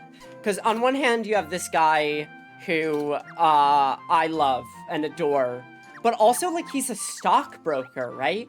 Like, he makes all his money from stocks, and, like, what is that supposed to say to me? I think it's just a simple way of explaining, like, they have enough money forever. Like, they are just rich. Don't question it too much, but I am interested. I am very interested by it. It intrigues me. But, yeah. It's kind of like almost a power fantasy in a way, for, like, outcasts of society, of, like, what if you could have as much money as you ever needed and didn't have to worry about labor, right? Because I think that's the big deal about it, is that they are a family that does not need labor. Gomez Adams never talks about his job or anything. He's never like, I gotta sacrifice time with my kids, in order to, you know, in order to make a living. He's just like, no, I spend every fucking day, available to my family, because, like, that's what I want to do in life. And anything that gets in the way of that is just not what I like. It's a fascinating little... A fascinating little walnut or chestnut or whatever. A nut to crack, mayhaps. We're, like, boosting everyone's stats to the 9s. Literally to all of the 9s. Like, to the 90s. To the 99s. Okay. Phoenix down. Okay, good. It's gonna take a lot of money to do this. That is not a... yeah, yep. I wonder, like, yeah, yep. My favorite episode of The Addams Family, I don't know if y'all have a favorite episode, but mine is Gomez running for mayor. That, as a child watching that, it made me laugh so much. I'll pick it up every once in a while just to put a smile on my face. Alright.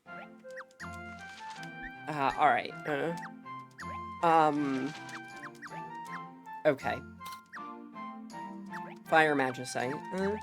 And... where else? Restoration Magicite. Oh my god. I can't think of... I got up, cleaned my apartment and my cat's litter boxes, and started my dishwasher, then came back. Mira, tell me about Sid Meier's Pirates. I have to know. What's it like? I was just thinking the other day about how fascinating, we find pirates. It's just a pirates game. Like, what perspective is it? Are you, like, looking top down? Do you control a ship? Do you control a fleet? I'm not sure I understand. But we do have to watch Game Changer. Pirates are so fun. They are. I feel like we view... because, like, obviously One Piece is a big thing. I feel like we view pirates in a way that is, like, really interesting. There is Game Changer to watch. Yes, this is true. You arrive at ports. Okay, I'm following. I arrive at ports. Then you can interact with stuff. I see. Like, we kind of love an outlaw in a way. Anissa's Behest Report. Black Mage. I mean, we could just upper, like, intellect to 100. I'm point and click, no third person. Okay, so it's like menus. I do love One Piece. I'm of two minds about it. I think One Piece is really good for shonen. I have very strong opinions about Dragon Ball Z. I have seen all of Dragon Ball Z Kai. I feel like Dragon Ball Z needs to be examined. I'm currently wearing my Ace jersey. Oh, I remember. Is his name Portgast Ace? I don't remember. That might be the 4Kids thing. I hate Oda on a personal level. What does this mean? Okay. Alright. I'd like it if it were 2 pieces. Very funny. I think that, okay. I love the dead sexy cowboy pirate. What? What do you mean dead sexy cowboy? He's dead sexy, or is he dead and sexy? Ichiro Oda is the One Piece. Yeah, I know Ichiro Oda. I understand, his role in One Piece. I am familiar to that extent. I love the rampant transphobia. He's dead and sexy. Give me his name. If you want, I'll judge him if you want. If he's your fictional wife or husband, I will judge him for you. I'll give him a good look-see. He makes decisions and I don't like them all the time. Yes. I have very strong feelings about shonen as a genre. Specifically, my Wi-Fi is deciding to act up. How do you want me to voice that? I feel like it's like a hit sound in a video game. Perfect. Great. Okay.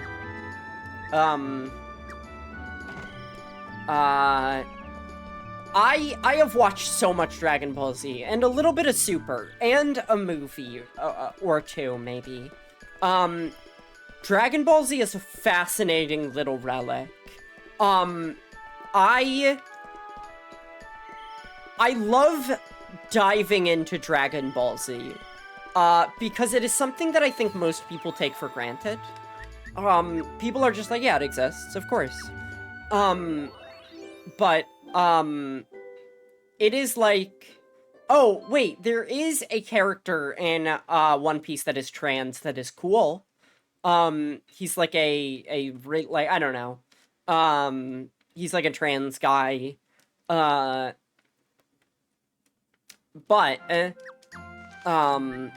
well, everybody died. Okay. Here's what we do about that. Have a couple holidays.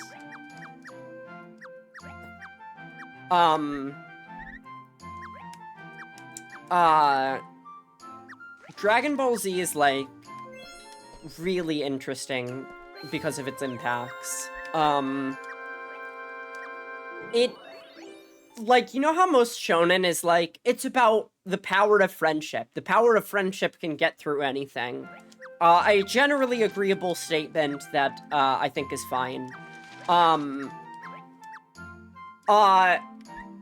Dragon Ball Z is like, of course, it's the power of friendship. And also the power of being the most important man in the universe who cannot die, and your friends desperately need you all the time or else, right?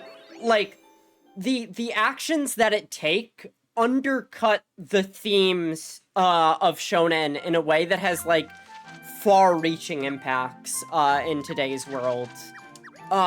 It's so fascinating. Yeah, it's very weird. It's certainly an odd one. And I love, the solution to the multiverse problems all boil down to Big Goku, yes. Literally, like, they're like, heaven itself will fall apart and be destroyed unless Goku fights for it. And it's like, okay. Alright. Thank you, Goku. And obviously people are like, yeah, this is fine. Because, like, I love Goku. And it's like, yeah, sure. But also, like, I would love to see, like, my ideal Dragon Ball Z is, like, Dragon Ball Z as a, we're gonna add an offensive white mage. Is Dragon Ball Z as a sitcom. I would love to see a Dragon Ball Z sitcom. We're gonna add an unoffensive white mage. Offensive white man. Exactly, yes. No, wait. Okay. And we're gonna add Bridget. Make it so. Make it so, number one.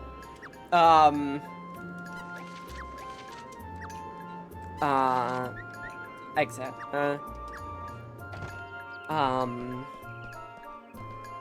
Everyone is resting. Because it's a rest day, of course. Alright. Let me snooze ads. Another fandom I don't interact with publicly is the One Piece fandom. I have multiple friends who have dug deep into One Piece. The comments I've seen about Yamato, yup, yes. Absolutely. Yamato is trans, though, and that is some good trans representation in there.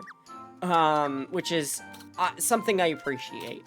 Not necessarily representing me, but, I love Yama. Yeah, I love Yama so much, absolutely. He's stupid, and I want him carnal. I understand. He's very cool. I'd like a good, non-gender conforming trans guy as a character. That's cool.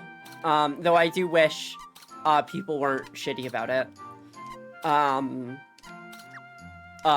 Like, fucking bending themselves backwards to be like, but, like, it doesn't have the character look into the camera and say, I am transgender now and forever. Like, how am I supposed to know? And it's like, fuck you. Fuck off. But yeah, like, pirates is, like, such an interesting...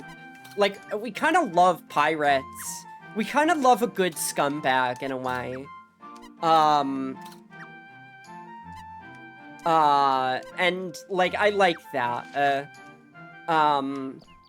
He just exists as in trans, and I think that's great. Yeah. Alright. So, up the axes. Let's up. Do we have swords? Yes. Let's up swords. It doesn't really... the money doesn't matter. It's not about the money. Is that the Joker? Joker says it's not about the money. I think, in The Batman. I think. I tried to watch The Batman when I was a teenager, or like, yeah, like a teenager, and I literally thought that movie was so boring. They did the whole looks to the camera and said their trans thing with Bridget Guilty Gear, and they still didn't accept it, so fuck it, I guess. Yeah, like they need to literally be like, I am going to use the word transgender, and I fully know what that means, and also agree with it. Like, in order for people to be like, oh, I guess they're trans. Like, fucking dumb. People will literally try to find any reason to be like, no, but not them, because I like them. I like that character. They can't change. They can't be changed in a way that's not similar to me. No way. They're a bunch of stinkers, to put it politely. Where else? We got the Fire Magicite. We need to get the Restoration one, I think.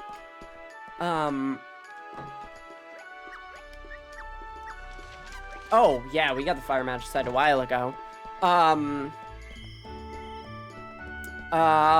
Gambling Hall all has level 100 stuff. White Mage Temple. We need the Restoration one.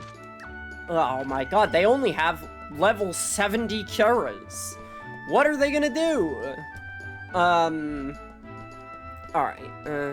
yes, there's an armor shop here. Helm plating, that means, yep. Getting money is, like, so easy, though, with our city. It really is not a problem. Okay. I really, like, I would love to know more about pirates as a historical entity, to know more about the kind of cultural associations that we have with them, right? Because it's the same with cowboys. Cowboys are kind of just this entity in the public consciousness that has occasionally political implications, but it is kind of a shifting understanding of a historical piece of labor.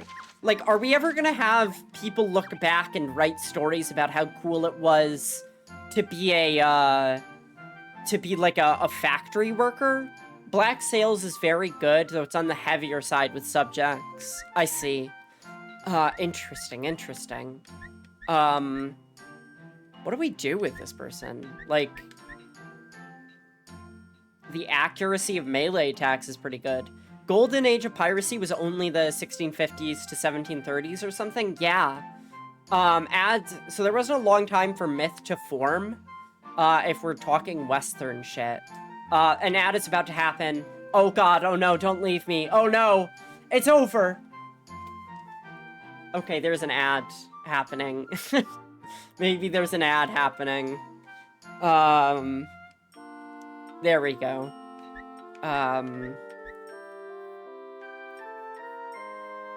I didn't get banished. Lucky you.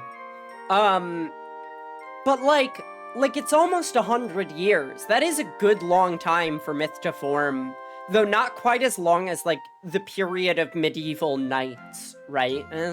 But, like, consider the conquistadors. Conquistadors were around the same time, from my understanding. And they certainly also have a place in the public consciousness. What the fuck do I upgrade on this girl? Dexterity? Like, she's already, like, tip-top.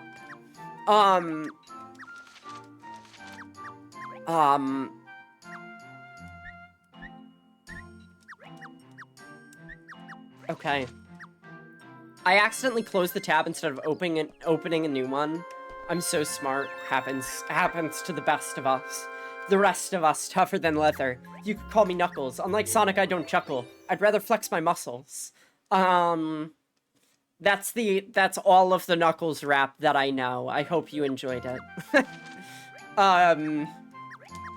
I love the Knuckles rap. I mean, go look at when Black Sails was airing to be sure, and it's from...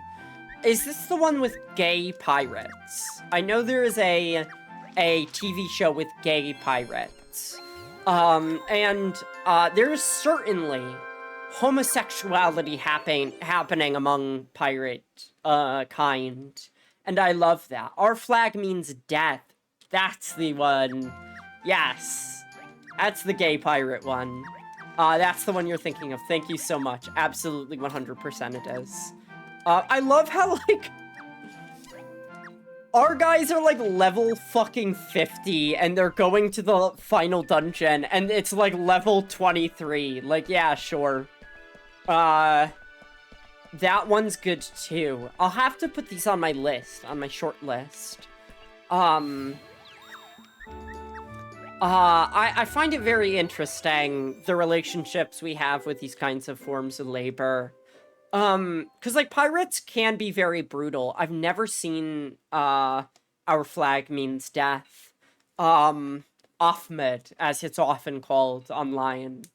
I haven't either. I don't know much about it, but it seems really cool. Oh, I forgot to tell everyone... I mean, they explored anyway. They're fine. I have mixed feelings about it. Really? What's, are they spoilers?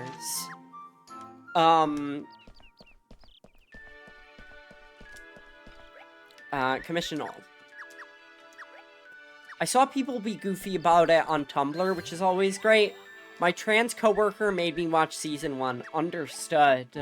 Yeah, I assume that's Killian. It does seem to be a Killian type show from my understanding. If I am right about that. Otherwise, it's up in the air.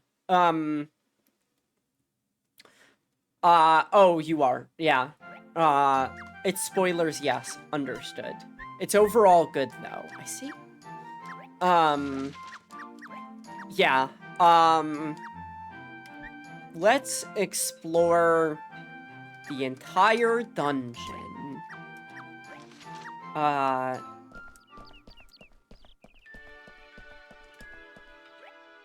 Okay. Mission all adventures. Yes, my lord.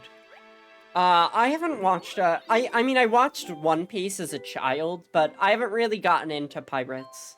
I would love to read some biographies of historical pirates. I think they would be interesting. Otherwise, I'm trying to think.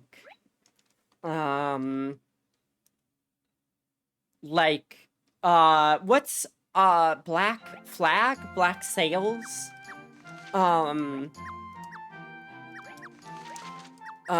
Like, it's kind of neat to have Black Sails. Got it.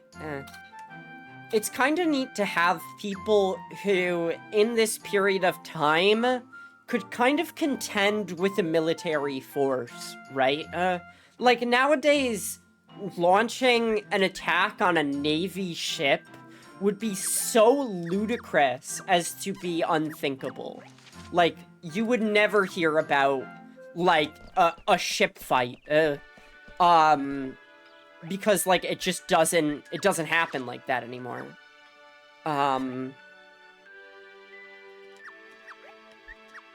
Still haven't finished Black Sails. I'm on the last season. Who's your favorite character? Yeah, it'd be Suicide. I mean, as far as we know, it would be Suicide. It's never been tested. But it probably would be. Famished. Episodes are like an hour long each. Is Famished a character? Or am I missing something? I could very well be missing something. I'm always, I really enjoy Flint. Now, Flint's a pirate name. Oh, if you guys had to come up with your own pirate name, what would you, come up with? Long Dick Johnson. You said Fanished instead of Finish. Okay. Yes. I asked this with a bunch of people of, like, what would you come up with a wrestler name? I think wrestler names are really fun. Consume water. I gotta swap my Stream Elements bot to Zombimbot.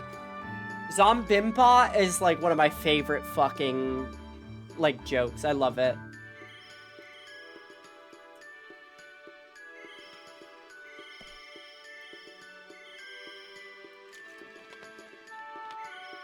Okay. Consider this. This is my pirate name. Davy Joan. Like, Joan as a female's name. And, Davy as in, the sea monster demon man. Yeah, right? Or Davy Joan. Sigourney Weaver, no relation.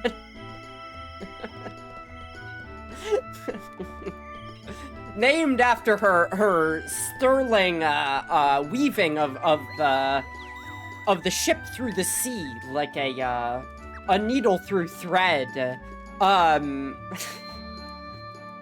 Stupid, dumb.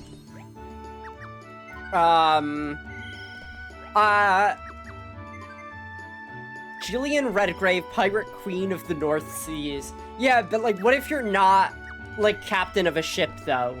What if you're just, like, a fucking, like, a lineswoman or something? Like, what then? Gillian Redgrave, though, does rule. I like that. Alternatively, it's an aspirational name. With Bellamy, I like it. Bellamy's a good name. It is a good pirate name, too. I would just call myself that regardless. I like it, I like it, I like it. Finding out there was a character in One Piece also named Bellamy. I hate him, he sucks. Really? Interesting. What's his deal? That's tragic, I'm sorry, yeah. I am lucky, that I usually like characters that carry my name. He's a fine character, I'm just picky. Oh, it's the worst. It's like, what do they call it when there's, like, things that are, like, a little too close, but they're dissimilar in one way, and you're just like, oh, it makes me so mad that they're not perfectly similar. Like, one of those things where it's like, he's almost there, but, like, not fully. Uncanny Valley. No, it's like a similarity of difference or something like that. Not quite the Uncanny Valley. It's like when people are, like, really similar. Like, they have all of the same interests, but one of them's like, I like blue, and the other's like, I like blue-green, and they're like, I can't fucking stand you. Why would you like blue-green? It doesn't make any sense. Blue's the superior color. I chose the name way before I knew anything about One Piece at all. I see. You find that in disparate political circles where people are like, I agree with you on 99% of things, but the 1% we disagree with, I am so, like, upset with. Okay, she defeated the Chimera.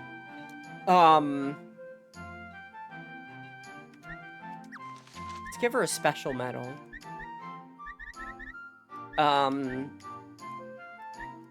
She is an item buff. Likes to be prepared. I invented the name Winnie before the stupid bear even existed. Yeah, that's true, absolutely. Can't argue with that one. Shrine of Awakening. The Dark Lord awaits in the Shrine of Shadows. It's like level 25. Is there anything we have to clean up before we do this?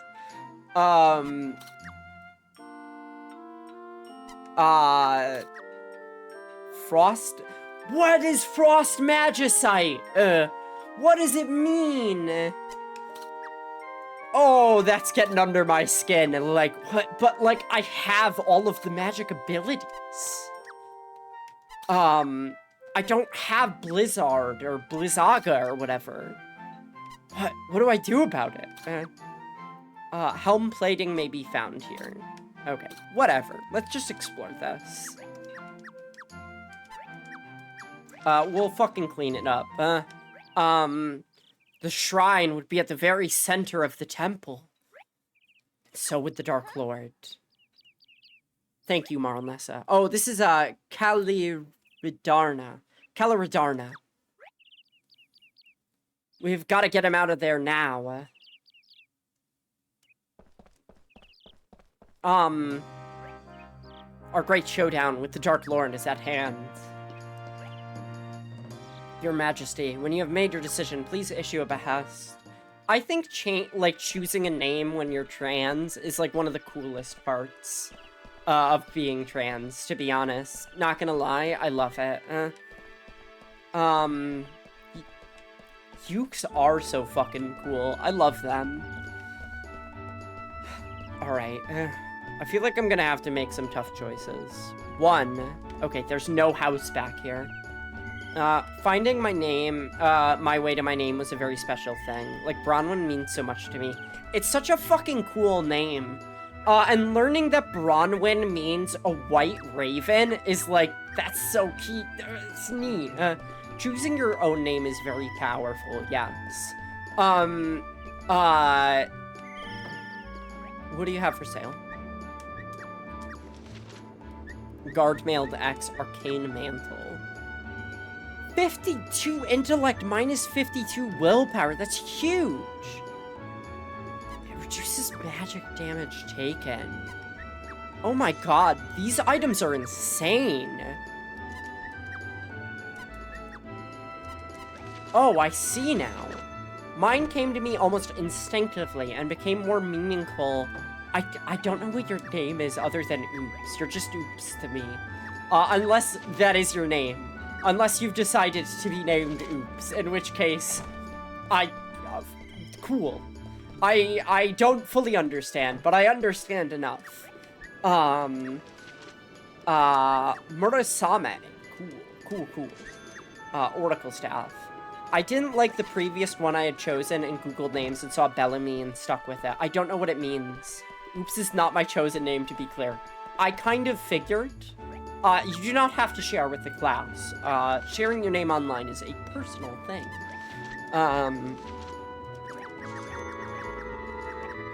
So I understand. How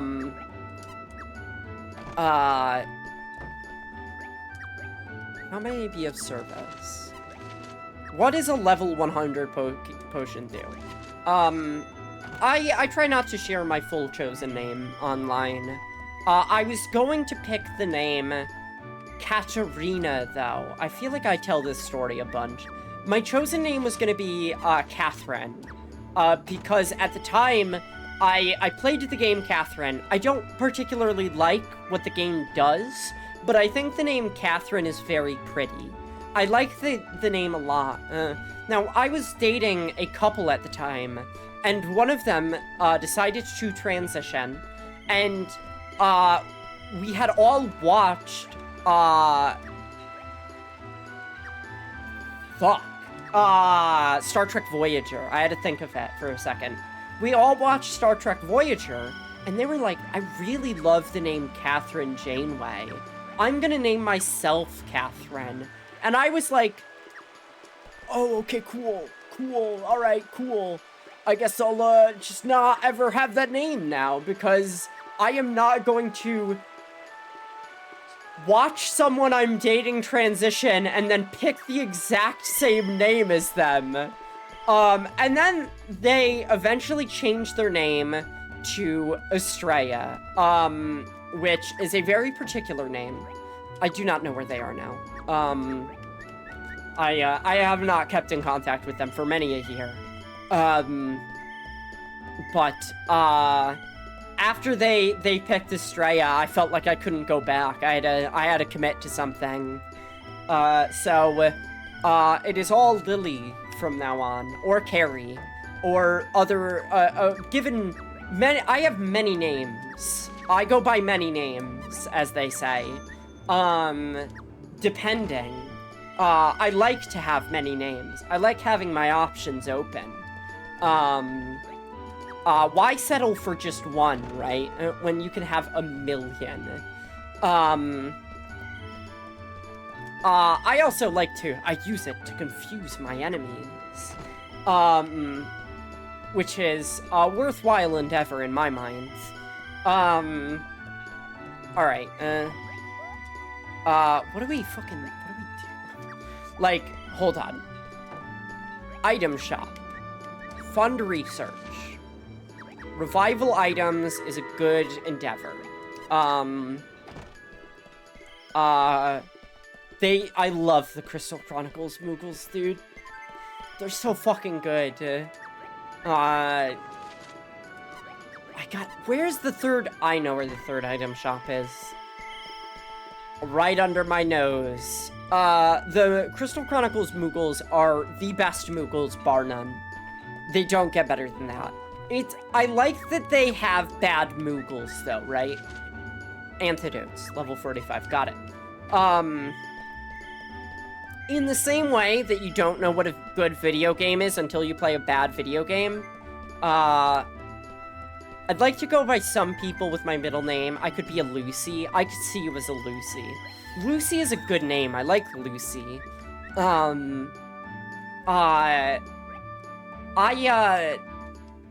I like that there are bad Moogles that exist. Like the Final Fantasy VII Moogles. I have certain people that, call me by my middle name. Final Fantasy 13 2 Moogle is abominable. Oh my goodness, I don't remember what that one looks like. Can you post it in the Discord so I can see? Oh my god! Julia in the Discord posted the fucking Wii Shopping channel Nirvana the Band the Show skit, and I have been singing it to myself for fucking days. Probably 2 days. On and off, constantly. I am never not thinking about, that fucking song. Bubble Bobble, Double Dribble, Double Dragon, F-Zero. Fucking kills me. I cannot get over it. Oh, it's so good. I've never seen that skit before, and Julia came in and was just like, what is this, a bossa nova beat? Everyone loves shopping on the Wii Shop channel on Wednesday, and I'm like, what is this fucking nonsense you're sending my way? What does this mean? And then I watched it and I was like, oh my god, I understand why you're quoting this now. I fully understand why this is something you're quoting, because those lines are perfect. They're perfect. They're wonderful. Oh, what a good skit. Skit comedy, I'm not a huge fan of it, to be honest. I don't always like it. But when it's funny, it's fucking funny. Alright, what is this, a bossa nova beat? Oh, alright. Is this the, Final Fantasy 13 Moogle? Oh, I hate that. Also, hi, welcome to the Discord. I hate that fucked up baby Moogle. That's a hideous Moogle. I will say, the Moogles from Final Fantasy 14, not my favorite. I haven't told anyone online my chosen name yet. Ever. I see. I understand. That is exciting. It's like a name drop. But like, you know how like a game drops? Like a name drops. Yeah, that would be really cool. But also like, don't feel pressured to if you don't want to, I understand. You don't like that joke, huh? I like that joke. Defeat the Dark Lord. Alright, expecting to see the one that Trisha kept showing on stream. Name reveal, yeah. That very day. At last, the king issued a behest for the subjugation of the dreaded Dark Lord. I don't know what, I don't want to subjugate him. It feels weird. I was yeah. The one that Trisha showed on stream, terrible. The worst Moogle. Bar none, the worst Moogle. But the, Final Fantasy 13-2 Moogle, defeat the Dark Lord and restore peace. Restore peace to our beloved Loab Star. Oh, I clicked. When the fighting is done, please rescue my father, unjustly imprisoned by the Dark Lord. Excuse me. I can't believe the king actually gets some lines. Of course we will. Consider it done. Think of your father as if he were our own. The Moogles from Final Fantasy XIV are, similar in proportion to the ones from 13-2, but also, way fuzzier, and, it pays off. Way less of just flying babies. I don't like it. Got the backing of the king.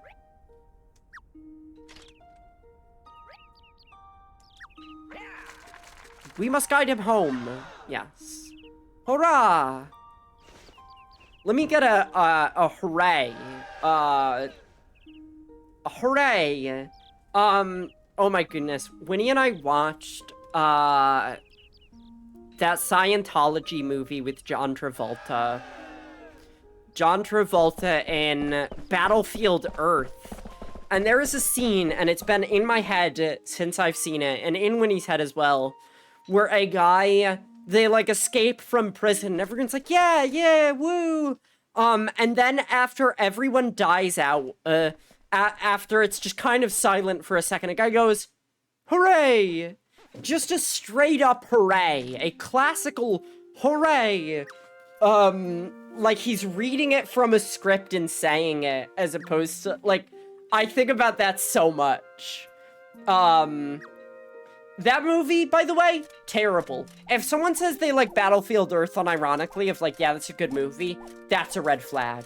Winnie, what movies and games do you think are red flags that someone likes? Other than Call of Duty, and maybe some of the Rockstar games. We found the red flag of movies. Every day, every word, every detail, every word spoken will go into my report notes as so. Okay. I'm not gonna lie, the plot of this game does not compel me. Oh, we get different music now. Haunting Grounds. This is true. Now, to be fair, Haunting Ground has what we'll call questionable content in it. Pyako Axe. Fire, Blizzard, Thunder. Here's the thing about me, though. Threaten the kingdoms. The king built a weapon shop. He wanted to join the warriors' ranks despite his lack of experience. Oh. I see. I kind of love, when something is willing to engage with femininity, even if it's gonna be weird about it. That is a game with some opinions on femininity as a concept. Is it good or... Oh, we're clipping. Is it good or bad? It's complicated. But it certainly is willing to engage with it. Am I gonna have to do this with every fucking good old clipping? Every single building has dialogue. What if we don't kill him today?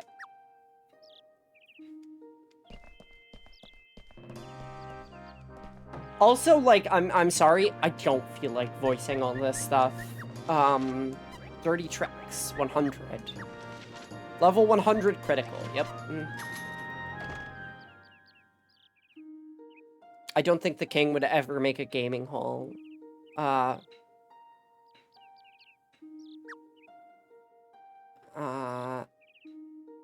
Okay. Save my voice. It's like, listen, here's the thing. If it was, like, worthwhile, I would, but, like, it's just kind of like flavor text.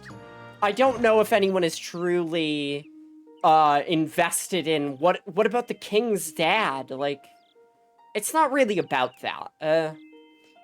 Now, as a child, did I read all this? Yeah, absolutely. I want to get all of these things for posterity. Yeah, not in the slightest. Exactly, right? I think it's nice that this is here. But, like...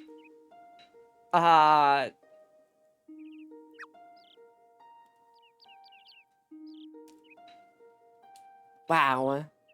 30 loaves for a meal? That's a lot of loaves, dude. We didn't do armor shop. I believe a mere 2 hours until Elden Ring DLC. Yeah, exactly. 2 hours. Precisely 2 hours. Yeah, it is 2 hours, actually. I thought it was gonna be, sooner.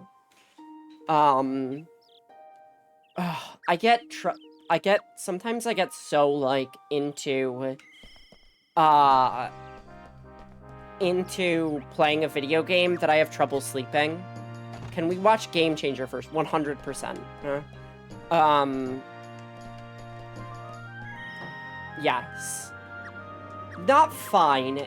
Yes. We can watch Game Changer first. I get sometimes so sucked into video games that I have trouble sleeping. And that is a problem. I'm full of burger. I feel so good.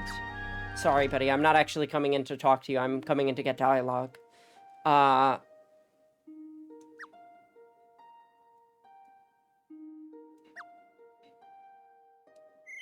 also had a burger for breakfast. I had a steak for lunch. Leftover steak. It was fine.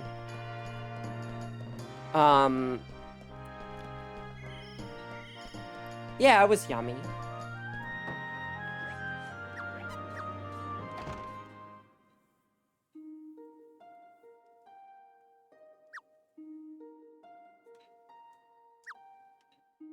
I love that the game's like, oh, like, maybe there'll be casualties. Maybe people will die fighting the Dark Lord. Like, no, they won't.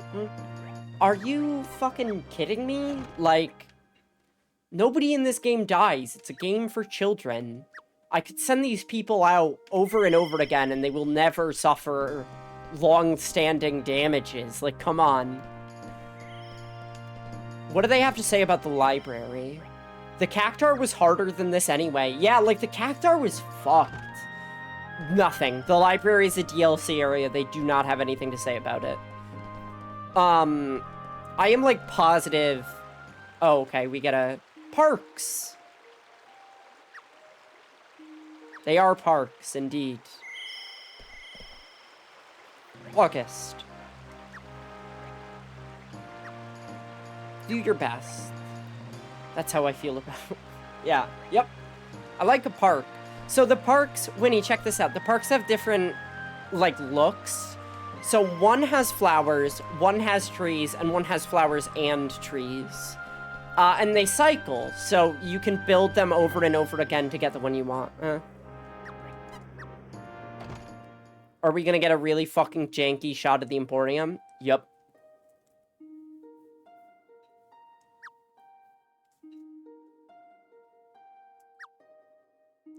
Yep, there we go. If I go into a human's house, is it gonna give me text? Yes. Going into a non-human's house, though, you don't get anything. Oh,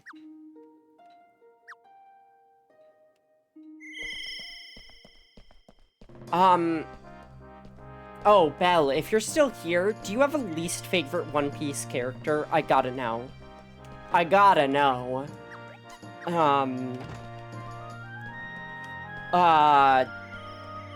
Like, I always have a least favorite character. Threw some chili powder in there. Yummy. We got a good party going on right there. I'm trying to think.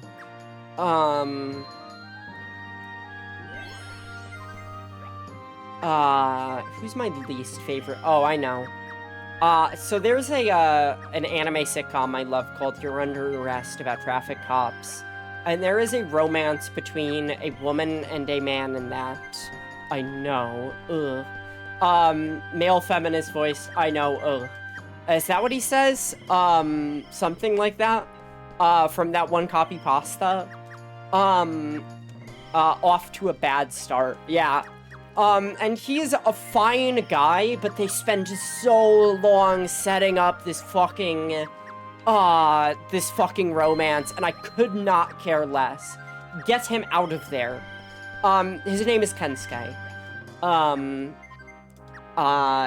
He's fine. He's kind of a goofball. Oh my god, the Dark Lord is going down. Oh yeah, I have to do... I figured that the shrines would do it. We've all prayed at the sacred shrine. This man, Dark Lord, is getting fucking wiped out. I know, right? Like, there's no chance. We might do this in one day. The game might just be over. Yeah. Yep. Thank you, Leocina.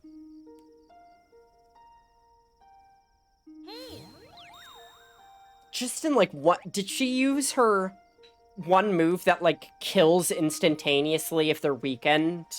Because Liucina is a Thief Clavat. Thief Selkie, my mistake. Which gives her the ability to instant kill someone, if they're weak. So,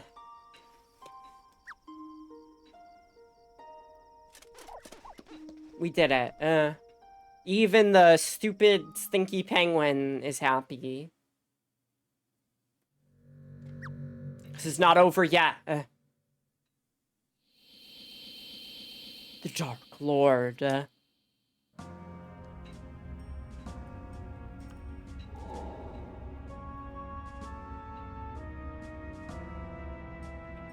Okay. Long ago, the greatest king who ruled over this land sacrificed friends, family, and his own soul so that his kingdom may prosper. Carrie, you must know by now that the greatest rulers must bear the weight of their crown alone. I'm dead. He killed me. That's it. Liucina! She just... How could this be? I'm sure I'd finished him off. Hating soul wants to drag someone into the realm of the dead with it.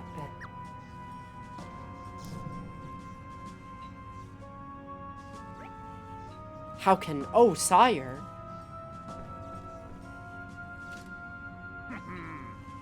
You must take someone. Let it be me. It's him. Just say no. Yeah, just be... No, you know what? Just be like, okay. You're gonna kill me. Fine. Last minute attempt to reconcile with your family. Yeah, I'll kill you too, bitch. I'll take multiple people with me. That didn't hurt much. You're but a flimsy shield. Not nearly enough to defend you. Why don't we just attack him? Bring back the king, Pyoy. Behold the power of steadfast loyalty. Lobstar is our homeland, established by our beloved king. His Majesty is not alone. Okay. Okay, and? So, ready to give up? God. He can't suffer the sight of a Moogle. He hates all that is good in the world. Carrie, you truly have become what I always aspired to be. But I can never win the hearts of my people. What? But, like, you did, though. The monsters, like, pray to you. They all, like, rally under your banner, sir. People wouldn't stop talking about it. Have I won yours? I did a little jump and I crossed my arms. You look like one of those kids in Sweet Life. Yeah, a little bit. Okay, now play the tower defense game. I don't know if I'm done with this yet.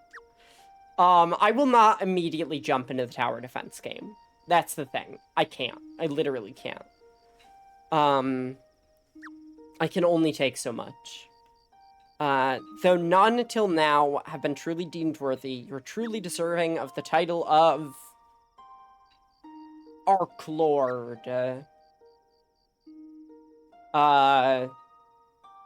They, call me the Arch Lord. They call me the Arch Lord on account of the way I arch it. Does that make sense? Is that a funny joke? It might not make sense or be a funny joke.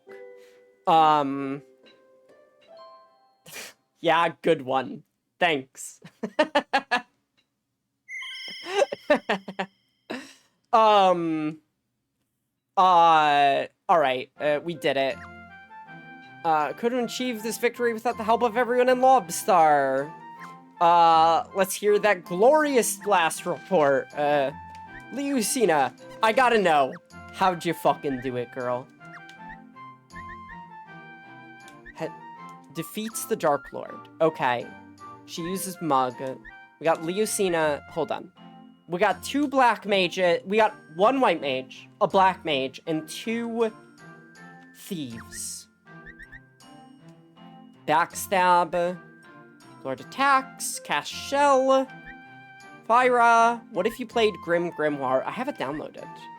I mean, I have it available. The Lesbo Witch game. I would be interested. Okay.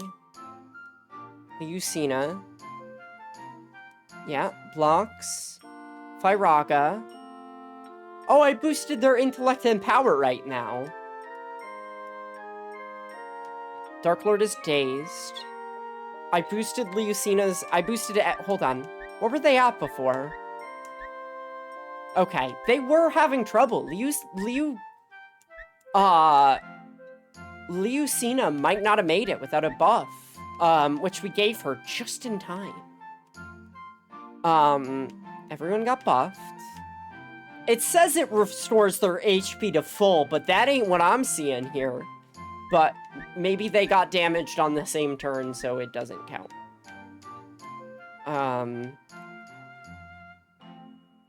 Yeah, she did coup de grace, baby! 1,411 damage! That's huge. That's like literally like a quarter of his entire life bar in one hit. That's my fucking girl right there.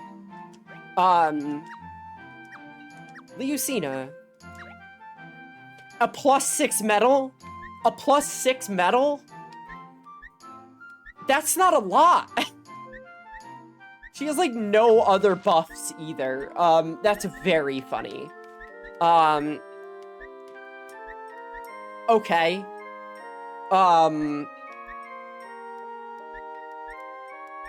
Like +6 ain't much.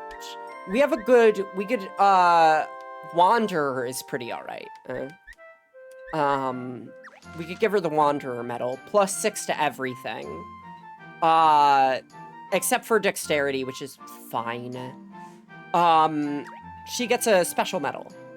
Exemplary leader in many behests completed in our adventure. This is the last of the behest reports. It's not the end, but only a beginning. Let us do our best for the prosperity of the kingdom for generations to come. All hail. All hell hail. Archlord Carry. We did it.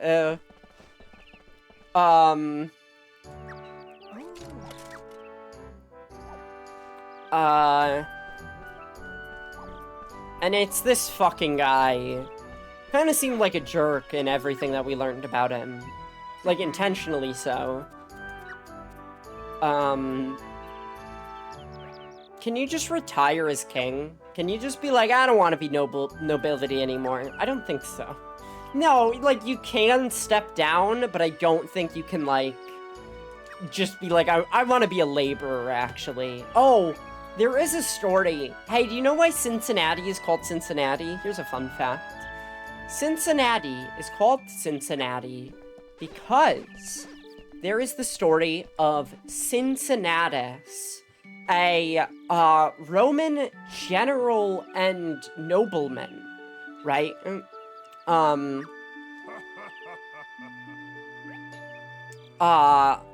I've concluded that you could probably beat all of Baldur's Gate 3 without a single long rest. Absolutely.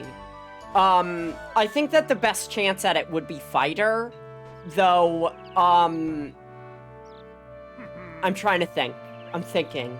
A monk might give you another good chance, because they get all their stuff back on short rest, and you could find potions that allow you to short rest, or give you the benefits of a long rest.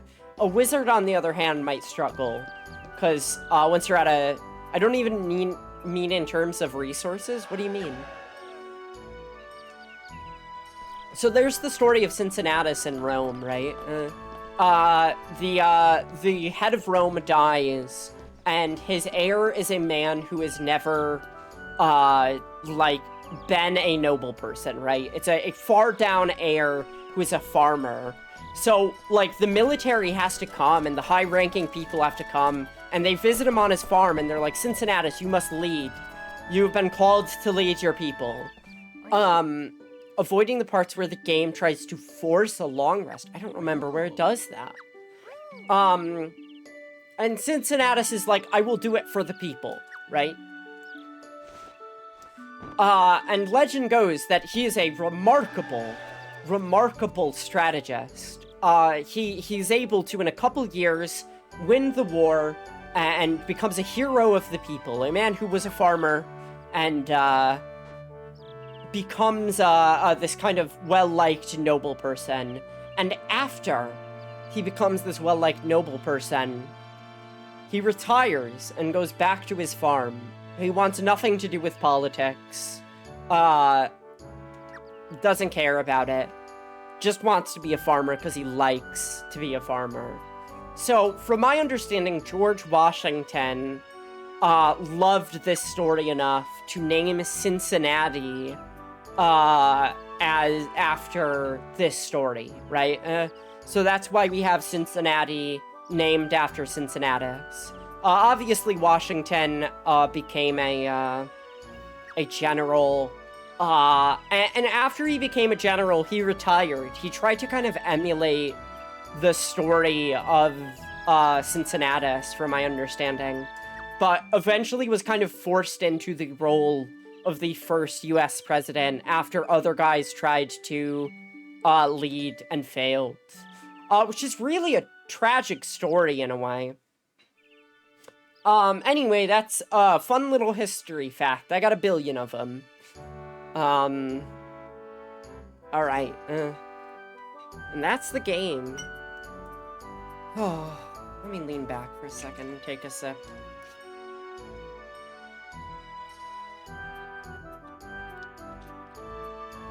That's a fun one. What an enjoyable game. Is it perfect? Yes. Yes, it is. It's a perfect game. No flaws. As a person who likes city builders and dislikes being a chosen hero in RPGs... Hey, wait a minute. What's up? I adore this game. I loved this game as a child, and continue to love this game as an adult. I find this game's gameplay loop to be, I don't want to say addicting, but certainly, when I wasn't playing this game off-stream, I was thinking about playing this game.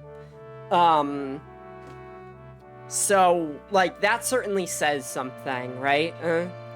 Character modelers. Thank you for your character models. And the textures. It can't be perfect because it doesn't have marketable plushies. Some sarcasm, I see. The Crystal Chronicles Moogles are perhaps the most marketable plushies. The only marketable plushies. They just don't make them anymore, I don't think. If they ever did. If I look, can I find one? I am always serious and would never be sarcastic. I take you at your word. You would never do that. Crystal Chronicles Moogle Blush. It's like one of the first Google searches. I gotta sneeze. Rare 2003 Moogle plush set, Final Fantasy Crystal Chronicles. They're fine. They're okay. They could be better. I feel like they need the works, you know what I mean? You need to have a perfect plushie.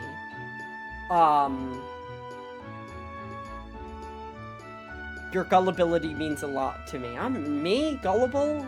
Never.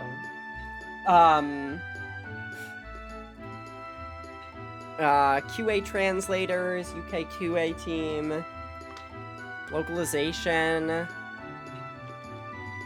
Alright. It's a wonderful game. It's a good one. Shout out QA. Yeah. Doug Bone. Koku. That guy's Koku, huh? I know it's Ko-C-O-O. I know.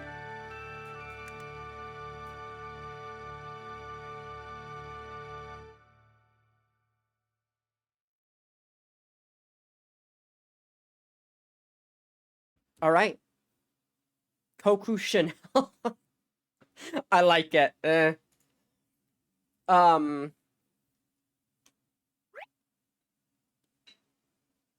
Citizens S. Game clear C. I think that's being a little generous. Oh, it's because I cleared all the dungeons, though. Adventurers SS. How about we use the term S+, right? How about we retire SS as a ranking and instead use S+. Willpower +4, intellect +4, agility +4, dexterity +4, times 4. I see. I guess we rotate your saves. Always rotate your saves. Mira, I learned how to rotate my saves from Pat from Two Best Friends Play. Because he was always fucking on about it. Has no history with that sort of thing. Never.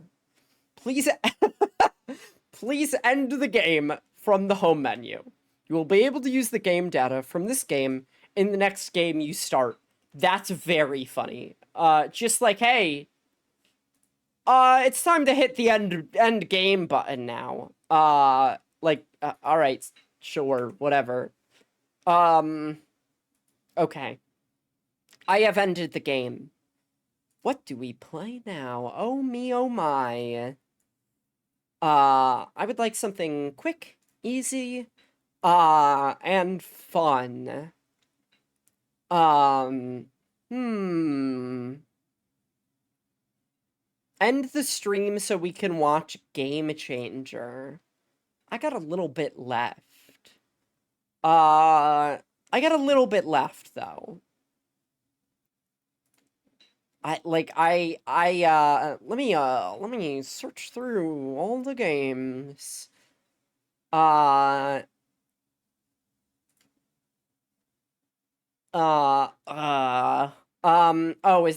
there's no audio playing. Hold on. Let me play one of my favorite artists of all time, Angel Mutt.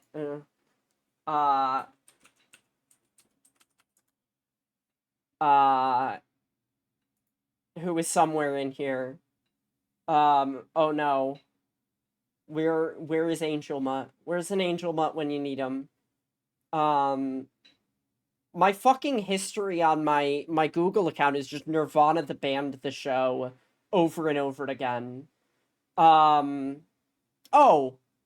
we could also do Juliana's Tokyo Megamix.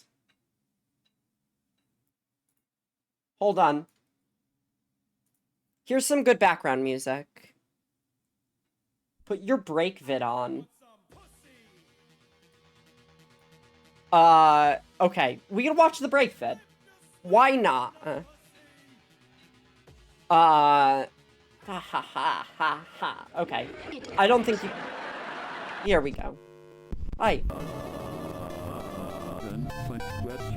It's me. Hey, what's up? I just watched it like 10 times in a row. We can put this on while I find something. I am a man with a plan. The people will come to me for salvation. I have a hunch that something's gonna happen. Take this Stacy concert going on right here. I love this cutscene. I adore this cutscene. You ever met the kind of people that come to these Stacy concerts? These dudes have got energy to spare. We're talking guys who beat off 4 times a day. We're talking about them. We're all talking about them. Everyone's talking about guys that beat off 4 times a day. She's an illusion.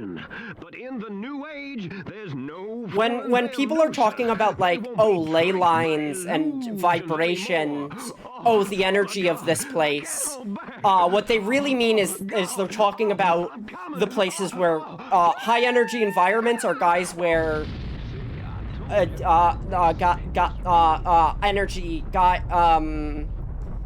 what if you don't want it? You are not... You're welcome to not. Oh my goodness, I was gonna put a game on that's banned on Twitch. Oops. Wow, so articulate. Thank you.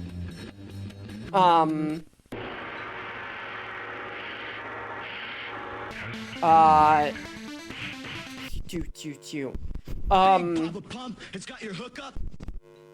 Big Papa Pump has got your hookup. Yes, sirree, Bob. Grim Grimoire. Okay. Couldn't. He did. All right. You want the people clamor for Grim Grimoire.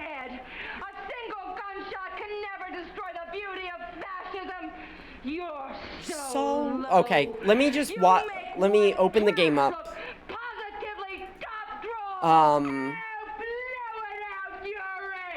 Love a good blow it out your ass. I do understand French, but I refuse to speak it. It's the last thing I would ever do. You I am the people. It's true. With a gun pointed at my head. Or something like that. Then I would speak French. Okay. It actually all right. happened to me. I was. Hi, it's Grim Grimoire time. Don't worry about why it looks like that. It looks like that because that's what normal games look like all the time. What the fuck is this game, Mira? I've never heard of it. Like, I've heard of it. Grimoires are books that all magicians use to contain their magic runes and summons. I lied.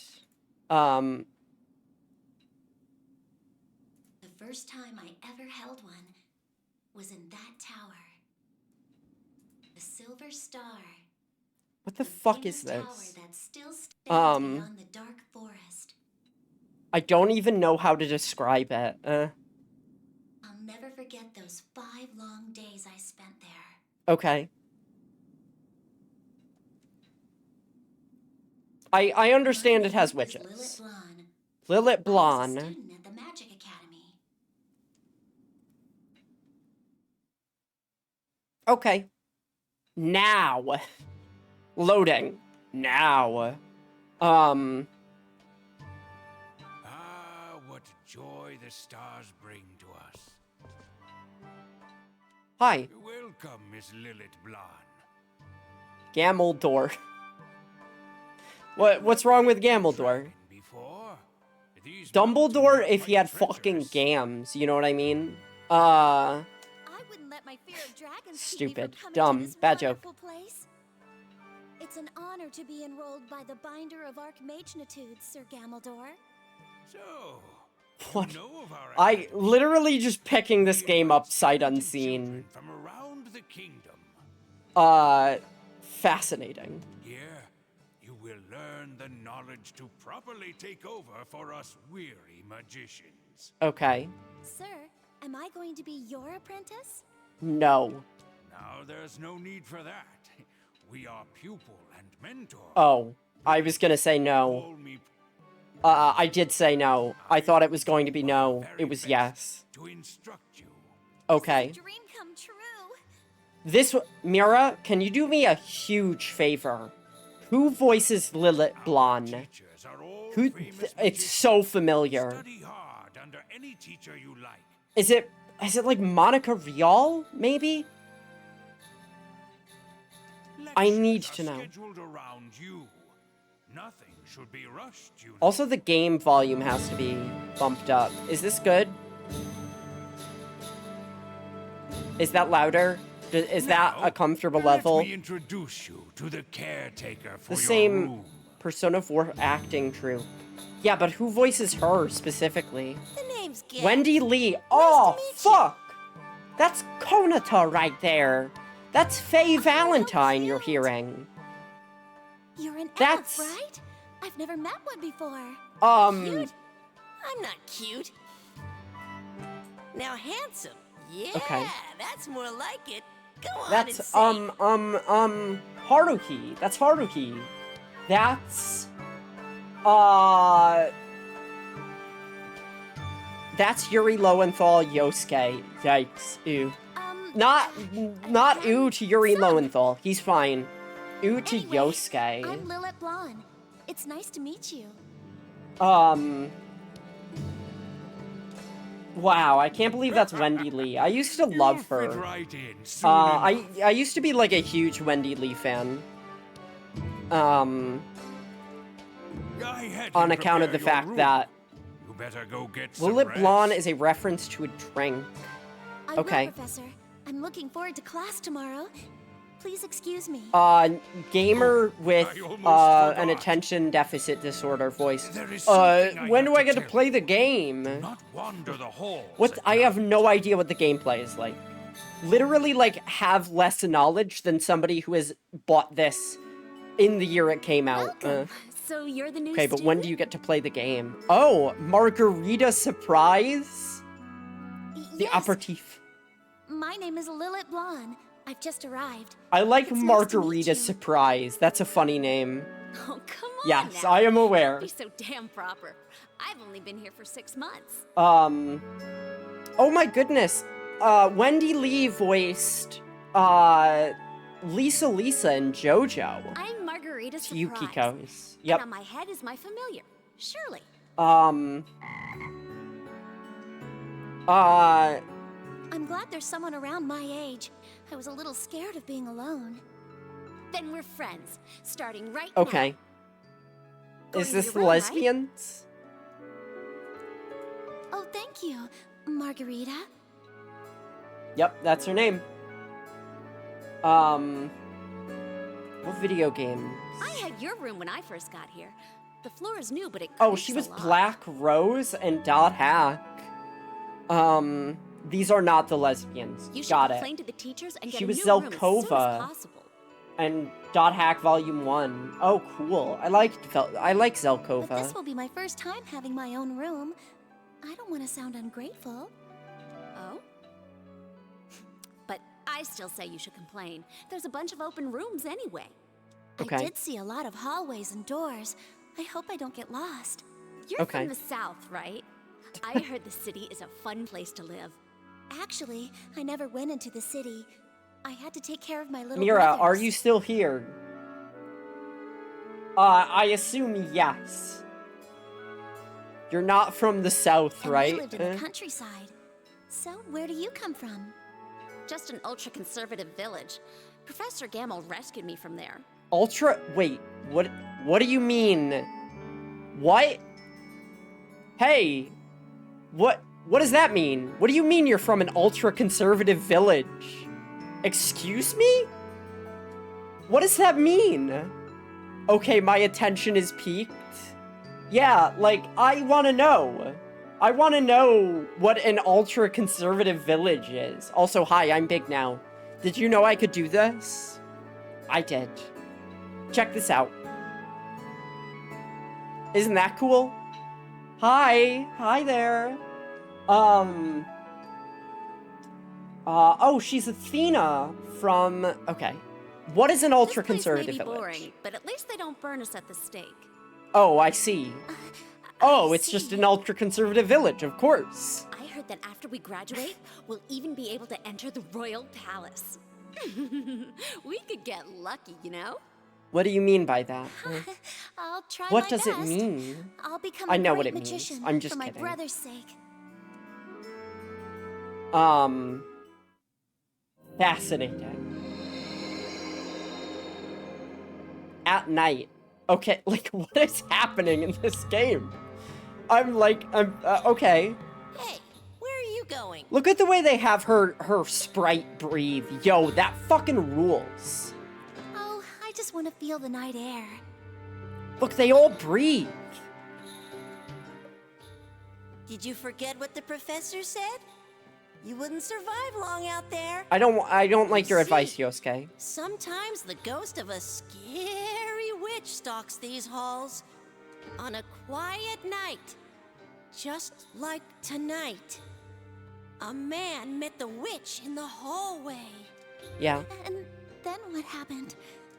The witch took him away. The professors couldn't do anything to help him. Oh, he just disappeared. But here's the scary part. 3 days later, he was found, cruelly tortured.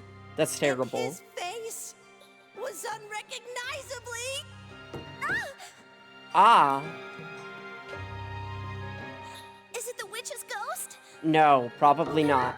Hurry! It's Margarita Surprise. Margarita's voice! I can't believe that her name is Margarita Surprise. It's so funny. Lilith Blonde is at least kind of normal. Margarita Surprise is just a straight-up drink. You wouldn't live long out there either. But you won't stop It until is. you It's get a stupid caught. name, and I do love it. Leave me alone, Shorty. Sometimes there's nothing better than a moonlit stroll. I'm just glad you're okay. But if the ghost is so dangerous, why don't the teachers get rid of her? She's perfect for keeping naughty kids in their rooms at night. Okay. Her presence Seems has extreme. faded. It seems the witch has passed. What the fuck? Oh, her familiar, Really? surely. Then let's go. Sorry for coming so late. Thanks, Lilith. I think I'll pass on the night air. You be careful. It's better for us both. I will. I'm going straight to Just bed. dropping that frog's voice in the middle of the conversation, I was like, wait, what the fuck is going on? Oh, I get to save! Well, it was a pretty, that was pretty strenuous. Wouldn't want to lose my progress through that, because who knows what'll happen. What is going on? Day 1 story. Trial stage. Okay. Oh wow, yeah, let's take a break. Let's not take a break. We don't need a break right now. Here's where I get to show my skills. Summon elf to aid you. Summon fairy. Level up fairy. What is this? Mira, why did you pick this game? Just curious. You want something? Just summon 1 billion elves. You want something? Mira, why did you pick this?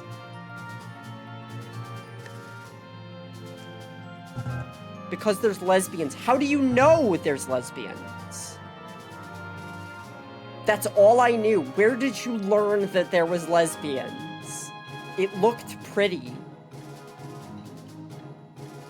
What? I read the TV tropes article. Oh, okay, of course.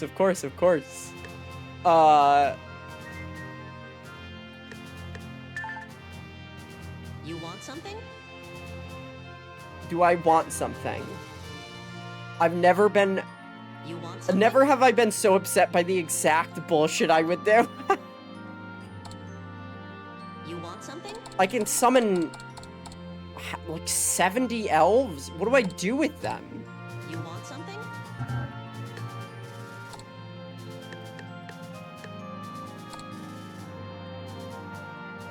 What is the objective here? Map. You want something? This is the easiest difficulty.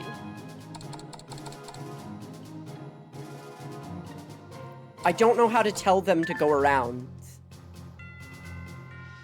Okay, that gets rid of that UI. You want something? Okay. Move to the selected area. Gathers mana from the crystal. Okay. Okay.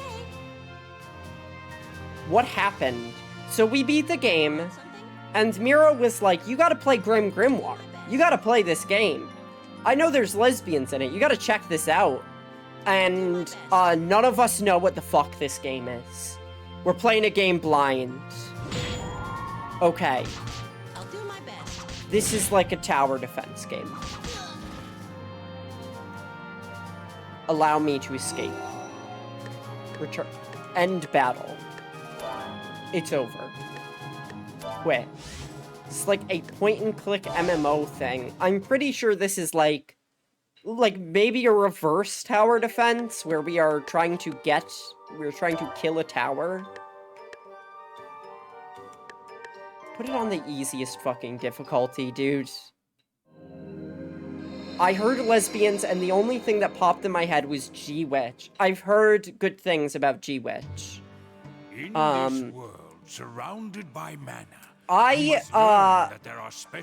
never watched G-Witch because I know that there are lesbians in other parts of Gundam.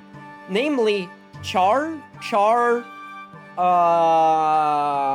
don't ask me what Char's last name is. and at the same time, a magician must Mira, I'm not going to train lie. himself to use This it game is correctly. dubious. Char Azenbol. Yes.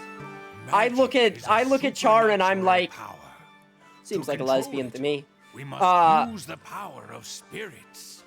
Okay. Small elves who live in the forest are especially friendly towards people. Wait, what? You could just skip the game? They What do you may mean? be whimsical tricksters, but they're also known for being good to us. Learning to borrow their power is always the first step to becoming a magician. Now, through the doors in the back, let's try actually using I'm fascinated. Amuro might be, I'm pretty sure. Oh, I got a question about G-Witch. Does a character ever get hit and go, not even my own father's hit me before? That's a classic. That's the one thing I know about Gundam is they go, not even my own father's hit me before. Because every other anime uses that line just straight up. Because of their diligence, no elf How do I can skip the game? refuse to lend his powers to a magician. Nice to meet you, friend of elves. Crystals are the source of magical Not in power. G-Witch, I see. They are the crystalline form of mana. As the elves bring mana into the rune, it converts into the magician's power. Now go on. Try asking them. Show us the rune and crystal you want us to go to, and we'll go get the mana. Now here we go. The UI fucking up is not helping this game.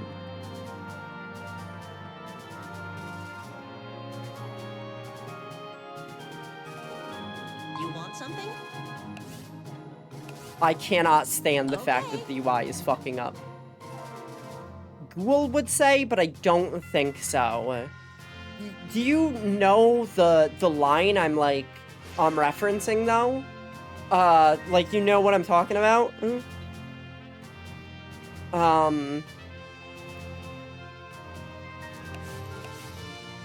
Yes. Gundam has a trope of the fathers being absent. Yeah. Well, I mean, it's also like, I don't think it's just like an absent dad thing. It's more like, you are treating me poorly in a way that I've never experienced, even by someone who is known to treat people poorly. Or like, you know, somebody who is viewed as more authoritative when it comes to that. Fucking... I don't know about this game.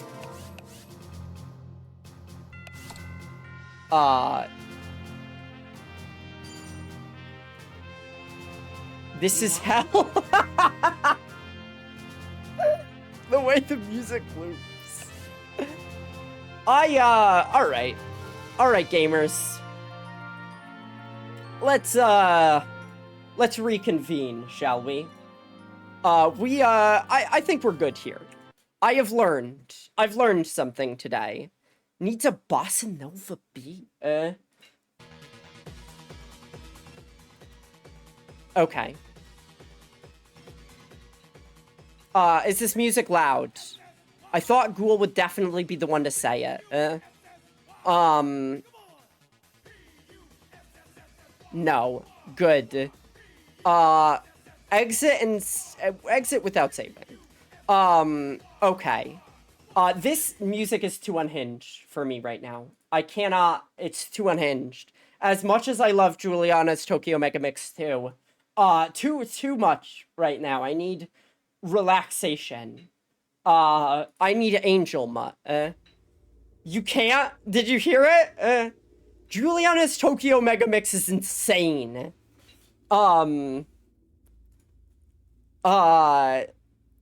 Okay. Consider. I was just, oh, I see. I cannot. I absolutely cannot. Let's,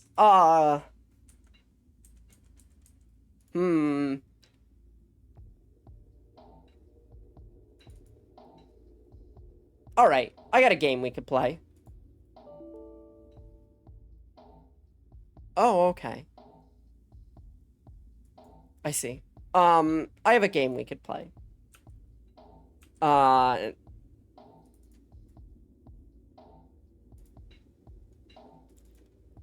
we can go to a classic.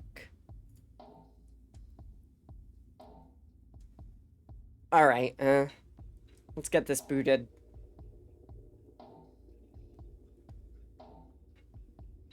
Are you guys ready to rumble? Roses. You feel me? You get me? We're doing rumble roses. It's rumble roses. So I love this game. Though it's not good.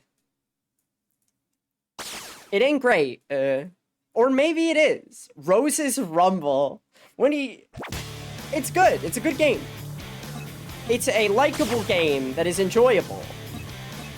Normal match. Now I gotta see my characters. We got Rowdy Reiko. I am not ready. The rumbling of roses, the roses that rumble. Yes. So we can do Rowdy Reiko's campaign, I think. I think there's a story mode for Rowdy Reiko. No. We can do Anastasia's campaign. We could do Sergeant Clement's campaign. I love Showbiz so much. Showbiz is so fucking cool. Alright, I don't want to do a campaign right now. We could do a match. I gotta warm up. Against, sure.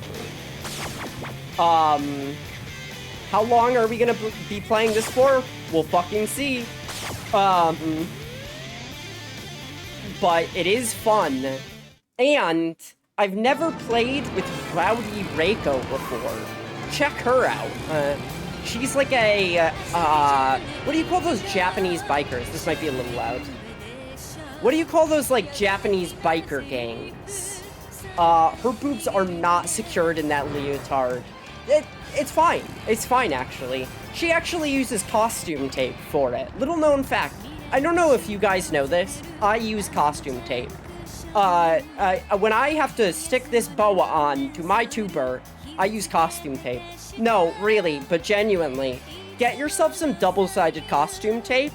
Clean your skin off so it's not, like, oily or anything. And then stick the costume tape on.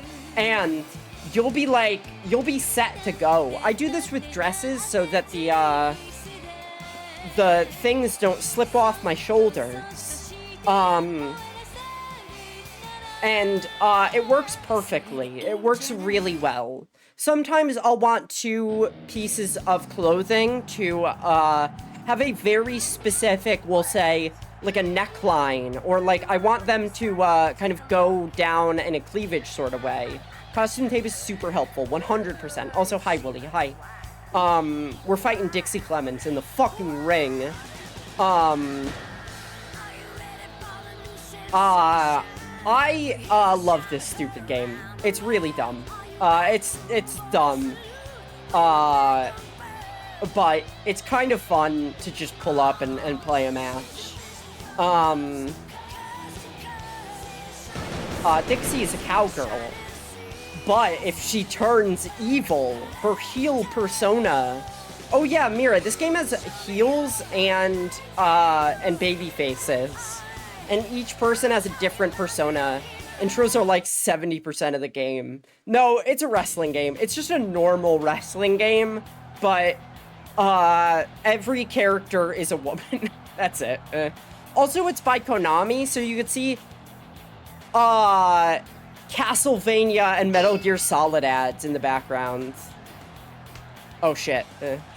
Now do I remember how to play this? Yes. Perfectly.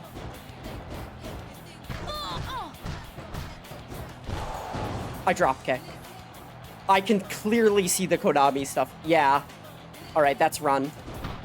Oh, I got clotheslined. I can't see. I can't see. Your butt's in the way. I can't see. No, not that. Okay. Rowdy Reiko's got this. Check that out. Lily, stop trying to defend this game. This game needs no defense. I'm not defending this game. I'm offensing the game. I'm playing offense over here. Hey, what's that menu? What was that menu about? I literally don't know. I think it was something to do with OBS. Alright, Sorry, you were distracted. What? By what? I'm so sorry. Is the stream not entertaining enough? Perhaps I need to hit her with one of these. A leg submission.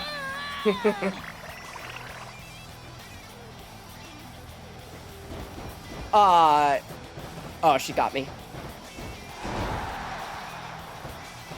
I've never played a wrestling game before. I had a friend get into wrestling, and as a child, I was like, I despise wrestling.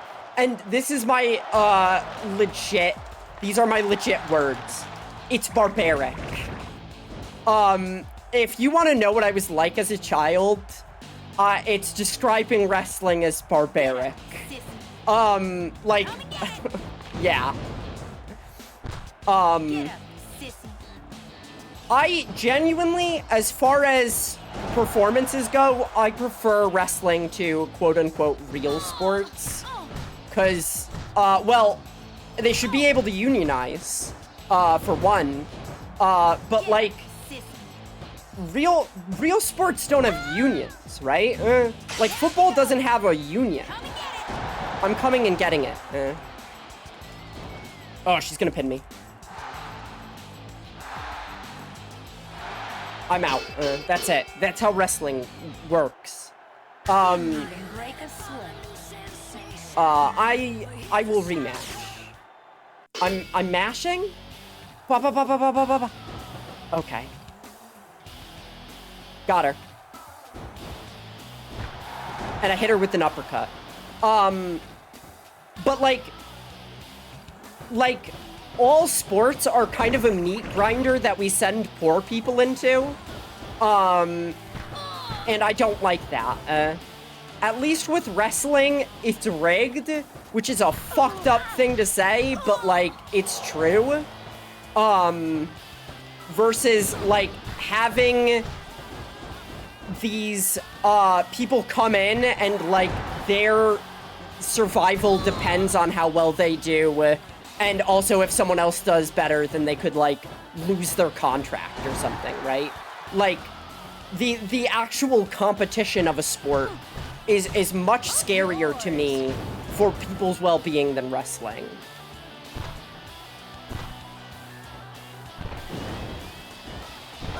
I got her.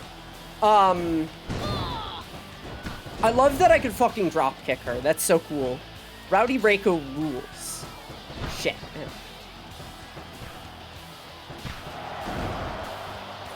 So you might recognize these moves if you watched wrestling because they're like well-known moves by people. Like you will do other people's finishers and stuff like that. Oh, she got me. Come and get it. I don't recognize shit. I don't know anything about wrestling. This is literally the most wrestling I've ever been exposed to in my life. For some odd reason. For some strange reason, this is the only wrestling that really appeals to me. Now, women's wrestling in general, oh, look at that fucking move.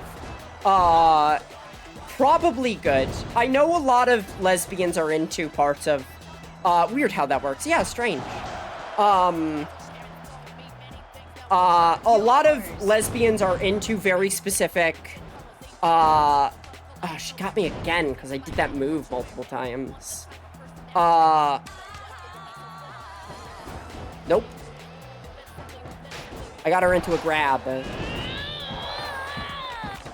But, like, the funny part about this game to me is that none of these animations are changed to make them sexier, right?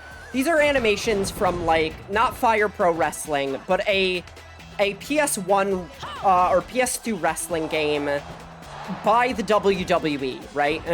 You see, like, fucking Kurt Angle and The Rock doing these moves, but all of a sudden they take a very, very different connotation when the person doing them changes. The jiggly body parts are notable, though. Yes, this is true. And the way that the game presents the moves is different, for sure. Drop kick.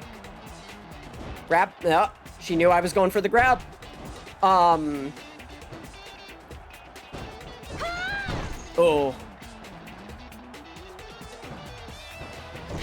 I'm in the turnstile. Oh no, she got me with the killer move. It's over.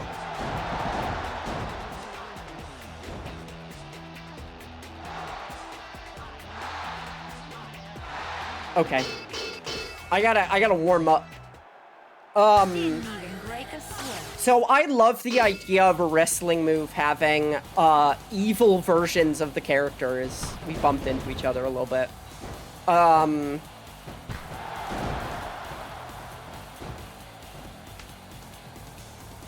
Nope, that was grab.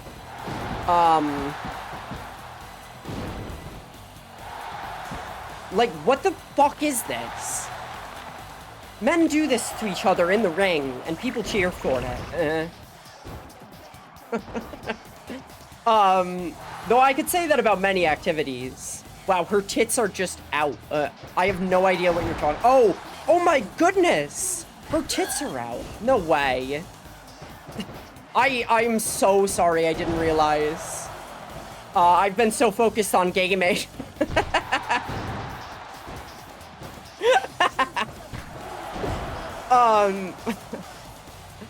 What? Ah, she got me with the grab.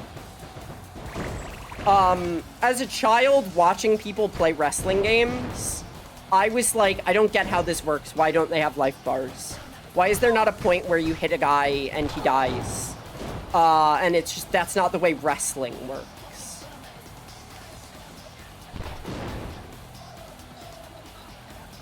Oh, I accidentally messed that up.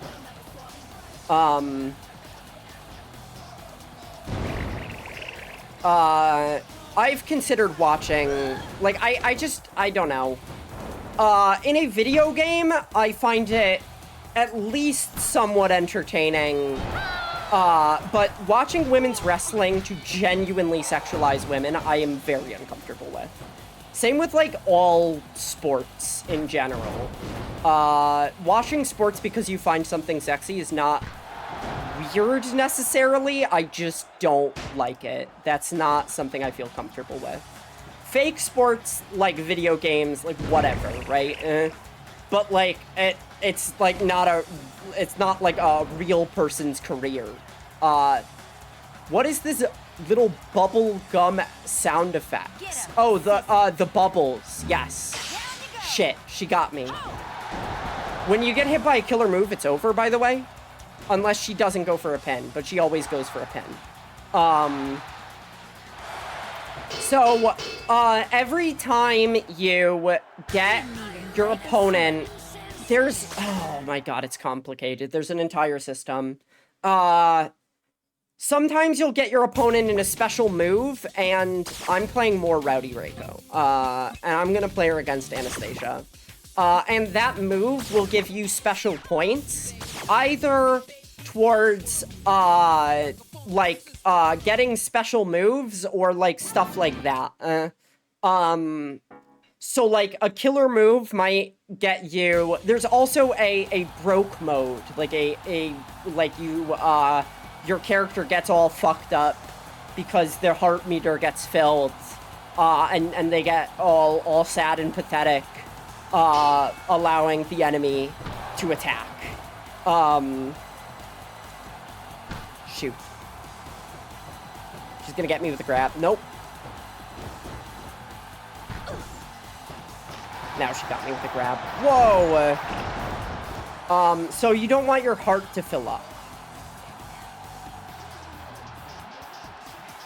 What? I tried to reverse it. That's what you do in this game. You reverse it. You flip it down, flip it and reverse it. Oh, I went for a pin. That's the wrong move.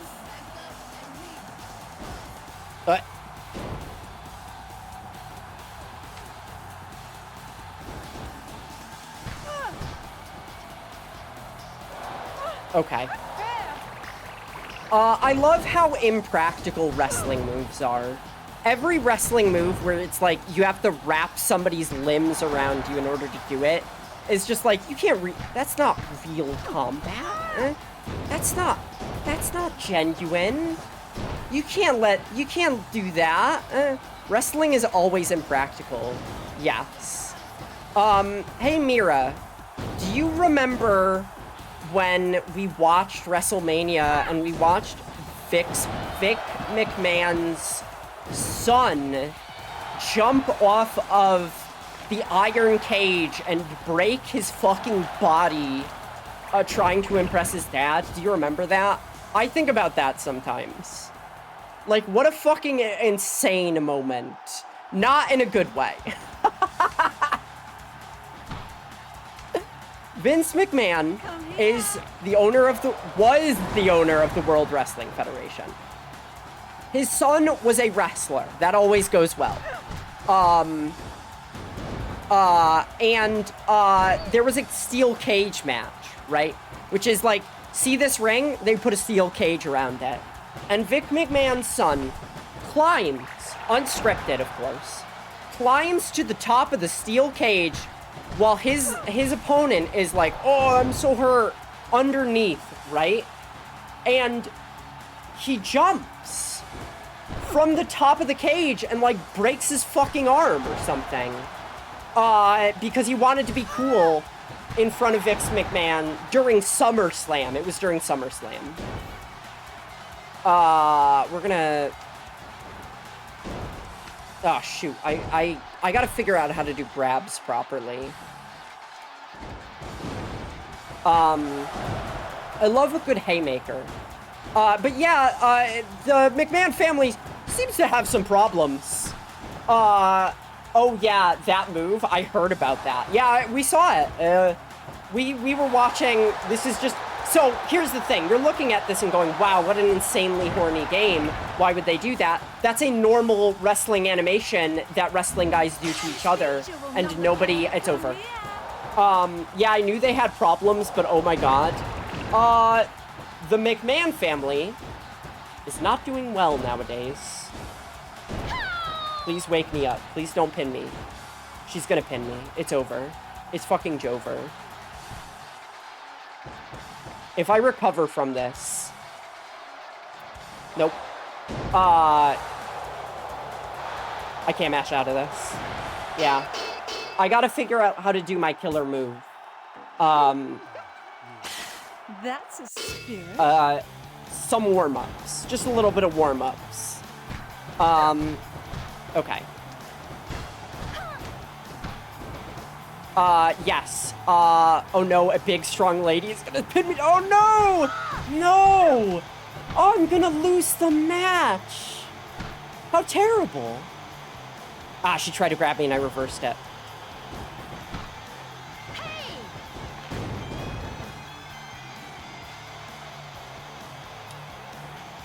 This fucking music sucks, for the record. Like, what is this? What am I... How is this supposed to hurt? I assume it hurts, because the game tells me it does, but I have no way of conceptualizing what it feels like to pretzel someone's body like that, or to have my body pretzeled. I don't know.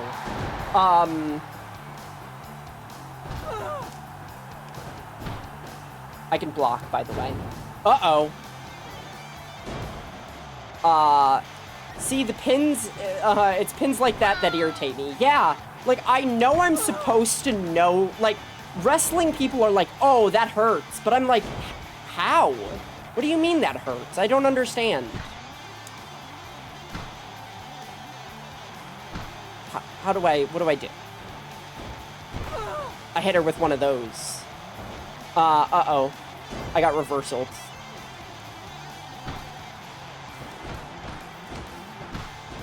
The whole point is to do things that look like they hurt, but I don't understand how it looks like it hurts. I just see it and I'm like, I don't get what's happening. I have no way of conceptualizing where the pain is in this man's body as it happens, right? Uh-oh. I got German suplexed. That's the one move I know. I think. I need to build meter. Uh-oh. Anastasia, don't. No, Anastasia. Like what is happening here? Is she trying to break her neck? Is that like what I should be understanding from that? I don't, it doesn't register in the way that it does seemingly for people who enjoy wrestling.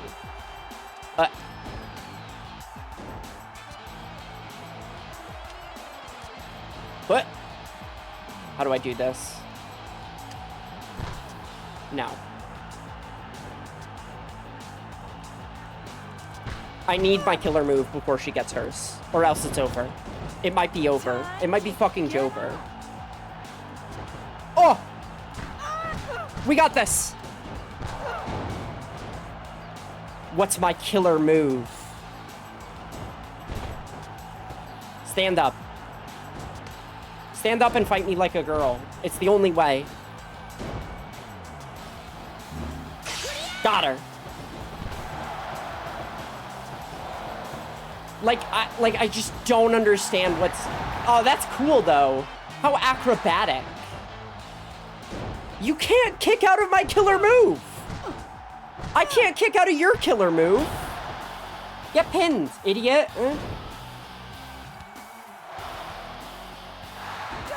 Oh, my goodness. This sucks. How is that a pin? It just is. It just hurts so much.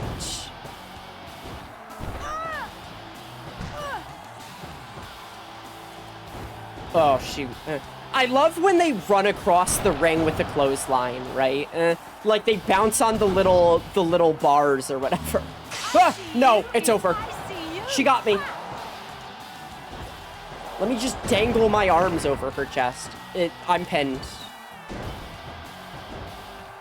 Unless she keeps missing. Oh, I'm back.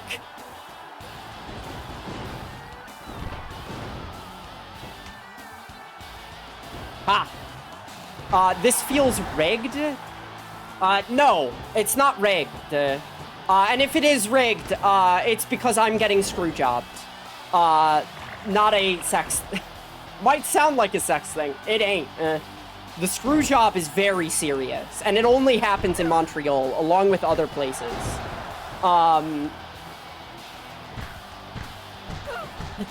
You don't know about the Montreal screw job? Oh my goodness. I get to tell someone about the Montreal screw job. I don't know much about it. The Montreal screw job was when two wrestlers went into Montreal, and one of them got screw job, which sounds like a sex thing, I know. The screw job is when they send a guy into the ring, right? And they're like, you're gonna win this match. You got this, buddy. He's gonna take a fall in the second round, don't worry. So you're like doing your normal job stuff, like telling, do I look like I know what a screw job is? So this guy goes into the ring and he's like, I'm just doing my job. Here, we're putting on a good show. You know, you're gonna lose and I'm gonna win, and that's just the way it goes in this. That's the way it goes all the time, and, she's doing her taunt. How cruel. And that's the way it goes. And he's like, okay, you're gonna get pinned, and then the ref is gonna count to 2, and then you're gonna bust out of it, right?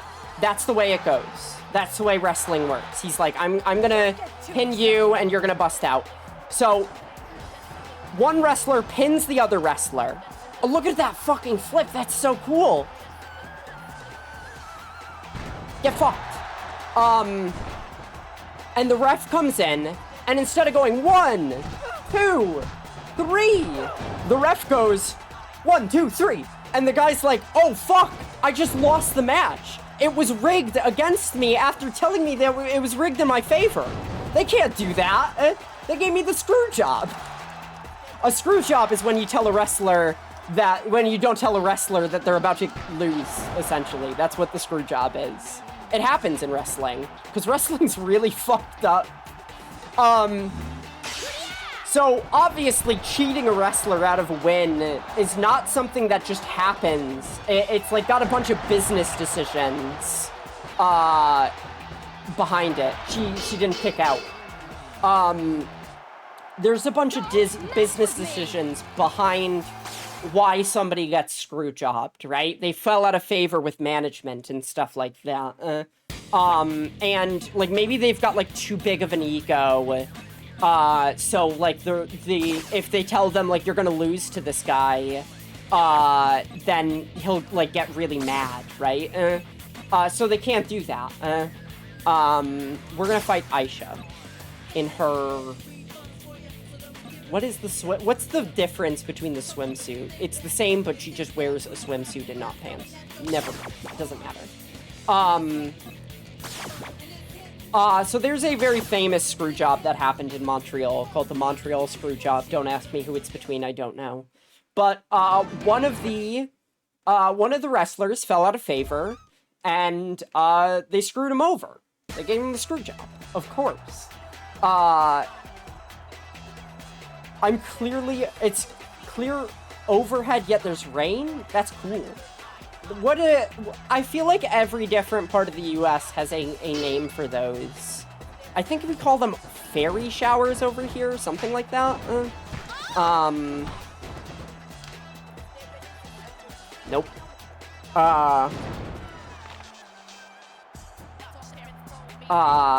Wrestling, fascinating business. Here's a fun fact. Vince McMahon's wife ran for Connecticut Senate before. Linda McMahon was like a genuine Republican contender for the state. Love hearing that midday through my Stardew playing. What do I do here? I grab her. Let's try up.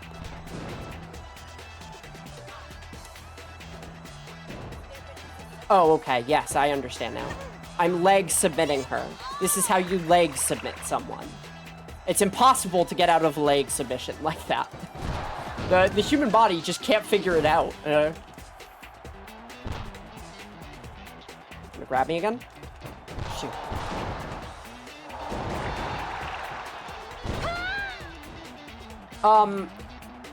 I love people who love wrestling, but I do not love wrestling. Shoot. Couldn't time it. In fact, I think wrestling as a business, it's bad. The stuff that goes behind the scenes, goes on behind the scenes in wrestling, terrible. Incredibly awful. Which recently came to the surface with stuff about Vince McMahon, where he got ousted from his own he was like, I retire, and they're like, please come back, we don't know how to run the business without you. And then, some scandals broke, and they were like, please go away forever, Vince. But he lives in my state. In fact... Shoot, I'm going down. This is a leg submission. I'm submitting my legs.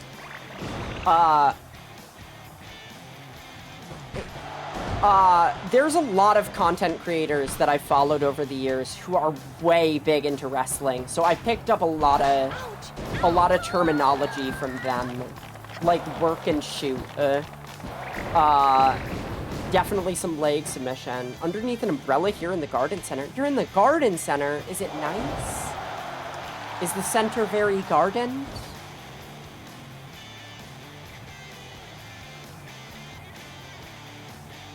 She's waiting me out. Shoot. She's got me bad. I'm getting beasted on. It's very garden in the center. I'm glad to hear. Oh no, that's impossible. Ain't no way. Alright, Ain't no thing. Guess I'll just too smooth for you. I got one more match in me, and then we could swap games. I have another game that I might like to play.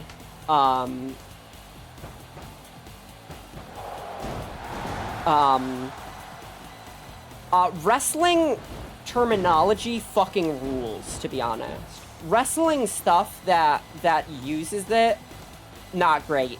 But, like, I love a heel, right? The idea of the heel is, like, it defies a lot of our understanding of protagonists in a way, right? Not many people come through the garden center, at least not through the gates, I see.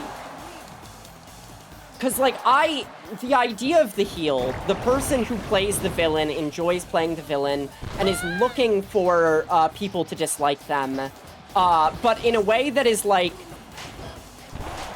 engages the person without, like, pushing them over the limit, right? There's not a good terminology, because, like, if you're just sorting things into heroes and villains, like, that doesn't have the same stuff going on. You root for the hero and you dislike the villain. But, like, rooting for a heel, people root for heels all the time. Sometimes you don't like a protagonist. Sometimes you don't like a hero. Sometimes you are the heel. And that rules. Work and shoot, also very funny. Kayfabe. Work and shoot, for the record, if something's for work, that means it's fake, and if something's for shoot, that means it's real. So if somebody is, like, you know, being antagonistic for work, that's one thing, but if someone's like, I'm actually mad, that's for shoot. It comes from, like, straight shooter. A lot of wrestling terminology comes from carnivals. Back when carny was a thing. So people that are, like, really corny and stuff with wrestling, if I remember right, are called carnies. Like, that dude's carny. Okay, we got her. That seems like it hurts. Like, am I eating her? Did I bite her hand? What? I just shoo on people in the ring? Wild. How do I do that? That move stinks. That move isn't showing. Kayfabe is obviously like a, an also useful term. Like, there are terms that kind of mess with our meta understanding of, like, entertainment in a way. Shoot. I'm trying to think of other wrestling terms. I use a couple. Other than face and heel. What? She's getting whatever this is. Also, you could tell this game was made in the mid-2000s because of the whale tail. The whale tail was popular and loved. Everyone loved the whale tail. There have been times when I tried to rock a whale tail and it just didn't, it doesn't work outside of the 2000s, it turns out. I was like, it's like retro. Nah, it's not. People just think it's tacky. This was in my much younger days, however. Sometimes you just gotta mess around and experiment. I feel like they can recover between my punches. Uh-oh. I'm in a stun.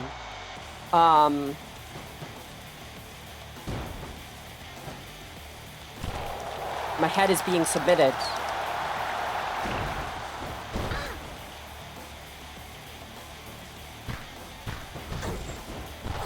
I love a drop kick. A drop kick as well. I feel like people love a drop kick. And I am one of them. I've learned to love the impracticality of a drop kick.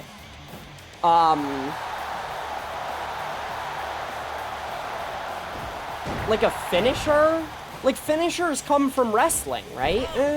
Somebody having a finisher, like, fucking rules. She got me. Nope. Shoot.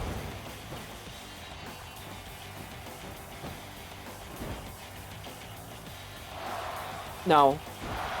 I refuse. Alright.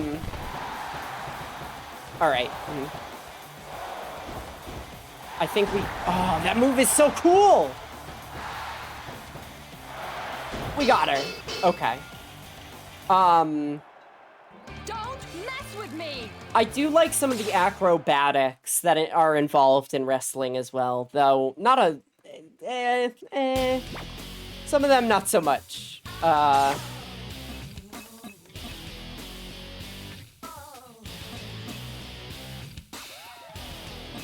Let's go up against Evil Rose.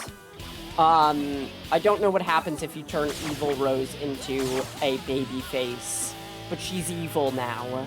She's like the mastermind of the game.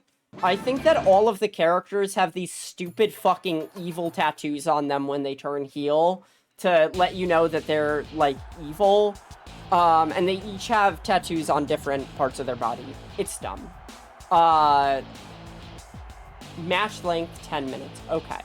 Let's try to end this one quickly. And if I lose, then I'll just move on. This game is fun, though. I enjoy it.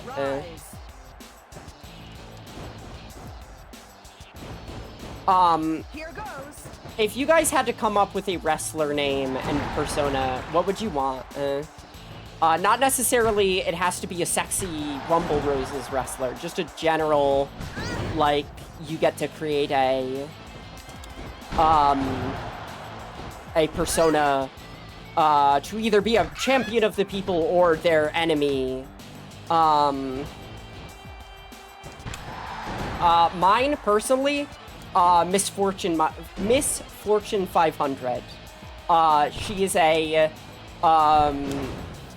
gal of the gallows. That's a good one. I like that.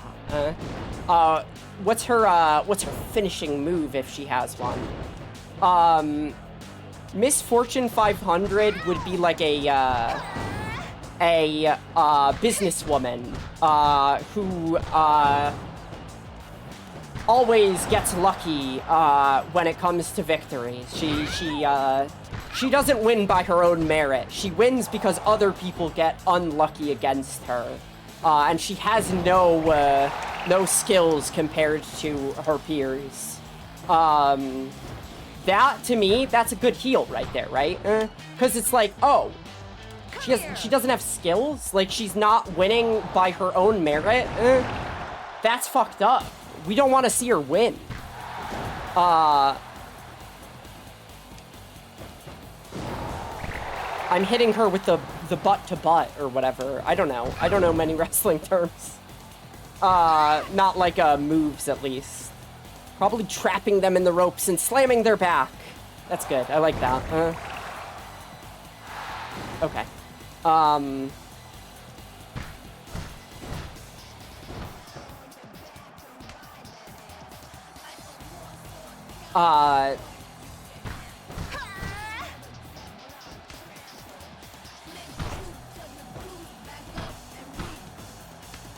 Uh-oh. Come here. Come here. I feel like the villainous rich person is very common in wrestling. Thanks, I just came up with it. Yeah, it works. Hey, sometimes wrestling doesn't have to be a high concept, you know what I mean? You could just be like, I'm Mephisto, the evil fucking demon, and people are just gonna roll with it. And in fact, there have been multiple wrestlers who are evil demons. There's, I think, a leprechaun who lives under the ring. Or he's like a nightmare creature and he eats worms. I think. I don't know if the guy actually eats worms. I think he does. I forget what his name is, but he lives under the ring, and I think that's really funny. The idea of being like, this guy's under the ring of every match, but he's... Alright, we won. Okay. I love that so much. Yeah, right? Like, the reality of wrestling is so weird in a lot of these. Of, like, are we just supposed to accept that that is real? And the answer is yes. You are supposed to just accept that that is the reality. That is genuine and sincere and serious. Alright. I do have a game that I really want to play. Okay. I saw a friend of mine, Trisha, play this on stream, and I have to try it. I have to feel it in my own hands. It is the well-known and beloved. Hold on. Let me make sure it works. Okay. It should be working.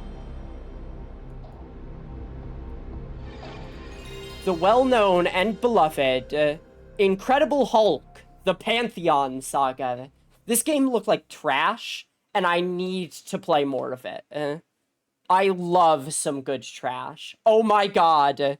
Yeah, right? Right? I saw Trisha play that, and I was like, I literally need to play through the entirety of this game immediately. This game looks so... It's by Eidos? Okay. Fuck it. Whatever. We bought... Why is there a password option? Difficulty medium. I kind of want to try hard. No, it probably just makes it... like, more damage happens. Alright. Magical fucking sounds on the soundtrack. This game had me in stitches. I truly was falling apart over myself watching this. I gotta get my hands on it. Oh, it feels weird. Oh, it feels weird. Okay. Punch. Duck. Kick. Jump.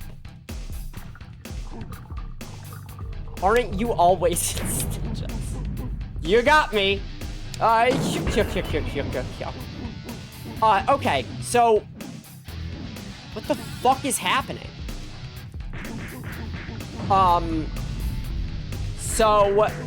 Fascinating thing about this game. That is an evil barrier. You may look at this game and go, okay, I get it. It is so much worse to play than it looks.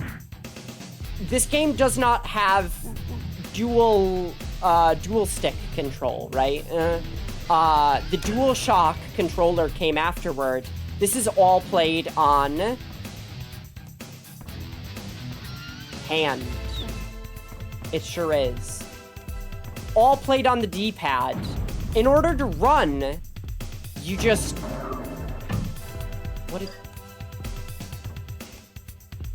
In order to run, you just hold it in a direction and Hulk run.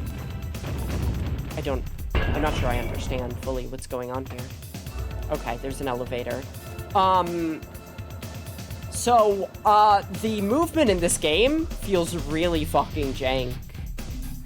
Now we're truly gaming. Yes, 100%. Winnie, this game can only be played with the D-pad. Did you know that? Watching Trisha play this, I didn't know that. I just assumed. This game fucking rules.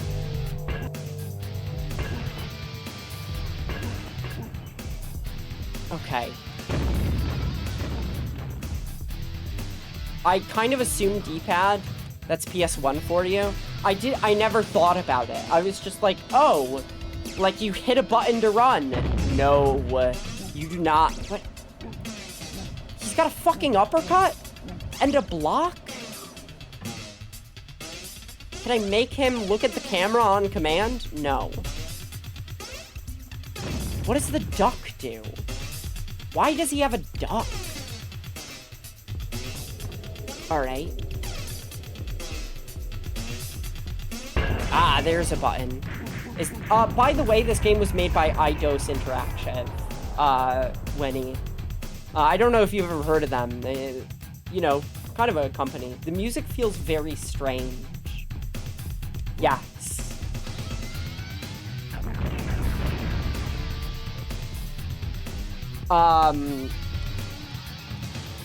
Did I... Oh, goodness. Okay. Okay. Nothing in this game feels right. if you're thinking I would play this game and enjoy it, maybe you're right, but I don't know. This makes them go... Okay.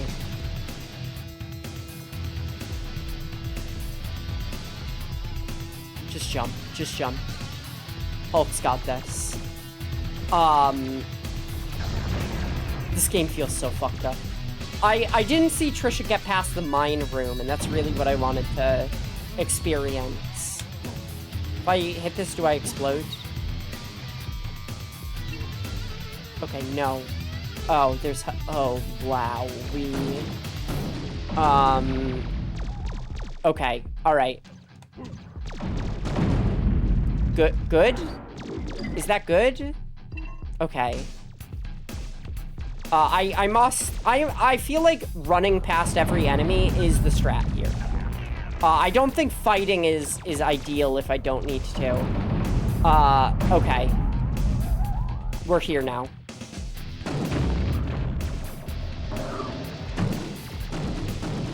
Oh. Yeah. This sucks. Okay. No. Please do not kill the Hulk. The Hulk needs to live. Okay. Ow. Okay. Hulk punch. Hulk lightly punch.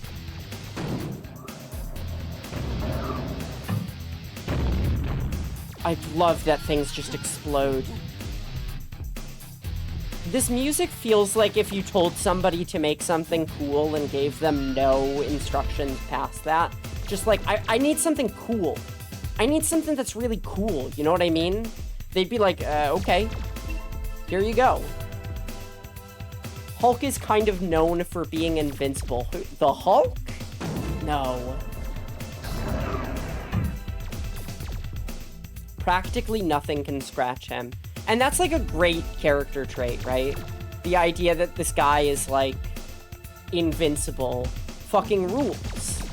But when you have to turn that into a video game, like it's fun on a more philosophical level, I feel. Where it's like, okay, like what matters to him in a world where he cannot be harmed? What does he value? Who is the Hulk in a world where violence cannot affect him? And this game is just like, yeah, it's, I don't know. Who cares? I feel like there's really good Hulk stories that have been made in the past. I've heard people describe, yeah, there's a lot of room for nuance and depth, right? I've heard people describe Hulk stories. I don't read comics that much. And I've been like, wow, that sounds really cool. But, they've locked me in. What am I supposed to do? Excuse me? You're not gonna see it here. No. They need a game about a guy who is big and punches, and here you go. It's a game about a guy who is big and he punches. And sometimes he kicks, and sometimes he does a little squat. Yo, Hulk. Hulk is caked up. Okay. That picture of a bunch of anime characters, including the Hulk, trying to lift a cross, and Jesus going, it's heavy, but instead of Brawly being caked out, it's the Hulk. I hope you know what I'm talking about. If you guys don't know what I'm talking about, I'll go fucking wild. That picture makes me laugh so much. I love caked up Brawly. I have no idea, but I'm deeply curious. Oh, I know exactly what you're talking. Can you post it in the server, Winnie? Otherwise, I have to go and pull it into existence. What do I do?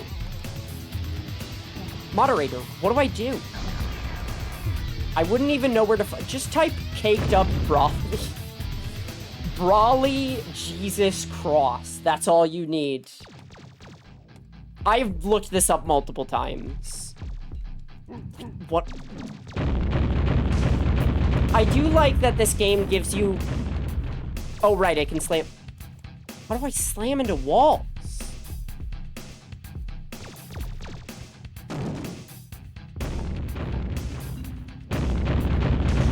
game gives me a way to vent my frustrations about this game. Like, there's up symbols there. Do I need that? Like, do I need to go up? Posted. Thank you. Oops, you can see the picture if you want. I gotta see this picture. It makes me laugh. Thank you. Absolutely 100%. That picture, but this Hulk. This one. You know what I mean? You know what I mean? Fantastic. Yes, it's good. Ow, ow, ow, ow, ow. I have 300 points. What? It says it's double arrows on this. Am I supposed to be learning? I truly don't understand.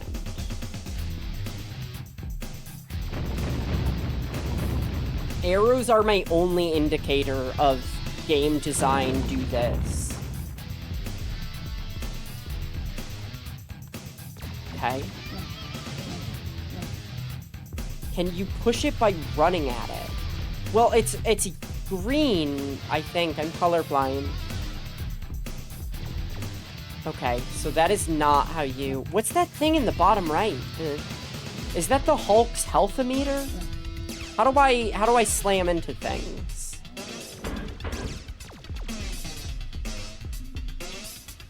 How do I slam into things?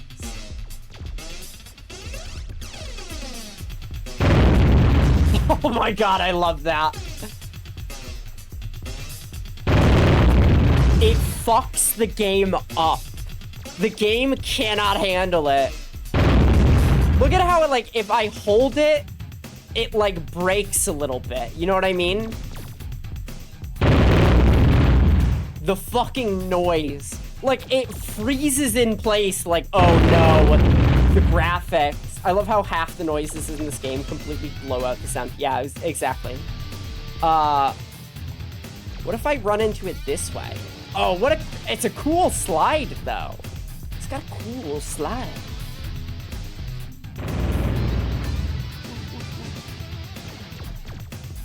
Okay.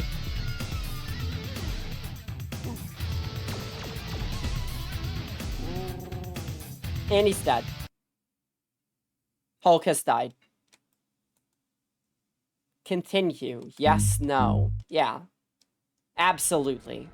And I continue from the start. Of course, why would you not? It's loading. The game is struggling. The game is always struggling.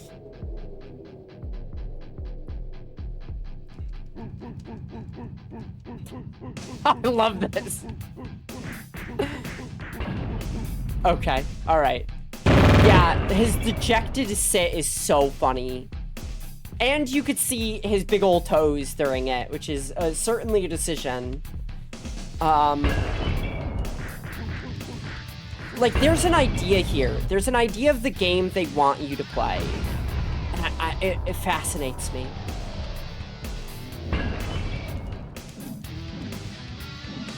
Look at this.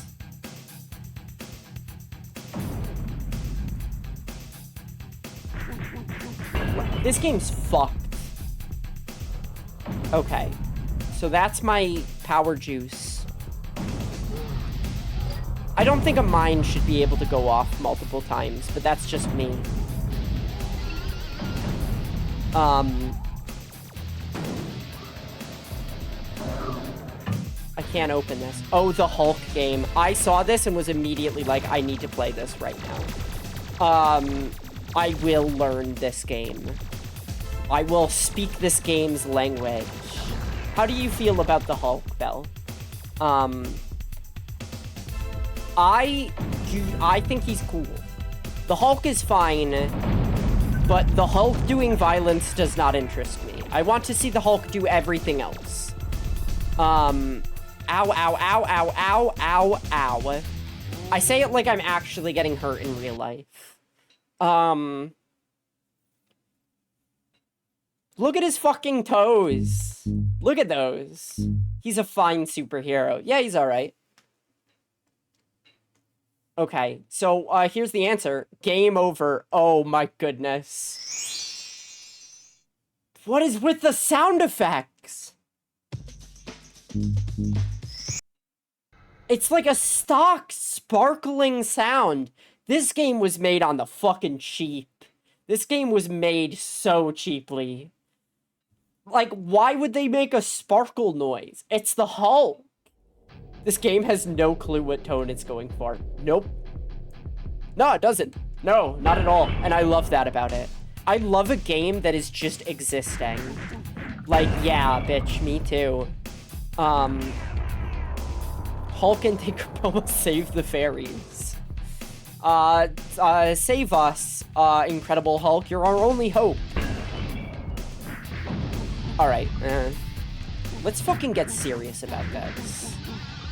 Listen, the Hulk is cool and all, but, like, we need to, like, the Hulk doesn't die. We need to get in the Hulk's head in order to play this game.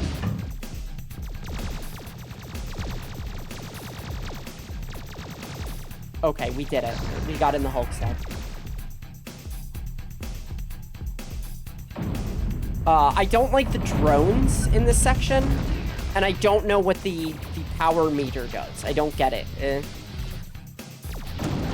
I guess I'll just do that. Get that health.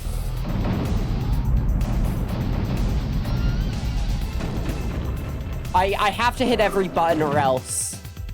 Or else what? I don't know. But that's the real fucking scary part. Just or else. This is the area where I went into and I exploded or whatever. Okay.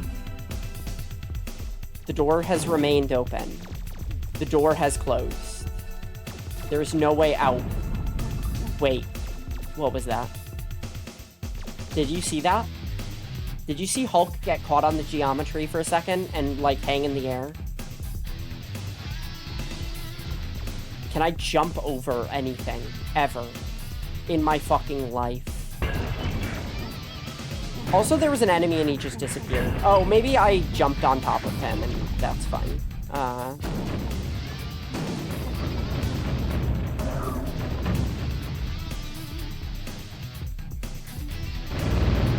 I fucking love that it just blows the speakers out. Hulk is so strong that he literally, like, implodes, like, sound itself. Okay. There was a noise. Did you hear that noise? I heard that noise.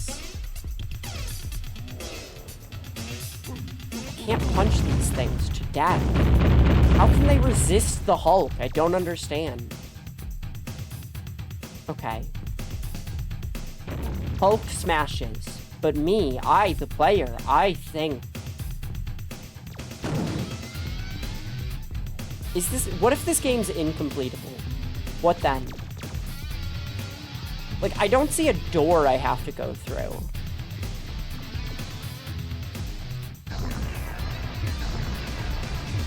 Why does it make that sound?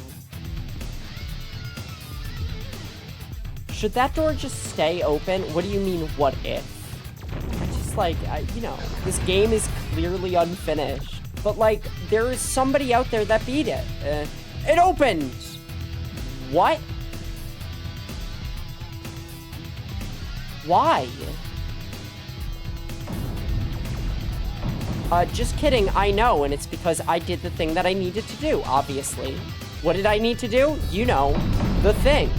The thing that I needed to do. Works every time. Except for the times when it doesn't work.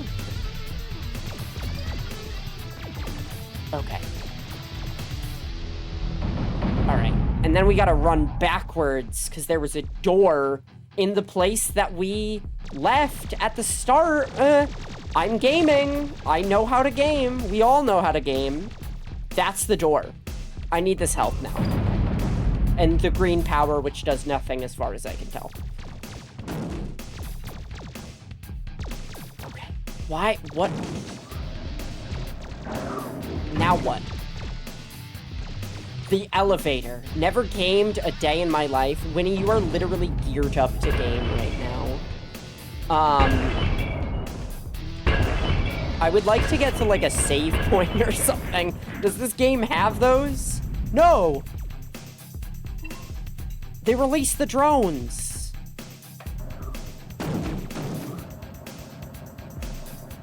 Oh, I can't. I just have to hope. Alright, it has passwords. How do I get a password? What am I doing here? There's another door. There's an exit.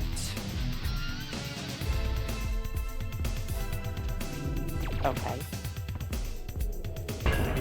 What does it mean? Gamers, what does it mean? Why was that door closed? Why? There's tons of boxes here, and they just put them there to make you feel good when you punch. Good, I guess. I love that. You don't mess with me, buddy. Come to my level so I can attack you, or else you are invincible. Fuck off. Maybe this game isn't too great. Having to fight these drones, I'm like, oh no. Uh-oh. Uh-oh, sisters. Okay. Alright. I hit that.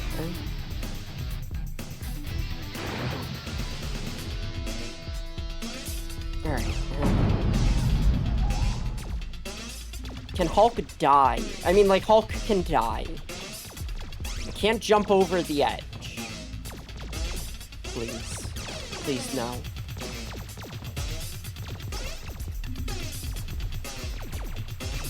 Do not crush Hulk's dreams.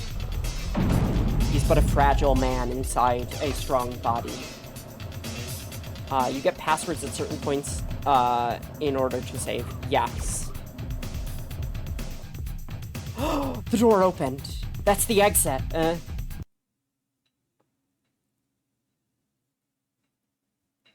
Oh, look at that fucking graphic of the Hulk.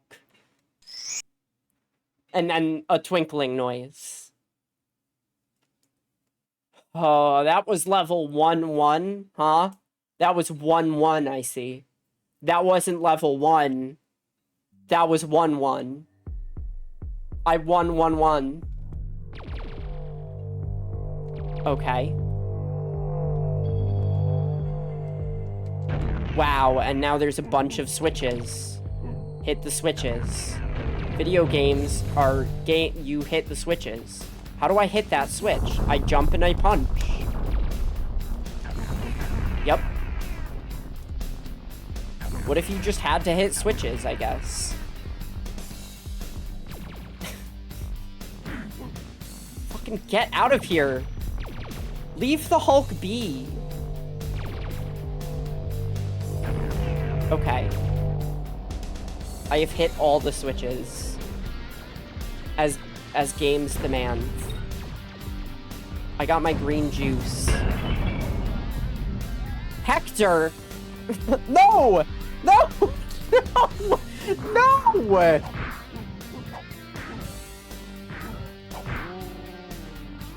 What are we doing? Who is Hector? Is Hector like a notable Hulk villain? Is there just a man named Hector here and you must kill him? Why is Hector behind a gate that I have to fucking spend so much life opening? Oh my god, I love this game. What a fucking... what were they thinking? I'm so confused. Hey, this isn't Final Fantasy. Hi, Shy. We beat the game. We beat Final Fantasy. No, I'm sorry. We unlocked level 2. We're on level 2 of Final Fantasy now. This is the more Final Fantasy. This fantasy is even more final. What were they thinking? Yay. Literally me in real life with real drones, though. I will fight a real drone, and I'll win, bitch. Alright. Hector, come on. Yeah! You gotta hit him with the slide. No, no, no. Oh, this sucks. This sucks. Yes, continue. And if I don't kill Hector this time, I have to fucking... The good old cha-cha slide. The good old, I'm gonna swing my arms, and if you're there when in front of me... oh, I forget how that Simpsons joke goes, but I love that Simpsons joke. I have to learn how to block. Oh, there's Chip. Cool. Cool, cool, cool, cool. Cool. Otherwise, the block would be too powerful, you see. You can't just spend all time blocking and then wait for an opening. There's got to be some Chip. Literally, what if I, instead of picking this game up, I chose to play God Hand instead? What if I was like, you know what? I feel like playing God Hand. Nope, not me. I played the Incredible Hulk now. I'm a Hulk gamer. Take it back now, y'all. Cha-cha, real smooth.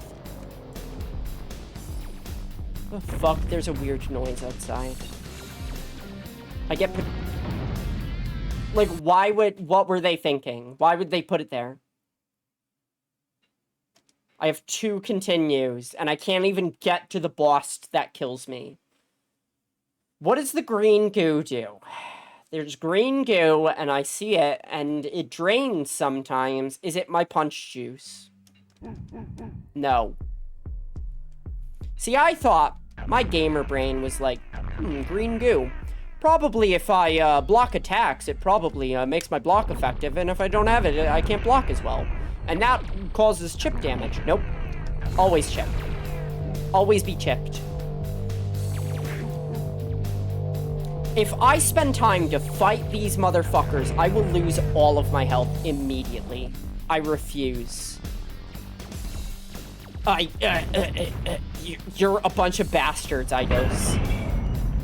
Okay. So ignore Hector. Hector isn't real, he can't hurt you. Etc, etc. Okay, there's health.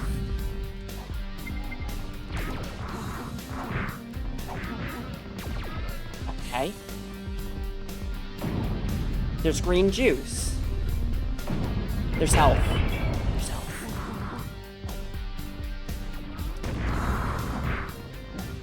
Okay. There's green juice. Get him with the uppercut. Let's get him with the uppercut. Yep. It does slightly more damage. It sure does. Is Hector a recognizable comic book character that I'm just, whoa, missing out on? Because I don't think so. I don't think he would just be named Hector. He'd be named like Son of Scar. I was so close. I am so close to beating this, gamers. I don't know. I am loath to begin again. The thought of beginning again terrifies me. Hello, Dumpling. My dumpling is here. Okay. 1, 2. If we don't spawn in the drones, they won't spawn in, and then we'll be fine. Child's logic, if I can't see it, it's not there. Ow, ow, ow, ow, ow, ow, ow. Stop it. Get some help. But, like, it is true. If they don't spawn in, they don't spawn in. Let me go. So, here's a fun thing. Here's a fun... Oh, we got an orb. The uppercut kills them in 1 hit, I believe. I don't have the continues to mess around here.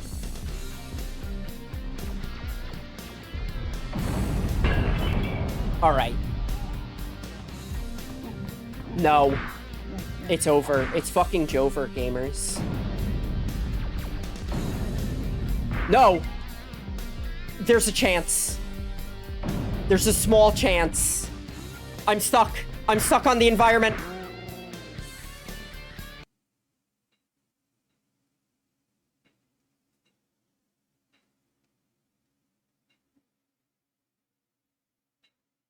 Thanks, Hulk. Well, I'll give it one more go around. We'll do it one more time.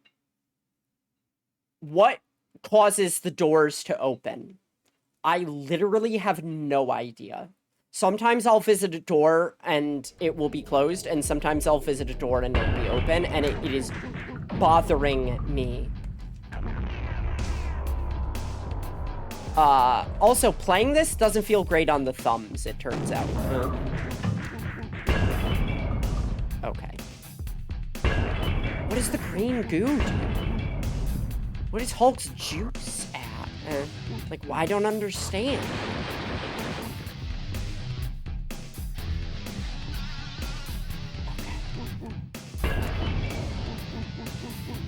I love when it's just like two guys can't hit each other, going like, come on, come on. Look at this. Oh, I want to assume the manual would help, but frankly, who knows? Yes. Yeah, yep. The manual would probably have information. I got one more go at this, and then it's fucking Joker. Like, I need to activate, I believe I need to activate, in this world nothing is certain. I believe I need to activate the elevator.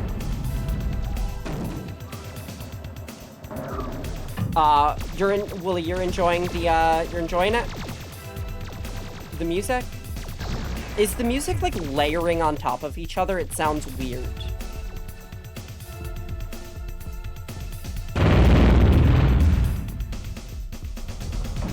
Love the slide. The slide kills me every time. Not literally, though. No, it's just bad fucking music. Oh god, this game. Yeah, yep. I want to get to know this game on an intimate and personal level. I want to play this game and truly understand it as I would a family member. Alright.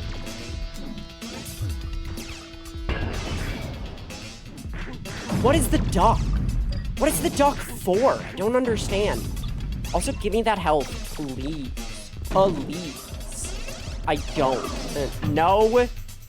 Literally no, I don't. This is where being a heel streamer comes in. You cowards. You would leave Hulk in his weakest moments. Okay. Hulk needs us. Oh, how do we open this door again? Alright. I am on the side of continuing to play this. What do you... I'm enjoying this. I don't even like Marvel that much. It's the Hulk. The Hulk transcends Marvel. If the Hulk showed up in Batman, I would just accept it because I feel like he belongs everywhere. Mr. the Hulk. Has the Hulk ever died? Has someone ever killed the Hulk? DC is better. I literally don't know what the difference is. One of them has Batman and the other has the other guys. Who fucking cares? Yeah. Hulk has died multiple times in many timelines, but none of them that matter. Batman and Superman. Here's the thing, I don't like Batman or Superman. They're fine, I don't care. I'm not invested in them. I am invested in Martian Manhunter. That guy's a little weirdo. He's a little freak and I love that. Green Arrow is better. Don't care. I would like it if a man hunted as a Martian. I like that his name is John Jones. It makes me laugh. And the fact that he changes his name from John Jones to John Jones, from my understanding, hysterical. What a perfect character. Also, I saw him as a child in Justice League. and was just like, what? Like, you got Batman, Superman, and a weird fucking dude, and I appreciate that. Oh no. Oh no. Oh no. Manhunter is great. Are we talking the Martian variety or the variety by a certain director who did Heat? I forget what his name is. Winnie, what's that director's name?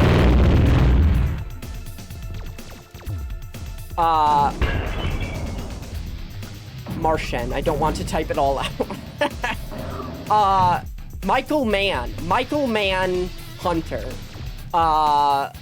Michael Mann Hunter. Him. I love that movie. That movie's really good. Genuinely, like, Silence of the Lambs fucking who? Okay, we're out. Hulk has been freed. And now what? And now what? And now we just get fucking bodies. Michael Manhunter. No idea who that is. Michael Mann is a famed director who did Heat. He did Manhunter. He did... oh, hold on. I gotta take a call.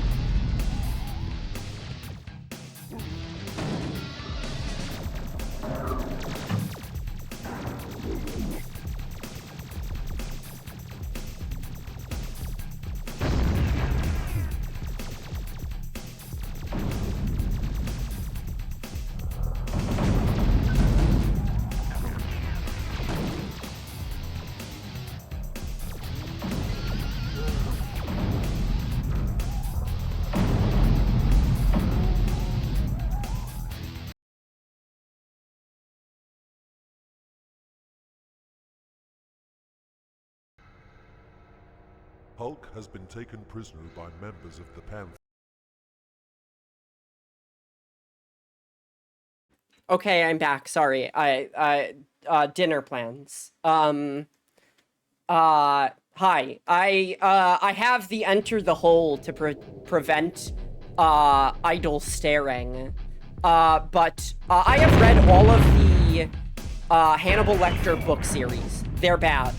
Here's what I can tell you about them. They're bad and forgettable. So, don't bother. Red Dragon, not entertaining.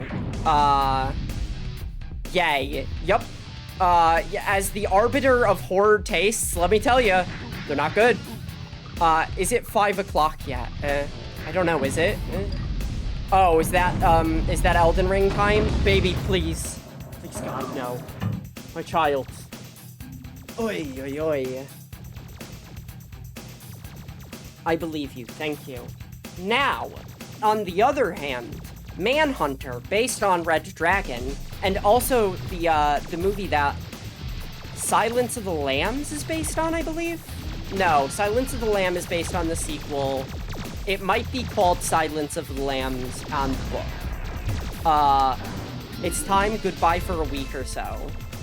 I see.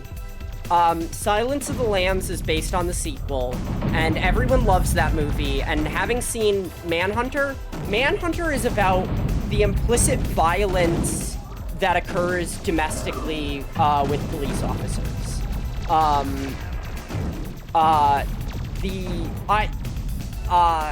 I won't be able to get the DLC until tomorrow, I see. Time to kill both Maug and Radahn. I've been thinking a lot about Elden Ring recently and the kind of philosophy behind it. But I feel like there are people that play Dark Souls. So there used to be people when you played Dark Souls that would say, get good, right? And that's kind of dropped off on most sections of the internet now. But I feel like... Hulk, slide out of there. Bitch. 5 so I can go to lunch, go home, feed the dogs. Yeah, yep. That is also a worthy thing. Winnie, if you're still here, we have to watch Game Changer. So, Mira wants to watch Game Changer. I'll do one more continue and then I'll call it quits because I can only handle so much radioactive material in the Hulk game in a day. And then I'll be back for Clock Tower 3. But I feel like what do you mean it's only halfway up? Okay. And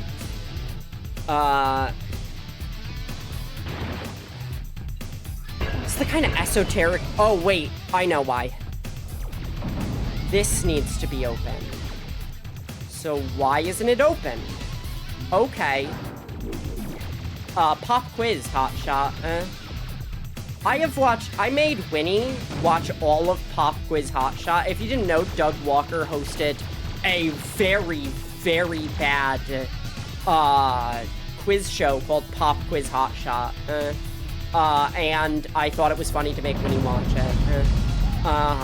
And I was right. It was funny. I hate these drones. I despise these drones.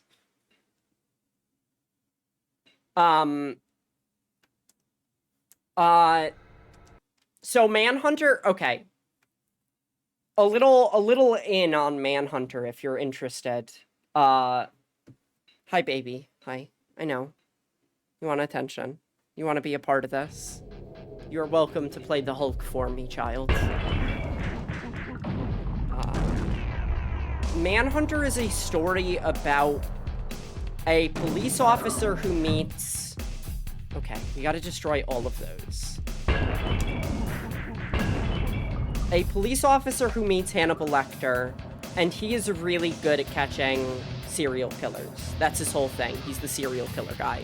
Everyone knows him as the guy who catches serial killers, and they love him, right? And Hannibal Lecter sees him, and he's like, oh, the reason why you're so good at getting in the head of a serial killer is because you are, like, one of our kind, as it were. Which, you know, fucked up. As the movie progresses, you see, yep. As the movie progresses, you see that this is a guy who kind of lusts for violence, but there's nobody he can reasonably take it out on in his life, right? You can't, like, you can't just murder a child or murder a woman without being a serial killer. So instead he hunts them down. Like a man who hunts. Man! Hunters! You know what I mean? You get it? Manhunter. It's good. And kind of that, yes. Yeah, very clever. Such wordplay, yeah. Nobody would ever guess. Manhunter is about a man who hunts, man-hunters, who hunt man. Real poetic stuff. Anyway, I will say, all of the original novels, all of the original Hannibal Lecter novels have strange homophobia in them. That is glossed over by people who are, like, big fans of, like, oh, I love, you know, Hannibal Lecter stuff. Reading the books, it's like, oh, like, why are they're like, in order to catch this guy who is killing women, we're gonna call him gay in a newspaper. and that'll get him. And it's like, what? What does that even mean? Like, what are you talking about? This is nonsense. Okay, it's up.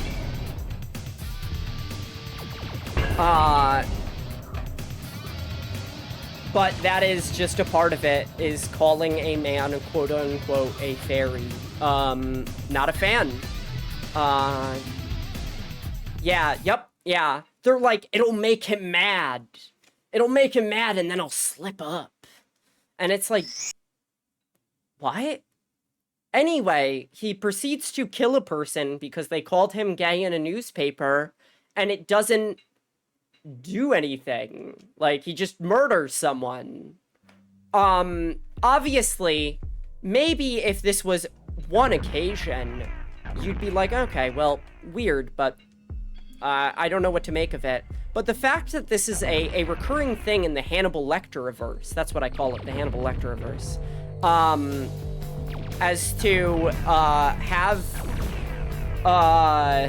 like a trans, like a weird trans serial killer thing going on, and also that it's like, this is a little too common for me to just write it off. You can't just be like, well, it's only one instance. It's like, no, it's kind of a recurring motif that happens in these. It's Hector. Bitch. That's what I wanted. No, no. No. Is that all my continues? One more? That's the fucking game. Alright. I gotta call it. I gotta go watch Game Changer with Mira before I play Elden Ring. Oh, I'm sore. Yeah, I'm not a fan of it. Yeah, yep. It's not great. Hi, I'm bigger here too. I could do that. Check that out.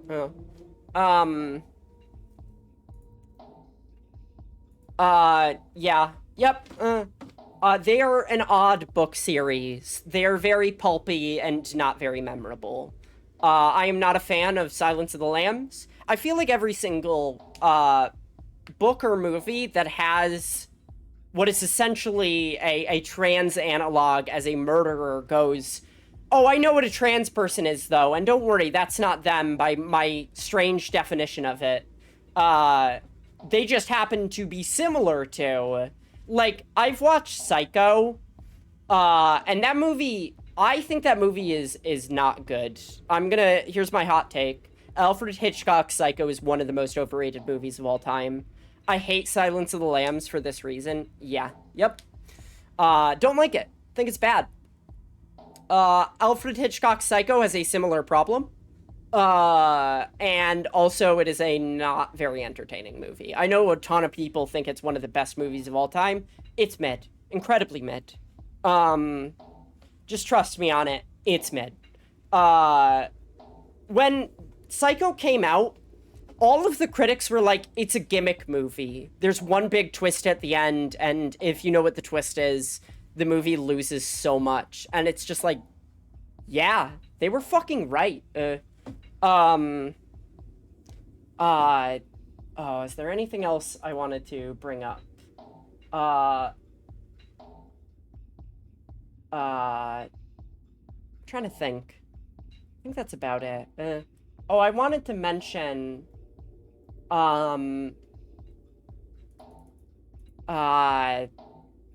yes, before I go, I've been thinking about Elden Ring a lot. I feel like Dark Souls has really messed with people's understanding of challenge. People online don't say get good anymore, but I feel like people say it internally. I've watched multiple streamers at this point, go through all of the Dark Souls game, and one of them said something that made me really sad. She was playing Dark Souls 3, right? And she goes like, am I supposed to run past the enemies? I don't understand. Are you allowed to run past the enemies? And it's just like, it's very clear that they expect you to do that. It is very normal to run through an area and just duck and weave. But people genuinely get it in their head where they're like, if something is more challenging, it's more rewarding, right? Like, there's a linear kind of graph in their head to challenge and catharsis. If I do something and it takes me fucking hours, and I just keep doing it until I win, then it's worth it, because the catharsis is worth it at the end.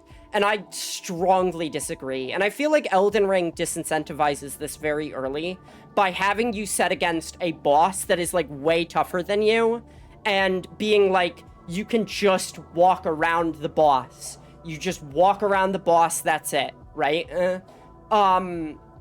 And there are multiple points in Elden Ring where that's kind of the case, where it's like, you have a challenge, but you don't have to do it right now.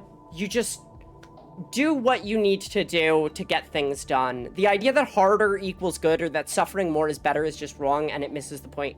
I literally thought that doing things the hard way for like a decade of my life meant they were more worthwhile, and they're not. Doing things a clever way is just as good as long as it gets it done, right? Like, do it in a way you enjoy, of course, but, like, part of Elden Ring is using, quote-unquote, all parts of the buffalo. You need to engage with all of the mechanics in order to, like, understand what the game is going for, in my opinion. Like, knowing how to use an item, when to use an item, knowing, like, how to respec and trying different stuff out. I think that Elden Ring appreciates that level of experimentality in a way that I think earlier Dark Souls games kind of don't necessarily motion towards. Literally, the core of the Soul games has always been finding clever solutions and finding a way that works for you. Yes, it is not necessarily about throwing your meat against the wall and hoping that it sticks, or hoping that it bursts through the wall. They were never meant to be brute force until you win. Yeah, like, there is a level of, like, well, a challenge is a challenge, and it is going to be static no matter what you do. But,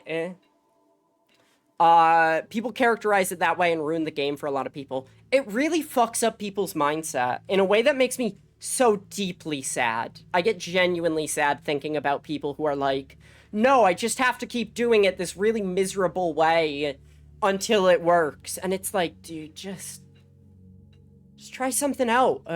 Try something different. I've been playing Souls games for literally 9 years now, and I had that problem for, like, a genuine problem that reflected into other parts of my life, and it makes me sad. For some people it works, I'm sure, but because something is more difficult does not mean it is more rewarding.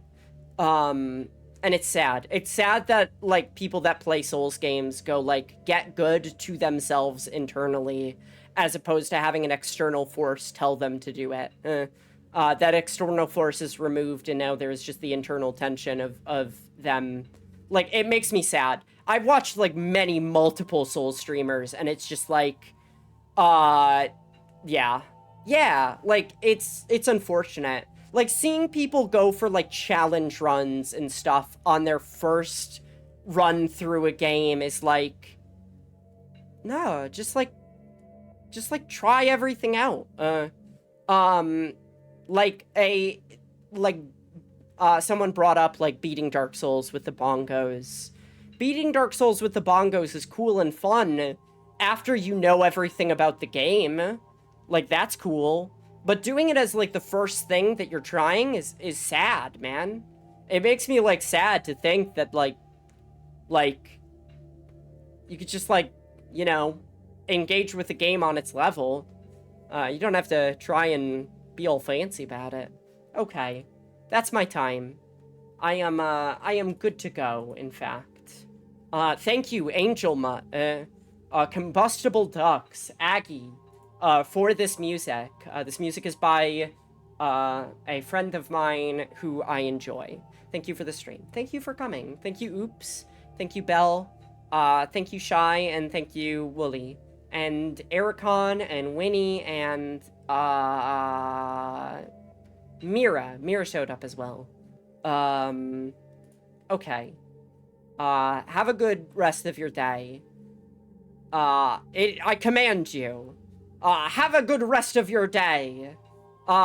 This is the royal decree. Okay. Having fun. Yep. Bye, Nee. Bye-bye. Bye. Oh, shoot. I'm on the screen. Hi. Okay. I'm here now. Bye-bye.